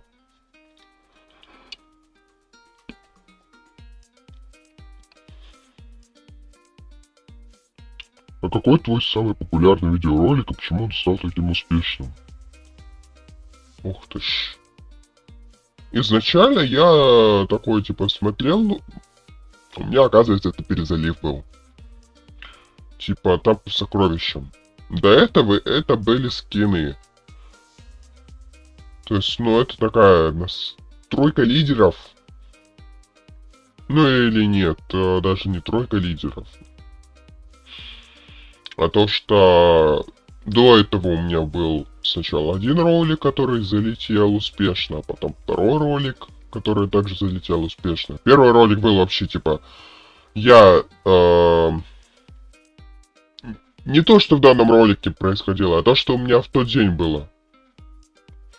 Я тогда пошел в аквапарк, чтобы отдохнуть.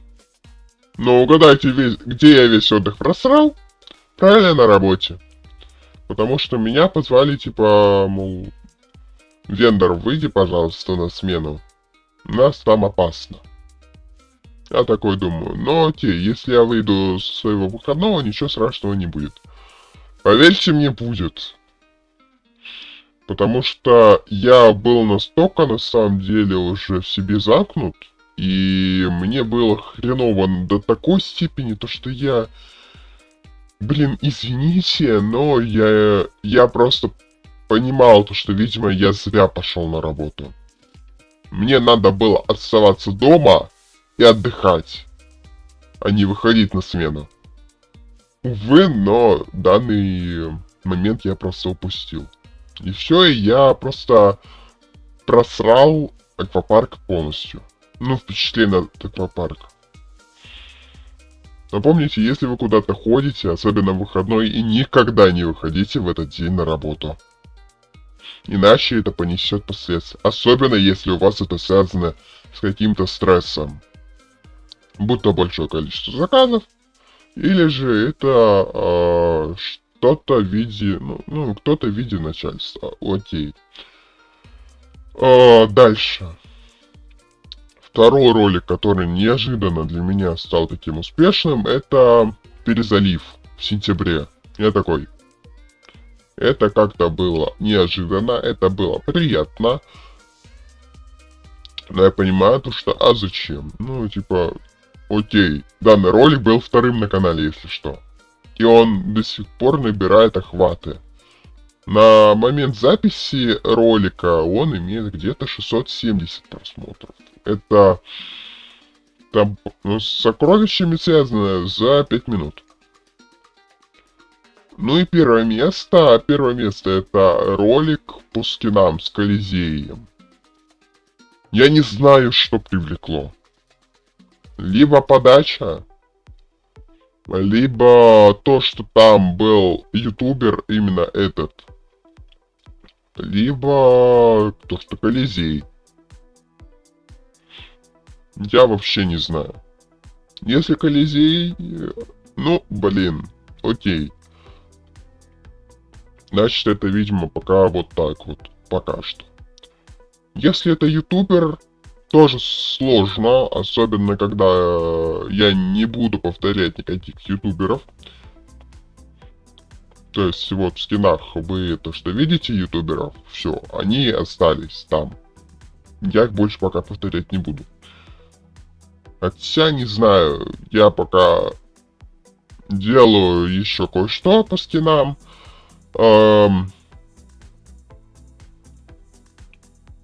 Там, наверное, только 1-2 ютубера будут повторяться. Не более. Вот. Но то, что там произошло, я вообще не понял от слова совсем. 1000 просмотров, я такой, типа, а как так? 100 тысяч показов. Я в офиге. Я просто понимал то, что... А как? Как мне это сделать? Типа, дайте мне кого-нибудь, я просто сделаю это. И все. Будет все супер. Дальше. Ну... Дальше я вообще ничего не понял. Окей. Это были 3 ролика, которые реально, которые сделали так, то что я понял. У меня контент наконец может как-то развиваться. За что огромнейшее вам спасибо, наверное. Потому что на тот момент я выпускал ролики просто, ну, типа, для вас, окей. Мне это было сложно чуть-чуть. Какие твои самые большие достижения за год? Что ты считаешь самым важным?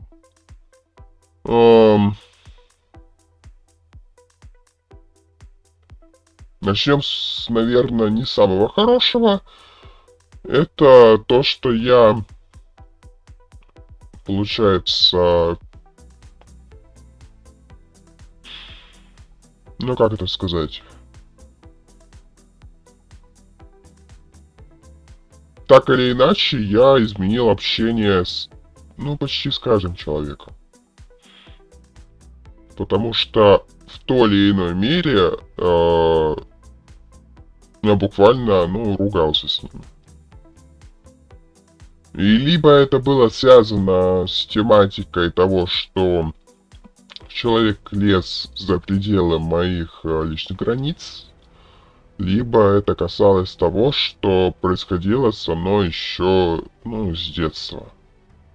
У меня есть некоторые психологические травмы, которые были в детстве, но о них говорить я не могу, потому что они затрагивают тему того, что у нас запрещено в РФ. Спасибо.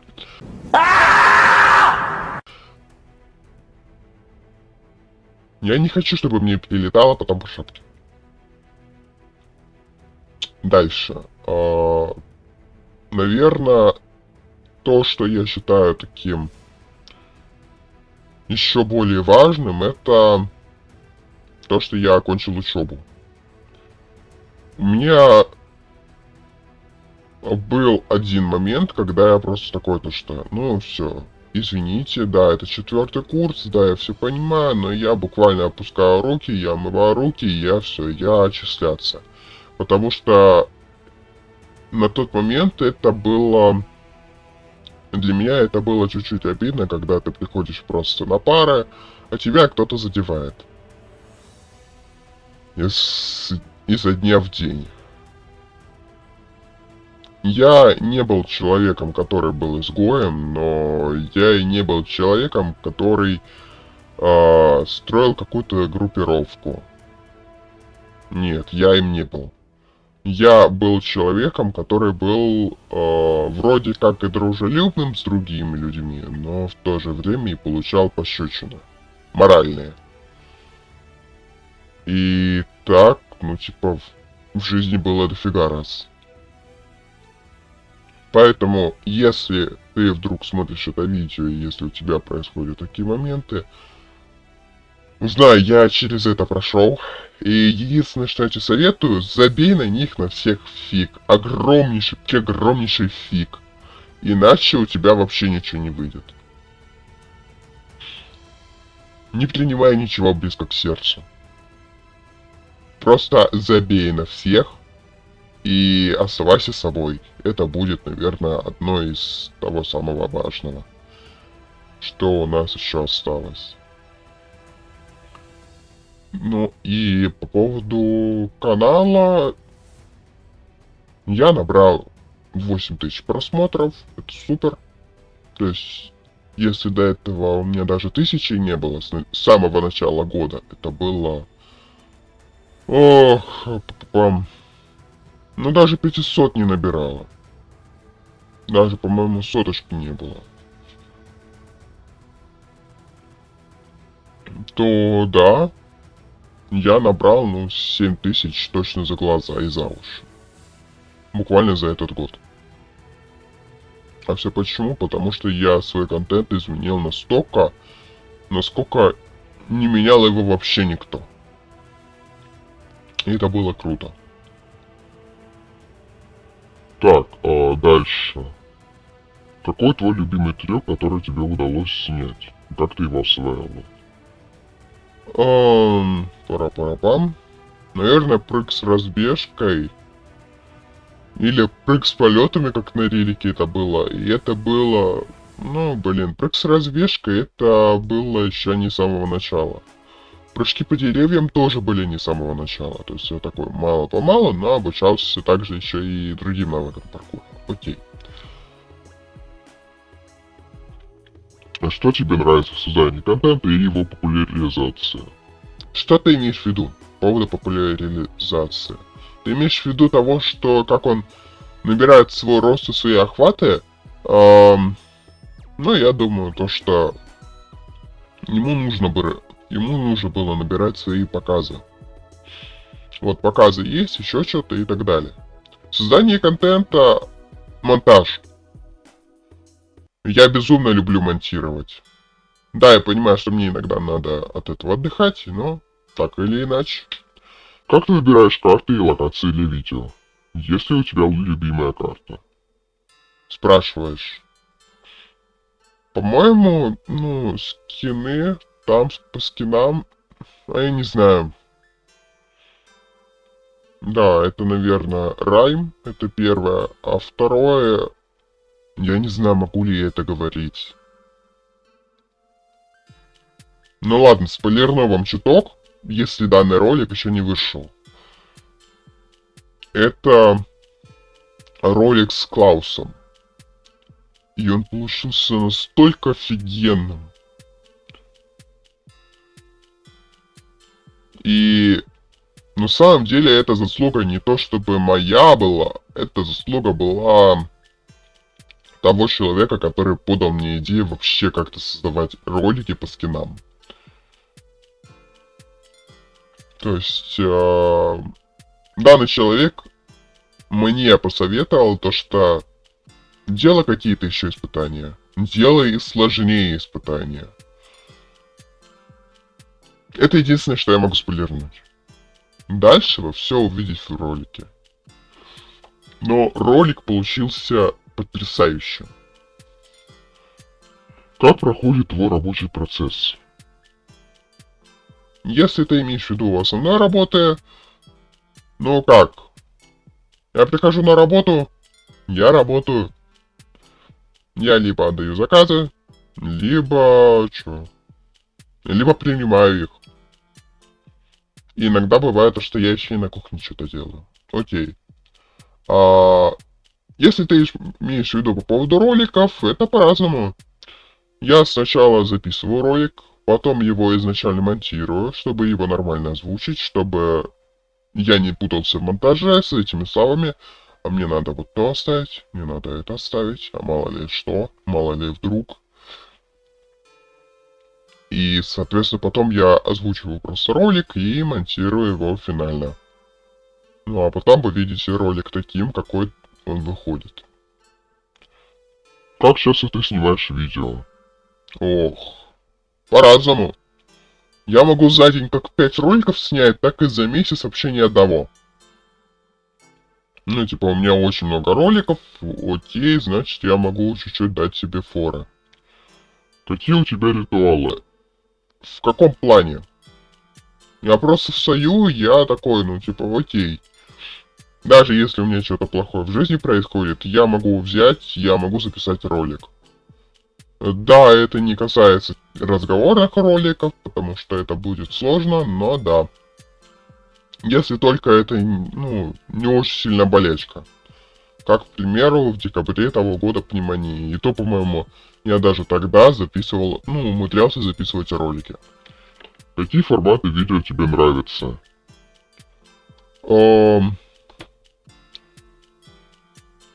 Давай перефразирую, потому что у меня на канале выходят только большие ролики. Только длинные ролики. Какие рубрики мне нравятся? Мне нравится больше всего с точки зрения того, что креативность это скины. Если с точки зрения моего такого общения и моей живости, так сказать, это реакция. Также я еще люблю иногда писать треки, это да. А если с точки зрения того, что я меньше трачу времени на то, что как-то создавать карты и так далее, это Minecraft и сайт, естественно. Ну, блин. Про РВ, я думаю, говорить не надо, потому что по РВ это не только то, что тебе не надо ничего тратить. Так, ну да, иногда бывает то, что я потрачу какое-то время, какие-то средства на это, окей, это как было с окупаемостью кейсов. Нет, я имею в виду другое. Я имею в виду того, что время. Я могу там как по поводу донатов, могу еще что-то, там идей дофига. Но просто джамшута, я понимаю, я не вывезу. Почему ты создаешь обучающий контент? А кто говорил, что я создаю именно обучающий контент? Скажите мне, пожалуйста. Может, я чего-то не знаю? Ну нахер. Отец, Ну ты видел? Какие советы ты можешь дать новичкам по поводу выбора мест для тренировок и съемок?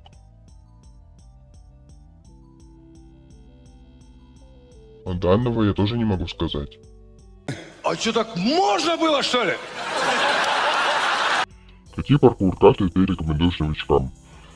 Тренировка паркура с модом. Потом... паркур мастеров, паркур бай Хаки 12. И все. Паркур бай Extra Maps. Тоже вот. Что первая, что вторая часть. Идеально. Это для новичков, подойдет. Да, не все уровни, но подходит. Также, если вы хотите прям очень сильно прокачать свои скиллы, это лонгцикл паркур, 1000 уровней. Вот это поворот! Если у тебя какие-то необычные привычки во время записи видео. Да даже когда я записываю ролики, даже когда я их озвучиваю, я иногда люблю включать музыку.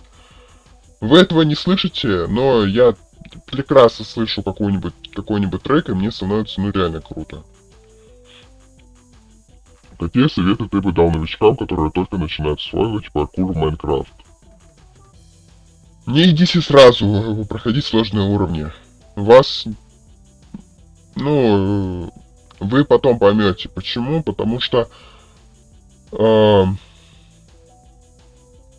будете накручивать себя, вот почему у этого автора получилось, а у меня нифига не получается. Начни с малого. Это мой тебе дружеский совет. И все, и дальше ты сможешь просто отдохнуть. Дальше. Может, есть какие-то хитрости или базовые трюки, которые стоит знать?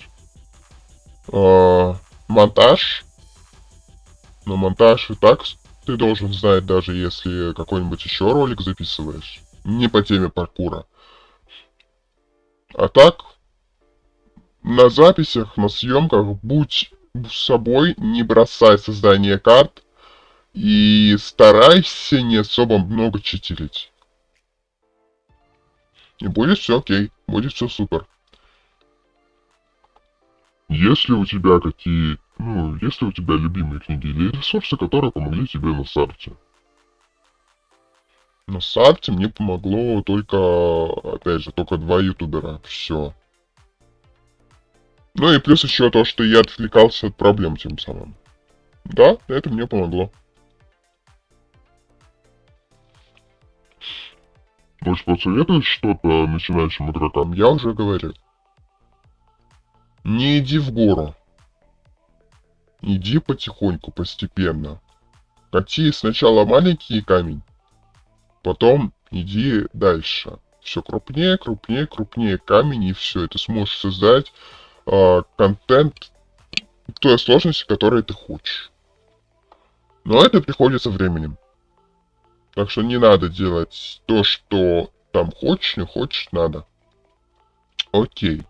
Как улучшить координацию и баланс? У тебя есть какие-то упражнения, советы, которые реально работают? Координация, баланс? Ну, чтобы приходить в себя, единственное, что у меня есть, это то, что я люблю записывать ролики иногда. Это все. Как выбрать карты для тренировки паркура? Я делаю как? Я делаю Minecraft Inside. На что обращать внимание, чтобы не тратить время впустую? На то, что я не говорил вообще не читерить. Я говорил поменьше. Поэтому смотри на переключатели режимов. Если он не работает, ну извините, это пас. И что еще? Сейчас вспомню. Да, там еще что-то было.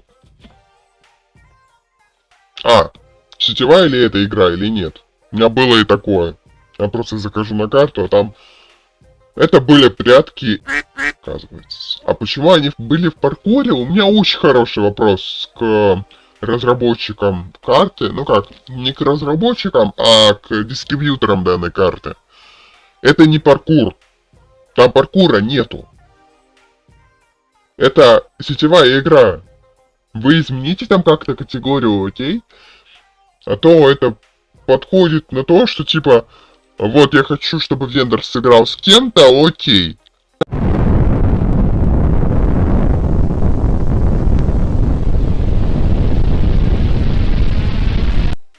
Ребят, даже если бы я и хотел, поверьте, у меня не всегда есть время, чтобы как-то совпадать с другими.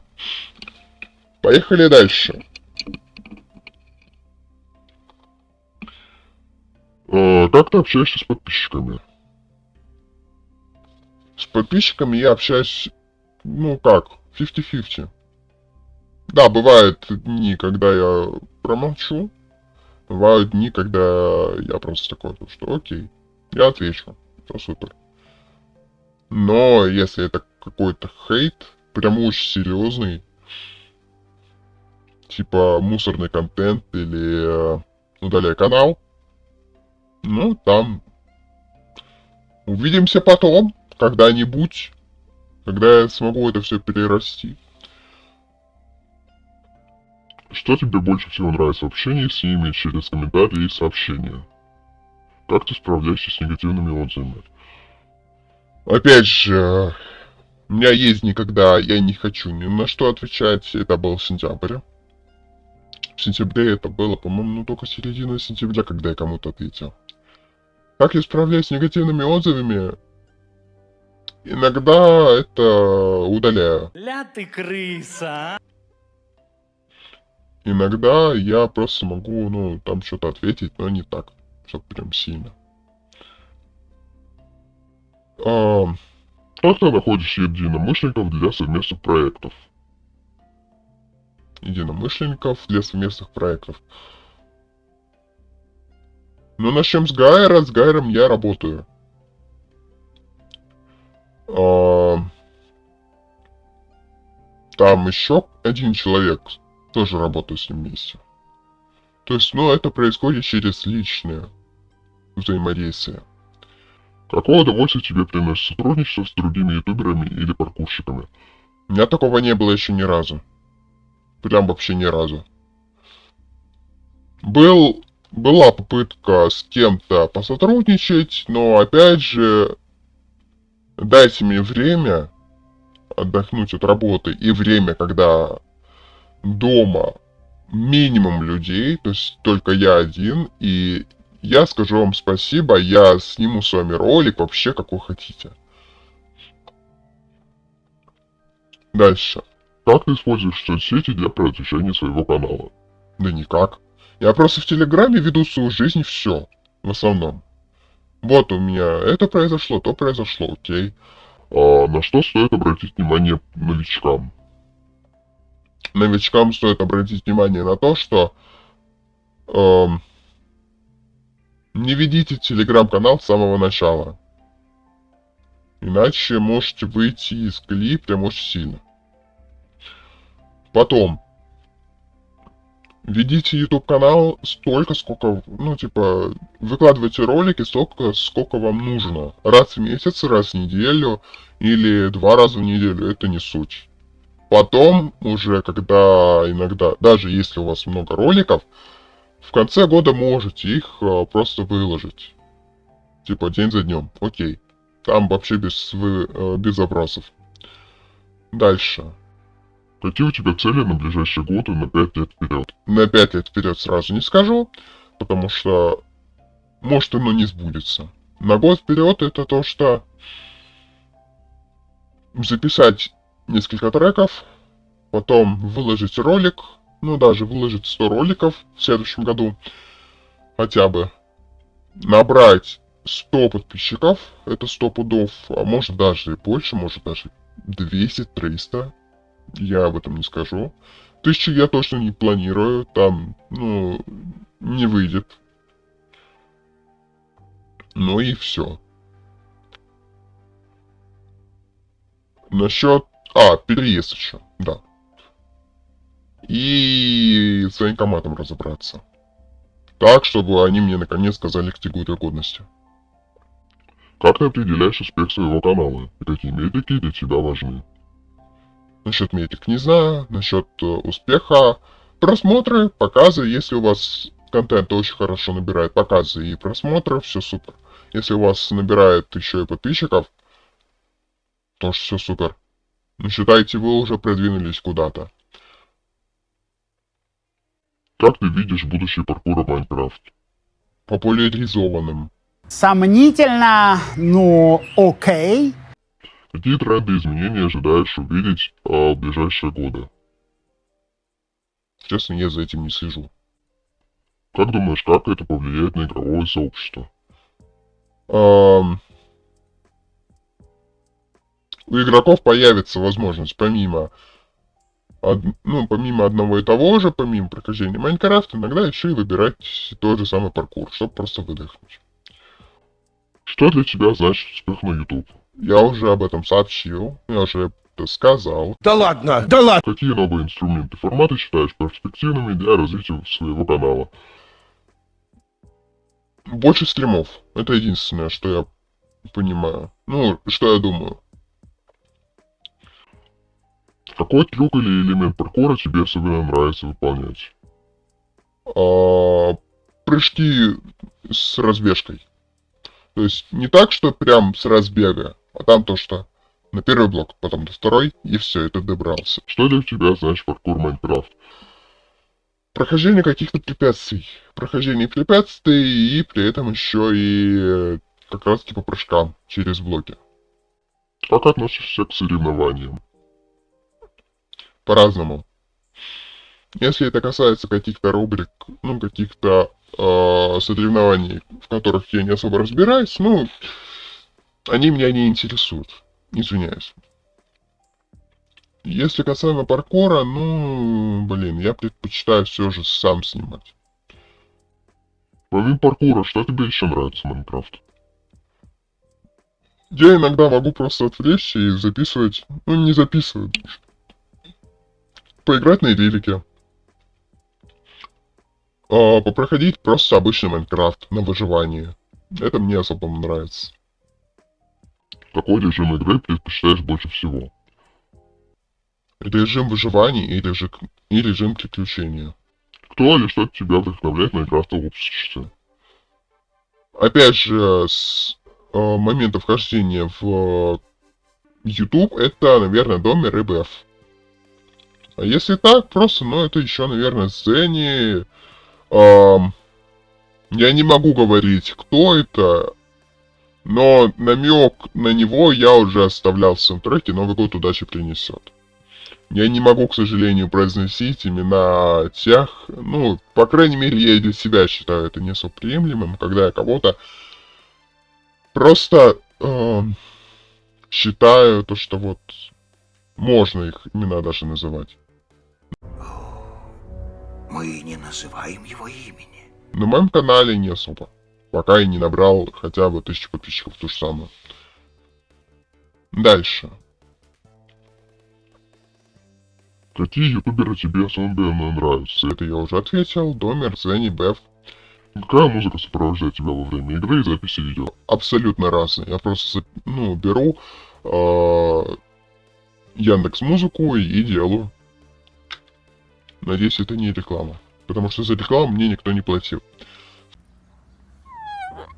В чем ты находишь главную ценность и удовольствие от создания контента? Создавай его так, как хочется. Но при этом не забывай про зрителей. Что тебе нравится больше всего в работе с аудиторией? То, что ты можешь записывать не только какие-то ролики по паркуру, еще что-то, а ты можешь записывать даже обычные разговорные ролики. То есть, к примеру, вот у тебя какое-то достижение произошло в жизни, там, не знаю, ты закрыл кредит. Окей, все супер. Как ты справляешься с трудными участками на картах? Ну, блин, с 100-го раза я их прохожу. Нихуя не понял. Ну, очень интересно. Какие страхи испытываешь при выполнении сложных трюков? И что помогает тебе сохранять мотивацию? То, что я вылечу с карты. И все. И то, что у меня ролик по итогу пойдет в мусорку. Ну, а что мне помогает сохранять мотивацию? Я просто понимаю, то, что записать-то мне его надо до конца. Расскажи о самых ярких моментах из своей практики. Какой эпизод вызвал у тебя самый искренний смех? Наверное, то, когда я просто такой прихожу к Бефу и доначу ему. Когда я ему задонатил перед стримом, он просто это говорил, он на это отреагировал, и это был искренний смех от всей души. Я никого не хотел задеть, но, блин, это на самом деле было смешно. Было смешно то, что это был я, да, наконец-то. Я хоть кому-то зашел на стрим и так сделал. Все супер. Были ли смешные комментарии от зрителей? Нет. Но, типа, даже если и были, то я их, по крайней мере, не помню.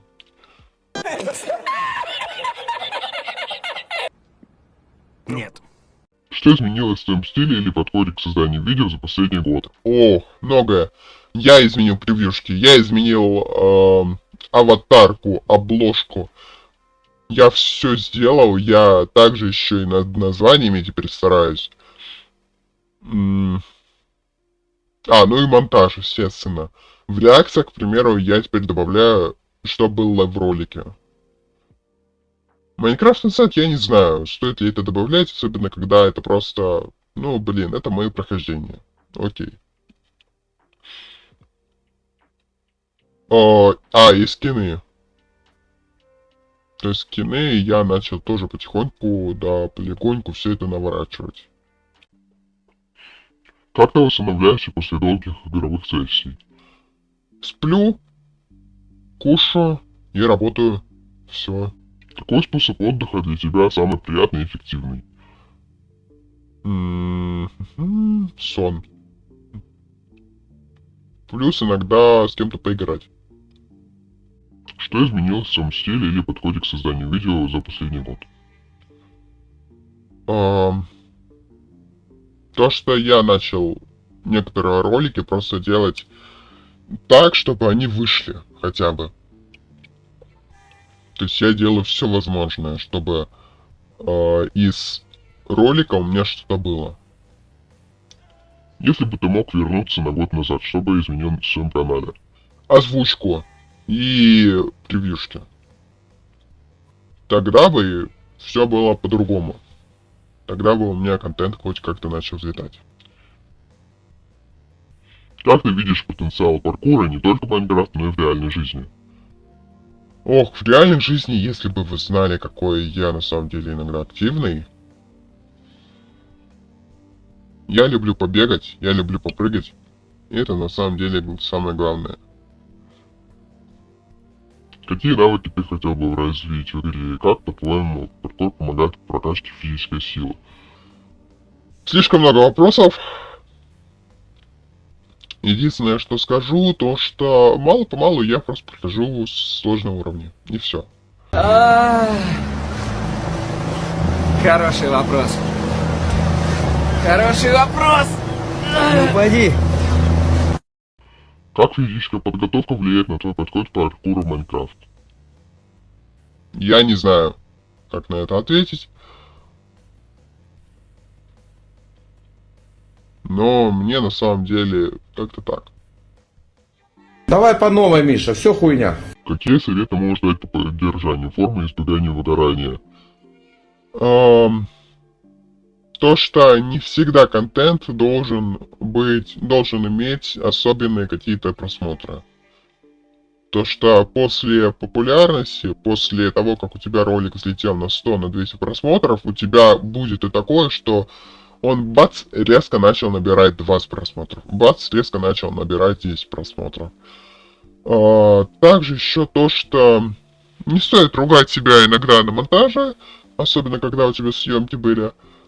Ну, да, окей. Просто делай, и все. Какие перспективы видишь паркура как вида спорта, особенно среди женщин? Я не говорил то, что паркур это вид спорта. Это в игре так и все, это не больше. Есть ли у тебя любимые видеоигры, связанные с паркуром или акробатикой, кроме Майнкрафт? Связанные с паркуром нет, а так еще, недавно появился StarCraft. Все. Какие источники вдохновления ты используешь для создания новых карт и трюков? У меня есть один человек, который мне в этом помогает. Давай перейдем к вопросам, касающихся твоих треков. Давай. Как ты создаешь свои треки? Я просто понимаю то, что я хочу. Я хочу на какую-то тематику поговорить, особенно если приходит какой-то момент, я такой. Надо бы создать, надо бы собрать все, что я имею на данный момент, и на самом деле рассказать об этом. так и на самом деле и создал паркурный ритм лета. Новый год удачи принесет тоже вышел, ну, больше из-за того, чтобы я дал о себе знать, то что вот я живой, я никуда не пропал, все супер. После пропажи все супер, окей. Я пропал не потому, что вот я выгорел, я вернусь. Но когда это будет дело временем. Потому что на тот момент мне надо было еще закрывать кредит, помимо этого. Что обычно наталкивает тебя на новые треки и видео? На новые треки, ну, на новые видео я уже сказал. На новые треки, то, что я сам хочу это сделать. Я очень сильно хочу это сделать, и я понимаю, что, ну, данная тематика, она уже пришла, или скоро придет. Тогда я такой: работаю, работаем. Как подбираешь слова для песен? Сначала я подбираю бит, потом я подбираю сам текст песни. То есть Новый год удачи принесет, к примеру, так и произошел, как и паркурный ритм лета. Какие образы символизируют дальше за говорившим псом? Удача появится, и пес говорит. Это намек. Я не могу сказать, какому ютуберу, это намек. Это буквально намек к этому ютуберу. Все. Паркур истины. Все паркуры с вами пройдем, все скины найдем, их тоже пройдем. Паркуры. Я уже понял, про что ты хочешь мне сказать. По поводу либо паркур, ну, по поводу и паркурного этого ритма лета, и по поводу Новый год удачи принесет. Скины. Мы все паркуры с вами пройдем, все скины найдем, их тоже пройдем. Паркуры. Там это было то, что да, мы пройдем с вами паркур карты. Я выложу роликов побольше. Скины то же самое. А также врученная корона. Чили корона, но я отложил и хочу я сыграть на ноте ютуба. Вручили корону, но я отложил, ведь хочу я сыграть на ноте ютуба. Приключения подождут, ведь иду я по паркуру. Сколько дней бы не прошло, но я также жив и цел. Скоро узнаете, когда наберете 1000, естественно. Это тоже намек. Такая заброшенная удочка. И эта заброшенная удочка сработает. В чем основная тема песни «Новый год удачи принесет» и паркурный ритм лета? Паркурный ритм лета — это то, чтобы подвести итоги того, что происходило со мной на самом деле. Новый год удачи принесет тоже, ну типа, блин. Мне надо было подвести итоги, мне надо было как-то что-то сделать, и все. Какие проблемы имелись в виду в паркурном ритме лета? Ушло, проблемы закрыты, но знаю я точно, что вы меня ждали. Сложно признаться, но это не выдумки. Много проблем было в этом году, но на паркуре я всех без проблем. Но подарка мне не надо. Закрытие кредита в основном. И почему выбрал такие начальные фразы? На самом деле там и с Гайром были проблемы. И то, что у меня в жизни было не все так хорошо и сладко, как хотелось бы. Да и с военкоматом тоже до сих пор, к примеру. Ну и с учебой, куда же без этого. Я просто такой, типа, зашибись. Я либо сейчас отвалюсь, либо будет что-то печально. Ну и чё, и вы думаете, я выгорел? Нет. Какие реальные события и переживания вдохновили песню «Новый год удачи принесет»? То, что я переживал, то, что про меня реально, ну, кто-то да забудет.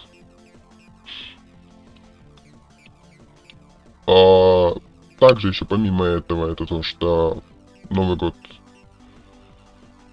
ну да, Новый год как раз таки. Вот Новый год на носу, надо бы сделать какой-то подарок вам. Особенно после моей пропажи, надо что-то сделать. Я сделал сразу 2 ролика и трек. И еще я собирался еще 31 числа, 31 декабря 2024 года выпустить скин Бефа. Но случилось так, что ролик я записал, но с озвучкой там произошли некоторые траблы. Какие важные изменения и трудности пережил и как они повлияли на творчество? Закрытие кредита, изменение моей коммуникабельности с кем-то и все. Как они повлияли на творчество? Честно, я просто высказал, и все. То, что вот это у меня случилось. Мне просто надо было с кем-то поделиться. Что для тебя значит фраза типа «поверь в это скорее, все проблемы хочу решить».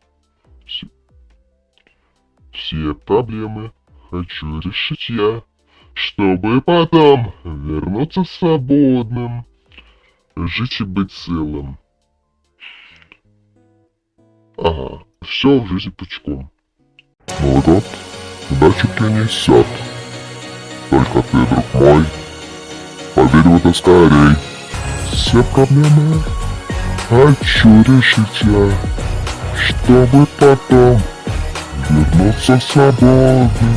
Сколько дней бы не прошло, но я также жив и цел.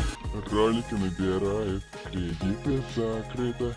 Я переехал и все в жизни пучком. Поверь в это скорей.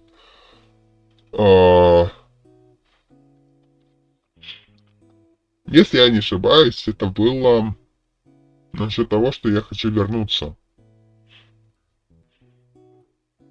Или же насчет этой свободы. Как-то так. Все проблемы хочу решить я. То же самое. Я хочу решить все проблемы, чтобы вернуться наконец-то. Жить и быть целым. Ну, то есть, проблемы меня не сдавили. Они меня не задавили морально. Я не стал человеком, которому вот все, мне пофигу. Я хочу послать их нафиг, я хочу остаться на плаву и все. И больше я ничего не хочу. Все в жизни пучком. Ну, когда у меня проблем нету, естественно, все в жизни пучком. А как иначе? То есть у меня все в жизни налажено, все супер. Как видишь роль дружбы, совместных моментов и хобби в преодолении трудностей? Роль дружбы, блин, честно, если бы меня не подборил в то время друг, когда у меня появился кредит, я, наверное, замкнулся бы в себе окончательно. На что ему спасибо. Совместные моменты и хобби. Хобби, то, что я снимаю ролики, это помогает мне как-то выпустить пар иногда. А вот насчет совместных моментов, я люблю иногда пообщаться. Ты мне это никак не запретишь. Если надо, я хоть останусь до 12 ночи. Но я буквально свою проблему пережую, я все это сделаю, я отойду от своей проблемы, и только потом ты от меня что-то получишь. Не раньше. Дальше. В чем сила единства и взаимной поддержки? В том, что если вы едины и у вас есть взаимная поддержка, вы любую проблему сможете решить. Как относишься к идеям? Не сдавайся, их это поменьше. Их это поменьше, как 72 круги. Пусть все кончится сразу, мы все рады здесь будем. Не сдавайся, ты все сможешь, да, и знаешь, что я до сих пор тут. Хейта поменьше, это, здесь я могу сказать, это, наверное, отсылка на Нелла. На Нелла, на Домера, потому что они, не то что, но то, что я слежу за ютубом. Я слежу иногда за ютуберами, и когда я такой вижу раз в конфликт, два конфликта, а там еще и подключается Фанси, Зенни и так далее, Беф еще, Пухляш. Я такой, офигеть, спасибо, огромнейшее спасибо, но зачем?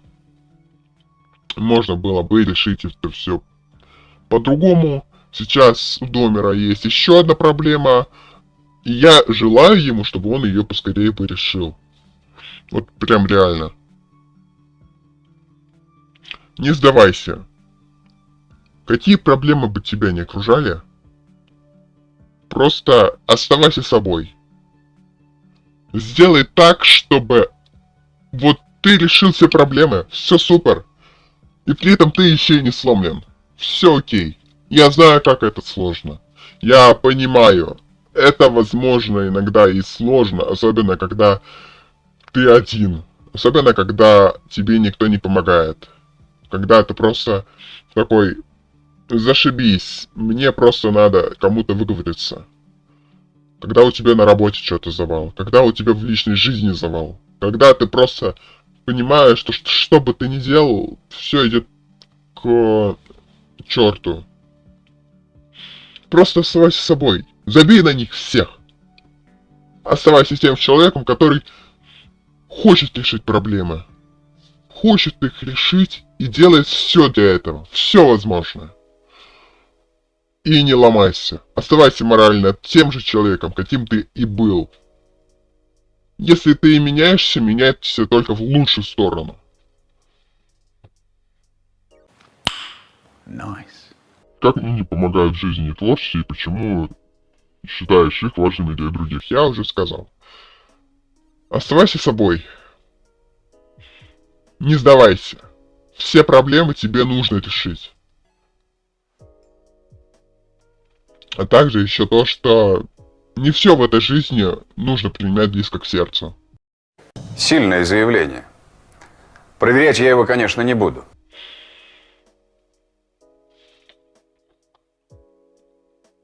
В чем особая роль праздников для человека? Какие ключевые уроки из жизни хотел бы передать молодому поколению? Ну, то, что надо отдыхать, и все. Какие ключевые... ну это я уже сказал. Отдыхайте побольше, но при этом работайте. То есть, не должно быть такого, как недавно это было. Что там? Я не помню трек. Базовый минимум. Я смотрю такой шорт. Спасибо. Очень приятно. Главное, чтобы это кому-нибудь не попалось, кто в это прям реально верит. И все. Новогодние традиции, символы и ожидания. Какие у тебя новогодние традиции? Скушать оливье, на самом деле, на Новый год. Это было прекрасно. С кем-то провести Новый год тоже супер. Подарки. Тоже окей. То есть у меня нету каких-то особенных традиций, максимум, только иногда оливьешки поесть. И все. Что символизирует подарки под елку, тепло на душе и какой Новый год из детства запомнился больше всего? Про Новый год из детства у меня такого не было, чтобы я какой-то Новый год запомнил. Возможно, это просто что-то у меня не так было. Впрочем, это уже совсем другая история. Тепло на душе. Забудь все проблемы в этот день. И просто празднуй Новый год. Забей на них. Пусть эти проблемы остаются на следующий год. Но ты останешься таким человеком, каким ты есть. Проводи время с близкими. И все, и у тебя будет реально тепло на душе. Подарки под елку. Но, к примеру, у тебя есть те же самые Дед Мороз и Снегурочка или какие-нибудь родители, и они могут тебе что-нибудь подарить. Вот, у тебя подарки под елку и есть. Особенно, когда... в основном я это встречал только в фильмах, а так иногда это хорошо бы встречать и в жизни, когда все подарки прячут под елку, никто не смотрит, где чей подарок, а потом вместе дружно вам раскрывать все подарки. Это было бы на самом деле той самой традицией, какая бы понравилась бы абсолютно всем, я думаю. Как воспринимаешь Новый год как рубеж? Это означает то, что все, год проблем закончился. А вот что нас ждет в этом году? Ну, блин, мы это пока еще не знаем, но, возможно, скоро и узнаем. Кто знает. Что ждешь от наступающего года? Почему считаешь его новой возможностью? Какие перемены ждут мир? Я не могу говорить про мир. Я не могу говорить... Я не буду говорить на данном канале про политику. Развлечения это отдельно. Политика это отдельно. Поэтому перемены, какие ждут мир, я не буду говорить. Скоро узнаете. Я типа думаю, что все к этому и ведет. Окей. Что ждешь от наступающего года? То, что данный год будет лучше. Будет он лучше для всех. Абсолютно для всех. Вот мы все хотим то, что все счета оплатят, все долги нам просят, значит в следующем году оно так и будет. Если мы хотим то, что вот все, то, что хейта поменьше, значит надо близиться к этому. Надо к этому двигаться. Какую роль играет музыка в новогоднем настроении? Ну, блин, Новый год. Значит, тебе надо и отпраздновать его как-то по-новогоднему. Тебе надо... Ну, иногда для меня, для создания новогоднего настроения играет именно музыка. Новогодняя. Что посоветуешь тем, кто хочет встретить праздник с радостью и позитивом? Встречайте его с теми, с кем хотите. Главное, только учтите, чтобы вы могли совпасть. Чтобы вы реально встретили этот Новый год вместе. Будет обидно, если ожидания не оправдывают. Не так ли? Пацан к успеху шел. Не получилось, не фартануло. Какие эмоции хочешь вызвать у слушателей в песне «Новый год удачи принесет»? То, что... Вот, я скоро вернусь. Просто подожди чуть-чуть. И ты все увидишь, ты все узнаешь. Какую реакцию ожидаешь от слушателей после трека «Новый год удачи принесет»? Ну, то, что человек поймет. То, что, да, Новый год это все супер. Все круто. Особенно, когда автор дал знать о себе. Не так ли? Какие чувства хочешь передать через музыку в этот Новый год?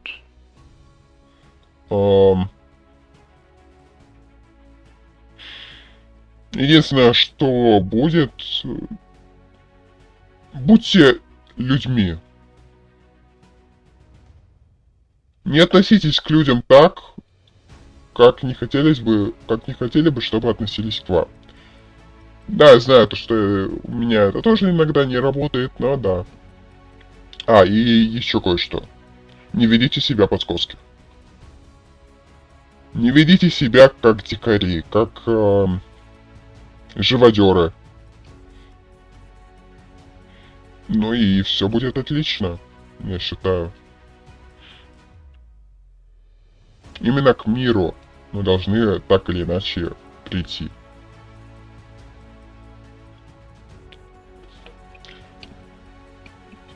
К миру это не относится к политике, это относится к тому, что вот друзья, которые поссорились, рано или поздно они помирятся. Дальше. Что хочешь донести до слушателей через трек «Паркурный ритм лета»? Какие бы ты проблемы ни перешел, знай. Тебе нужно оставаться тем, каким ты есть. Ну, наверное, все. Планы, мечты и будущее.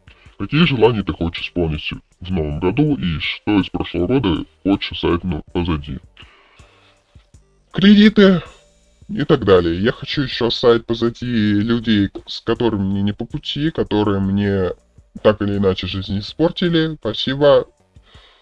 Скоро обязательно увидимся, но не в следующем году. Спасибо, мне этого не надо.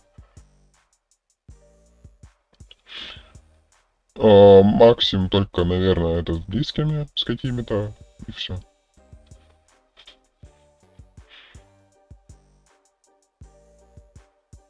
А желание я хочу исполнить в новом году, это то, что добраться наконец до, ну хотя бы до 100 подписчиков. Будет уже круто. Ну и все. А, еще работать почаще. Работать почаще не в смысле того, что там надрываться, а в смысле того, чтобы работа приносила кайф. Вот. Как ты смотришь на Новый год, как на время перемены исполнения желаний? Перемены они были, они и будут. Главное, чтобы они были оптимистичными. Желания то же самое. Главное, чтобы они исполнялись. Именно хорошие. Плохие пусть остаются в том году. Что, по-твоему, ждет нас впереди? Какие надежды отражены в песне «Новый год удачи принесет»? С точки зрения меня, опять же, я все уже сказал, я не хочу говорить одно и то же по 100 раз. Насчет того, что вот новое, ну, типа, насчет слушателей, не думай то, что в этом году то, что было плохое, оно будет также в следующем. Да, оно, возможно, и будет, если там что-то не решено и так далее. Но забудь про это. На пару дней это забудь. И все. Расскажи о своих планах. Как видишь развитие карьеры в музыке и паркуре в ближайшие год и 5 лет? Я вижу это, ну, опять же, если ничего не изменится, если YouTube не запретят. Я вижу это как то, что вот я наконец напишу, свой альбом. Все будет хорошо, все будет замечательно. Кстати, паркурный ритм лета, он, ну, начал идти. Это первый трек в альбоме, я могу так сказать. Потом узнаете почему. В паркуре это то, что он будет популярнее. А вот свое то, что я смогу это пронести через толпу. Как говорилось у Бискоса, я не иду за толпой, я веду ее за собой.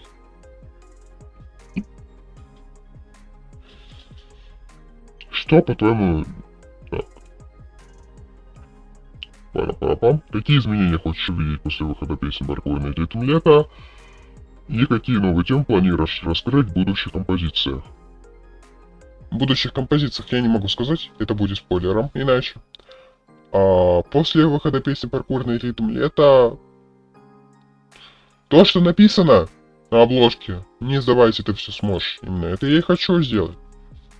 Чтобы люди не сдавались, чтобы они не были сломлены, чтобы все дела, все проблемы были преодолены от начала до конца. Какие личные новогодние пожелания, мечты, которые не попали в жизнь и хочешь реализовать в будущем?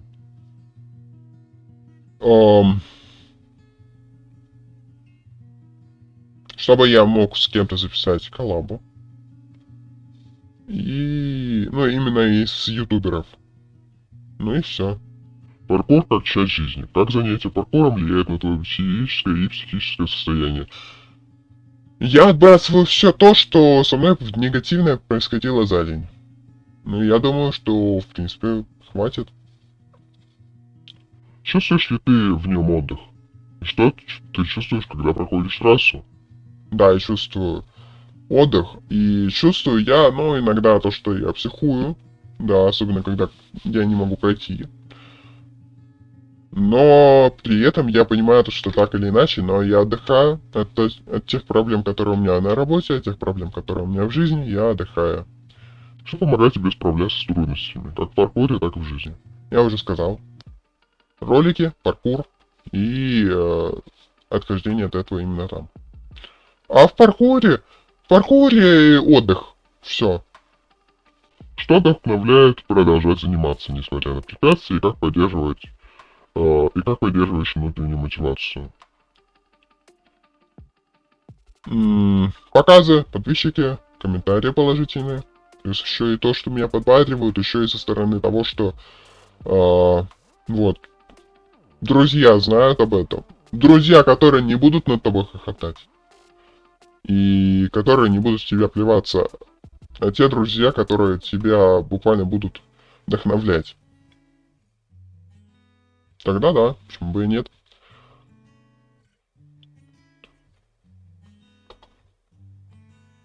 Какие моменты в истории твоего увлечения паркуром считаешь самыми яркими и значимыми?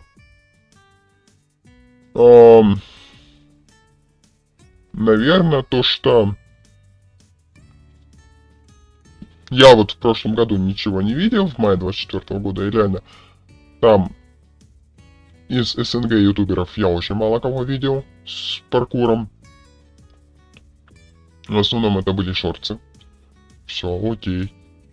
Сейчас же эта вся тема популяризована, наконец-то.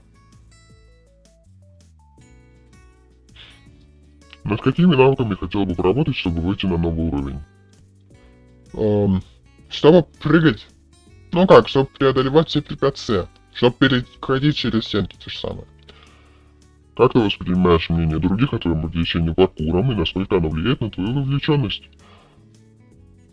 Если это близкий, который мне говорит, то что иди-ка ты лесом, ты занимаешься фигней и так далее, ладно, окей, пусть каждый думает по-своему. Я просто, типа, как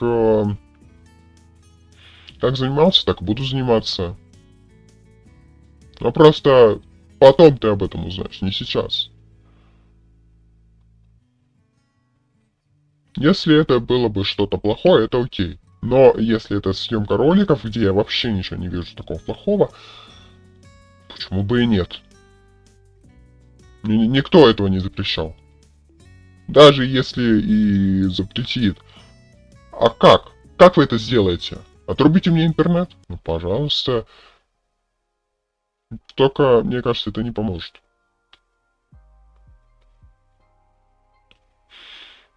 А если это близкий, который прям рад за меня, ну, значит, я ему буду рассказывать почаще, что у меня вообще в жизни происходит, что у меня происходит с Ютубом. Главное, чтобы я с этим человеком почаще общался, и все. Насчет хейтеров то же самое. Если хейтер вдруг что-то забыл на моем канале, пожалуйста, твое мнение. Ты можешь меня как ненавидеть, так и любить. Честно, мне абсолютно пофигу.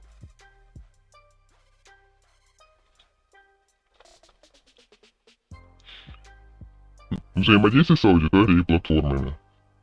Почему выбрал YouTube для самовыражения и как оцениваешь свой годовалый канал? Что изменилось за это время? Выбрал я YouTube, ну, потому что я до этого уже снимал ролики. И на YouTube, и в ВК, и... По-моему, даже в Одноклассниках было, если не ошибаюсь. Но это было так, по мелочи. Плюс у меня на YouTube был канал с летсплеем. Я просто изменил некоторые параметры и все. Дальше. Что изменилось за это время, я уже говорил. Как относишься к популярности и вниманию публики?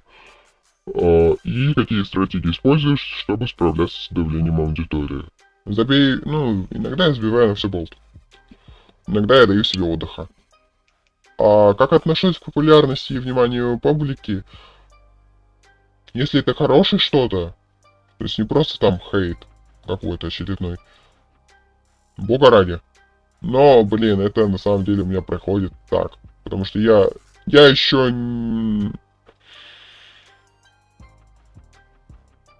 не смог с этим как-то справиться. Но я смущаюсь, когда обо мне кто-то говорит именно при мне же. Tипа, это переходит так, то что... Пожалуйста, не надо. Я все сделаю, лишь бы не при мне. No, God! No, God, please, no! No! No! No! Как реагируют на твое творчество близкие друзья? По-разному, я уже говорил. И какую роль играют соцсети и поклонники в твоей карьере? Честно, это вдохновляет меня продолжать делать такой же контент. А возможно даже и разговорный ролик какой-нибудь записать. Какой смысл вкладываешь в строки «Желаю вам везения в жизни»? Желаю вам Синий ее жизни. И здоровье также сказать, что он нас всегда ждет. Ну, чтобы не было неудач. Каждый день с душой, каждый ролик с теплом. Каждый день мы проводим с душой. А каждый ролик мы встречаем с теплом. Это означает, что не надо все делать через одно место, надо стараться реально быть. Встанем с ноги. Каждый день мы встанем с ноги. И пухом споет свою колыбель. Чтобы настроение было хорошим. А не чтобы у тебя настроение весь день было плохим. Быть сумасшедшим. В хорошем смысле. Не скажет, наверное, что я сумасшедший, но я знаю точно под куре я мастер. Тут то, что я занимаюсь этим иногда 24/7. Что они значат лично для тебя и как отражают твое мировоззрение?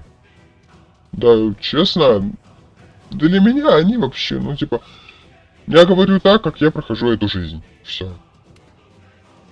Поделись мыслями о своих песнях. Какая строка из Нового года удачи принесет, особенно дорогая, и почему?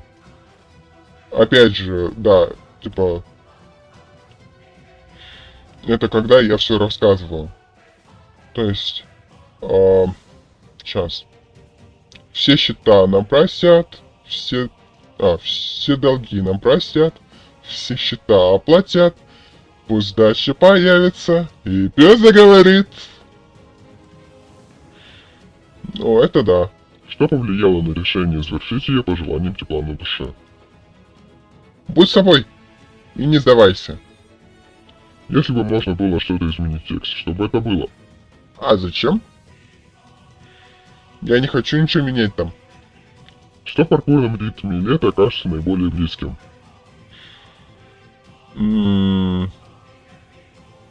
Как раз таки начало припева, даже нет, сам припев.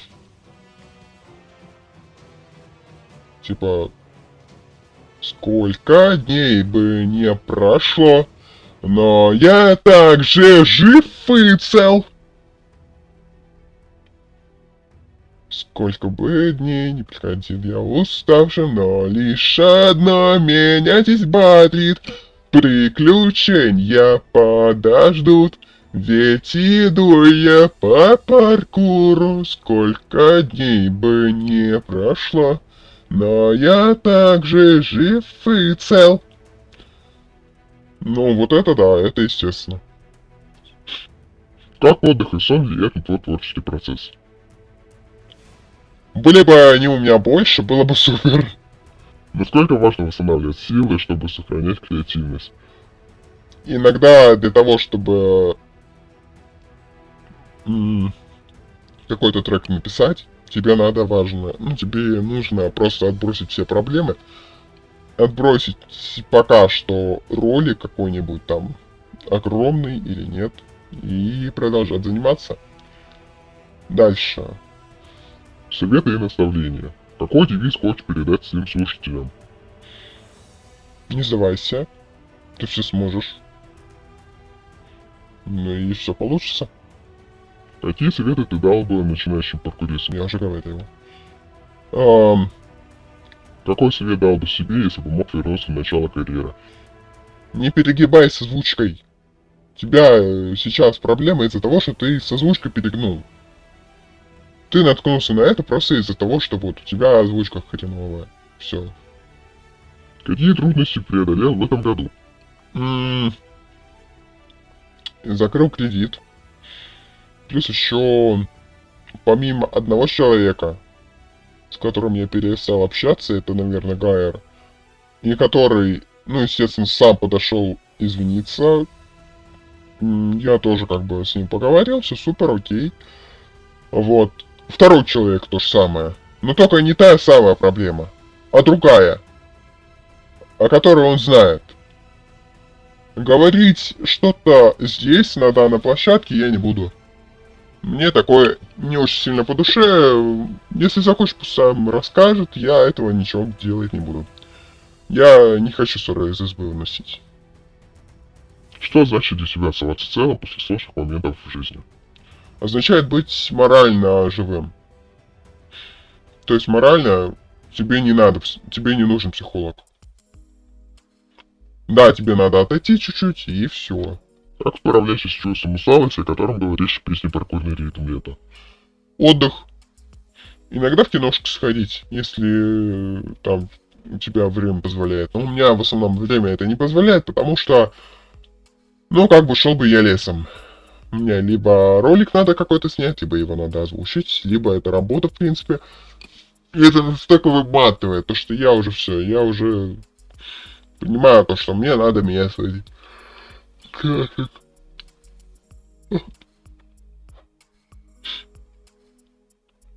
Как справляешься с критикой своей музыки и творчества? Честно, пофигу. Ну и на закуску. Я знаю, что ты снял уже 3 части, где ты раскрывал ответы на вопросы о тебе. Но давай все же закончим на них. Интересы и предпочтения в сфере культуры и искусства. Вендор, какие у тебя предпочтения в искусстве и медиа? Ой, ну честно разные, но по трекам это, наверное, там Storytel или как там его, с главным героем. Потом Сара, потом еще, ну, некоторые песни Стинта тоже нравятся. И Домер. Домер, Зенни, Беф. Все так же. Какой фильм ты считаешь своим любимым? Блин. Дэдпул и Росомаха и Человек-паук «Нет пути домой». Это, наверное, самые любимые мои фильмы. Из сериалов недавно я посмотрел Old School, мне зашло. Из фильмов. Там еще что-то связанное с преподами. Вот. Безумные преподы или как-то так. Вот. Как мне, ну, что мне еще понравилось, это уже относится к мультикам. Это... Сейчас вспомню, как он называется. Короче, где голубь и где человек, они решают свои проблемы. Ну, не решают свои проблемы, а просто помогают друг другу. В конце концов, когда голубь в себя пришел, он еще и спас человека. Ну что огромнейшее, конечно, да. Короче, как-то так.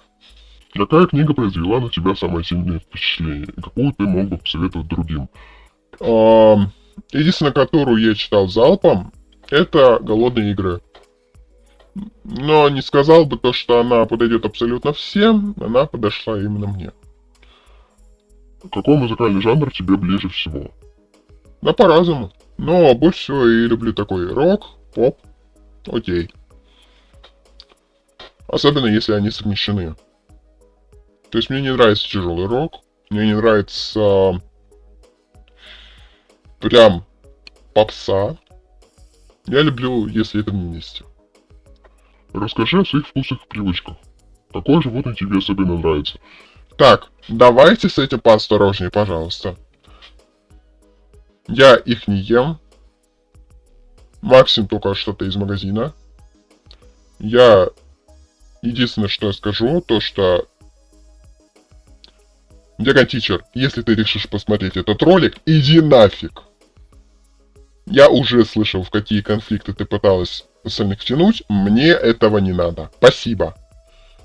Так вот. С какими животными... Ну, каких животных я люблю... Не есть. Не кушать. Именно жить с ними. Какие животные мне, в принципе, по душе? Это кошки, это собаки, окей. Ты предпочитаешь готовить сам или есть готовую еду? Это как? Я могу что-то приготовить сам, но это очень редко. А так я в основном готовую еду ем. Вендор, помнишь ли ты свой самый запоминающийся концерт или мероприятие, на котором был? Алые паруса. Особенно, когда ты в 3 часа ночи просто выходишь, а ты, бац, во-первых, ты ожидаешь свой заказ, потому что ты хочешь похавать. Я хочу похавать, я хочу поспать, поэтому я покидаю малые паруса и все. Потом. Что бы еще? Да и все, в принципе. Гендер, у тебя есть какие-нибудь хобби? YouTube. Чем ты вообще любишь заниматься в свободное время? В свободное время, если это не YouTube, это поиграть с кем-то. То же самое с одним человеком я любил поиграть в StarCraft до того, как мы перестали общаться. Вот. Ну да. Единственное, что я этому человеку скажу, у тебя есть время до Нового года что-то придумать. И ты, я думаю, понимаешь, о чем я. Активный отдых или что-то более спокойное тебе по душе? Более спокойное. Как ты обычно выходные и праздники проводишь? Либо работаю, либо сплю. Какой отдых тебе больше всего нравится в эти дни? Когда я не нагружен, вообще не нагружен. Но это у меня не произойдет, но я думаю, еще очень долго. Года 2-3 так точно. И какой праздник для тебя самый значимый? День рождения. Вот, супер. В этот день я просто такой, типа, идите-ка вы все лесом. У меня отпуск. Да и к тому же от Ютуба я тоже... Либо я, максимум я стрим могу провести в этот день. Окей. Дальше. Какие активности в природе тебе нравятся? Шашлыки. Вот безумно люблю ходить на какой-нибудь шашлык. Шашлындос. Все супер. Расскажи про любимый вид спорта на свежем воздухе и другие занятия, которые ты предпочитаешь вне помещения. Бег. Я люблю бегать. Как ты проводишь время с близкими? Если я не занят, то я люблю сидеть, смотреть, как кто-то во что-то играет. Я очень сильно этого это люблю, особенно когда я с этим человеком общаюсь. Вообще все супер. Какие у тебя самые любимые способы отдыха с друзьями или родными? Поиграть во что-то. Что приносит тебе больше всего удовольствия, когда вы вместе? Я могу с этим человеком пообщаться. Потом. Какие способы расслабления ты используешь, чтобы снять стресс? Сон. В основном.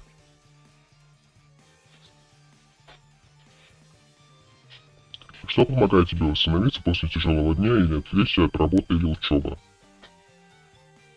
Пара-пара-пам. Этого я не могу сказать, потому что в основном это сон или еда.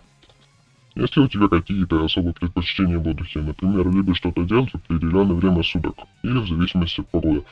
Если это дождь, я люблю поспать. Я люблю поспать в темное время суток, это да. Я могу поспать, 12 часов. Или же я люблю просто посидеть и,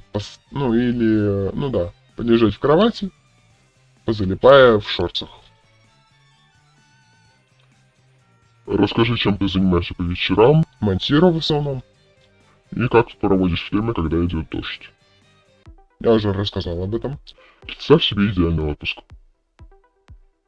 Какие воспоминания из прошлых поездок самые яркие? Самые яркие это, наверное, когда я катался к другу.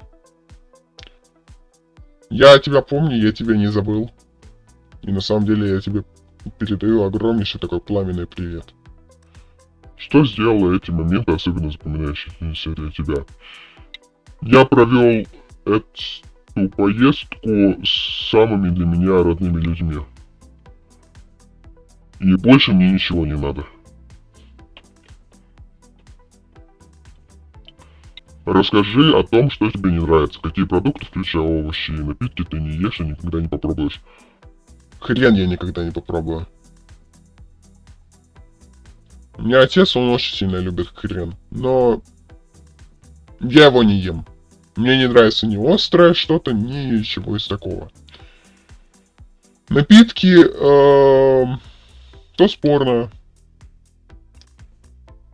Потому что я не все напитки даже пробовал. Какие виды еды, спорта или активного отдыха тебе не по душе? Я уже сказал, острое. Я острое не ем, спасибо. Какая погода тебя раздражает? Пасмурно. Прям очень сильно. Какой школьный предмет ты считал самым нелюбимым?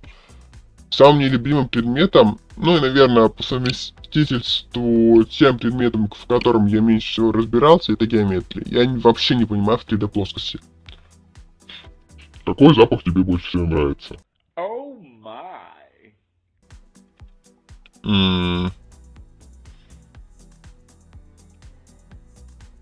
Если бы я его еще чуял, ну типа я его чую, конечно, но так само. А так, карамель какая-нибудь. Карамель, ваниль. Что тебя больше всего бесит в людях? Недоверие к остальным.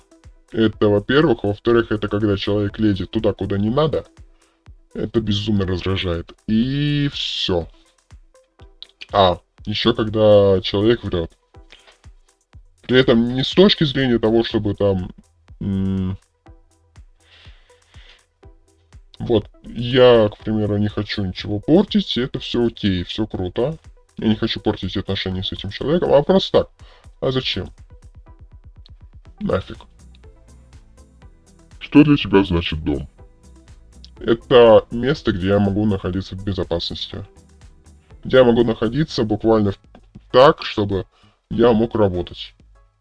Общение и отношения. Вендор, какие качества ты больше всего ценишь в друзьях? Назови 5 главных черт, которые для тебя важны в дружбе. Понимание личных границ. Ответственность за то, что ты говоришь другому человеку. Тому самому другу, к примеру. Ну и, наконец, то, что... Доверие. Ложь. Она тоже портит иногда отношения. Расскажи, как ты любишь проводить время с близкими? Я люблю проводить время с близкими так, чтобы общаться с ними. Как ты предпочитаешь общаться с друзьями и что делаешь вместе с семьей?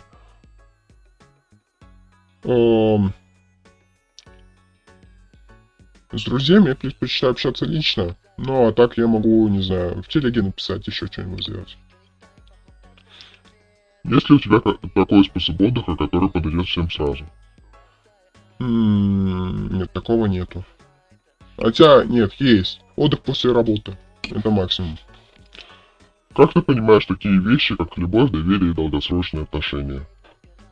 Любовь — это когда не только с одной стороны человек любит, да, но они оба друг друга любят. Доверие. Ну, это означает то, что человек доверяет тебе. Он не скрывает что-то от тебя. Долгосрочные отношения.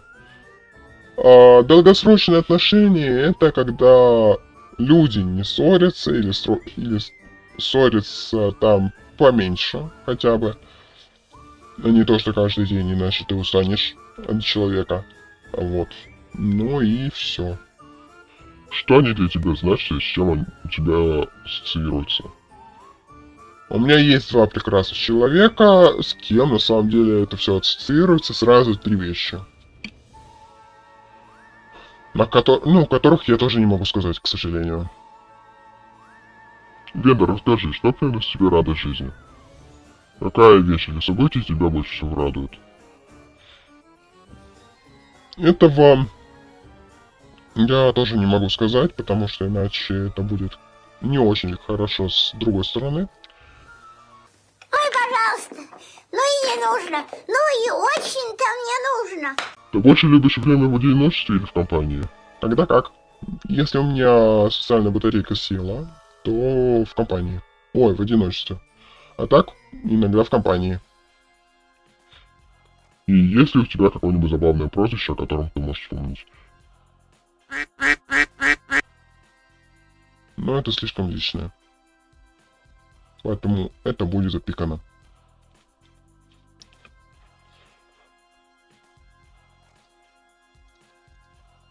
Мечты, цели и самореализация. Расскажи о своих самых больших мечтах и планах на жизнь. Набрать миллион. Потом закрыть все долги в своей семье. Ну и все. Это те, которые еще не сбылись. Как ты видишь смысл жизни? Помогать другим, но и не забывать еще и о себе. Есть ли у тебя какая-то главная цель или мечта, к которой ты стремишься? К этим двум мечтам я стремлюсь одинаково. Над какими своими качествами или чертами характера ты хотел бы поработать? То, что я больно наивный. Что именно ты хотел бы изменить в себе? Это я уже сказал. Какие новые привычки планируешь завести в ближайшее время? Поменьше вредной еды. Поделись своими карьерными мечтами, кем ты хотел стать в детстве. Ох, в детстве кем я только не планировал стать. И учитель, и офтальмолог, и... там еще кто-то был. Ну, соответственно, да. Какие профессиональные успехи у тебя уже есть? Я специалист по информационной безопасности. Все. Этого мне хватает. Поэтому, если вдруг YouTube закроют, у меня есть два варианта развития событий, которые у меня могут быть. Какие новые привычки? Так, а какие главные цели в Кардеиле ты ставишь перед собой на ближайшие 5 лет? Повыситься, наконец-то. Ну и все. Стрессоустойчивость. То же самое. Представь, если бы у тебя была суперспособность или возможность мгновенно выучить новый язык, какой бы ты выбрал? Английский. Потому что он наиболее распространен среди стран. Чем ты увлекаешься больше всего в жизни? Ну, это вы уже знаете.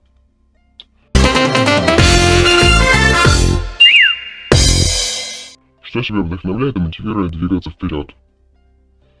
Тем, что какие бы проблемы меня не ломали всю жизнь, я их все равно когда-нибудь решу.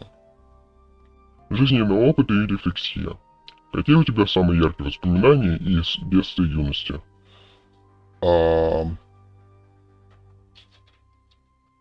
Когда я был в бане. Когда я...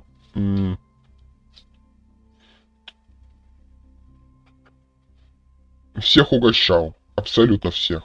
Но при этом, правда, там был один минус. Ребята с работы, Ребята с работы, если вы это смотрите, извините меня, пожалуйста. Прям очень сильно. Это, наверное, когда я буквально нагрузил всю кухню. Когда я заказал очень много всего. Чтобы всех угостить. Какие события в твоей жизни ты считаешь самыми важными? Что для тебя действительно значимо? Путешествие, работа, семья или что-то другое? Кто-то думает, что это работа? Нифига. Работа — это чтобы я мог обеспечить себя в будущем. А так это семья. Смекаешь? Какие уроки ты вынес из своего жизненного опыта? Не будь наивным, умей отдыхать и все. Какой совет от других казался для тебя особенно ценным? Я слишком наивен. Есть ли что-то, о чем ты сожалеешь и как это повлияло на тебя? То, что я взял кредит. Ну и все. А как это повлияло на меня, я начал более бережно относиться к своим средствам. Что тебя заряжает энергией и делает счастливым? Позитив, оптимизм, любой притом. Какие вещи в повседневной жизни вдохновляют тебя? Когда я просыпаюсь, у меня готов завтрак. Ну, то есть обычные вещи, которые радостные. Какие вещи или образы для тебя становятся символами счастья или, ну, и надежды? Такого я не могу сказать, потому что не особо знаю. Какие у тебя самые большие страхи и слабости? Темнота, остаться в одиночестве. Прям вообще в одиночестве, когда от тебя отвернутся все друзья. Ну и страх, на самом деле, прям очень чрезмерной ответственности. Когда на тебя все давят. Типа вот ответственен за это, за это, за это, за это, за это. Окей, спасибо. А помочь чем-то сможешь, нет? Или ты будешь на меня так давить? Если давить, то извини, но нам не по пути. Какие... Так, это я говорил. Что тебе нравится в твоей работе или учебе? В работе мне нравится то, что я могу проводить время с кем захочу. Плюс еще гибкий график, и то, что я на ней могу поесть. При этом не заплатив. Что тебя вдохновляет в том, чем ты занимаешься?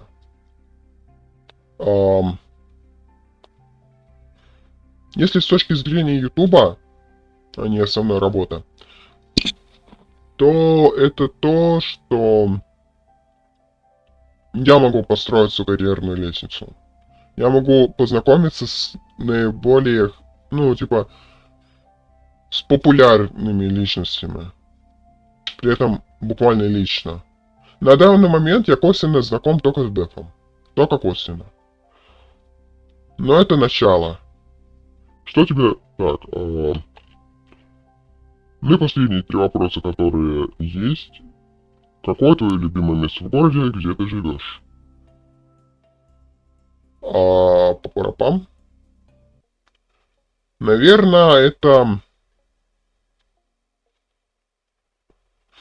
работа. Ну и плюс еще и дом. Если это касается каких-то достопримечательностей, я люблю мосты. Я люблю там походить, поотдыхать, помечтать. Какие 3 вещи ты бы взял с собой на необитаемый остров?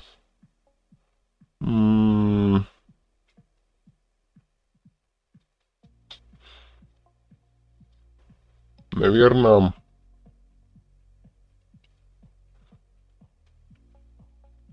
Ща подумаю. Еда.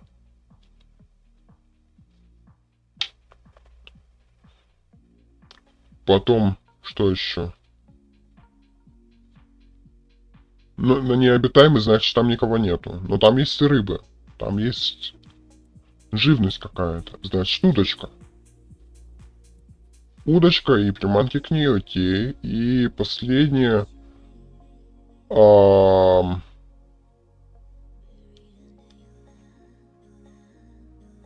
Что бы я еще хотел взять? Отдых какой-нибудь. Ну, на отдых. Этого я не могу уже вспомнить. Извиняюсь. Что для тебя с... Сейчас, секунду. Ну и 3-я вещь же должна быть, должна быть.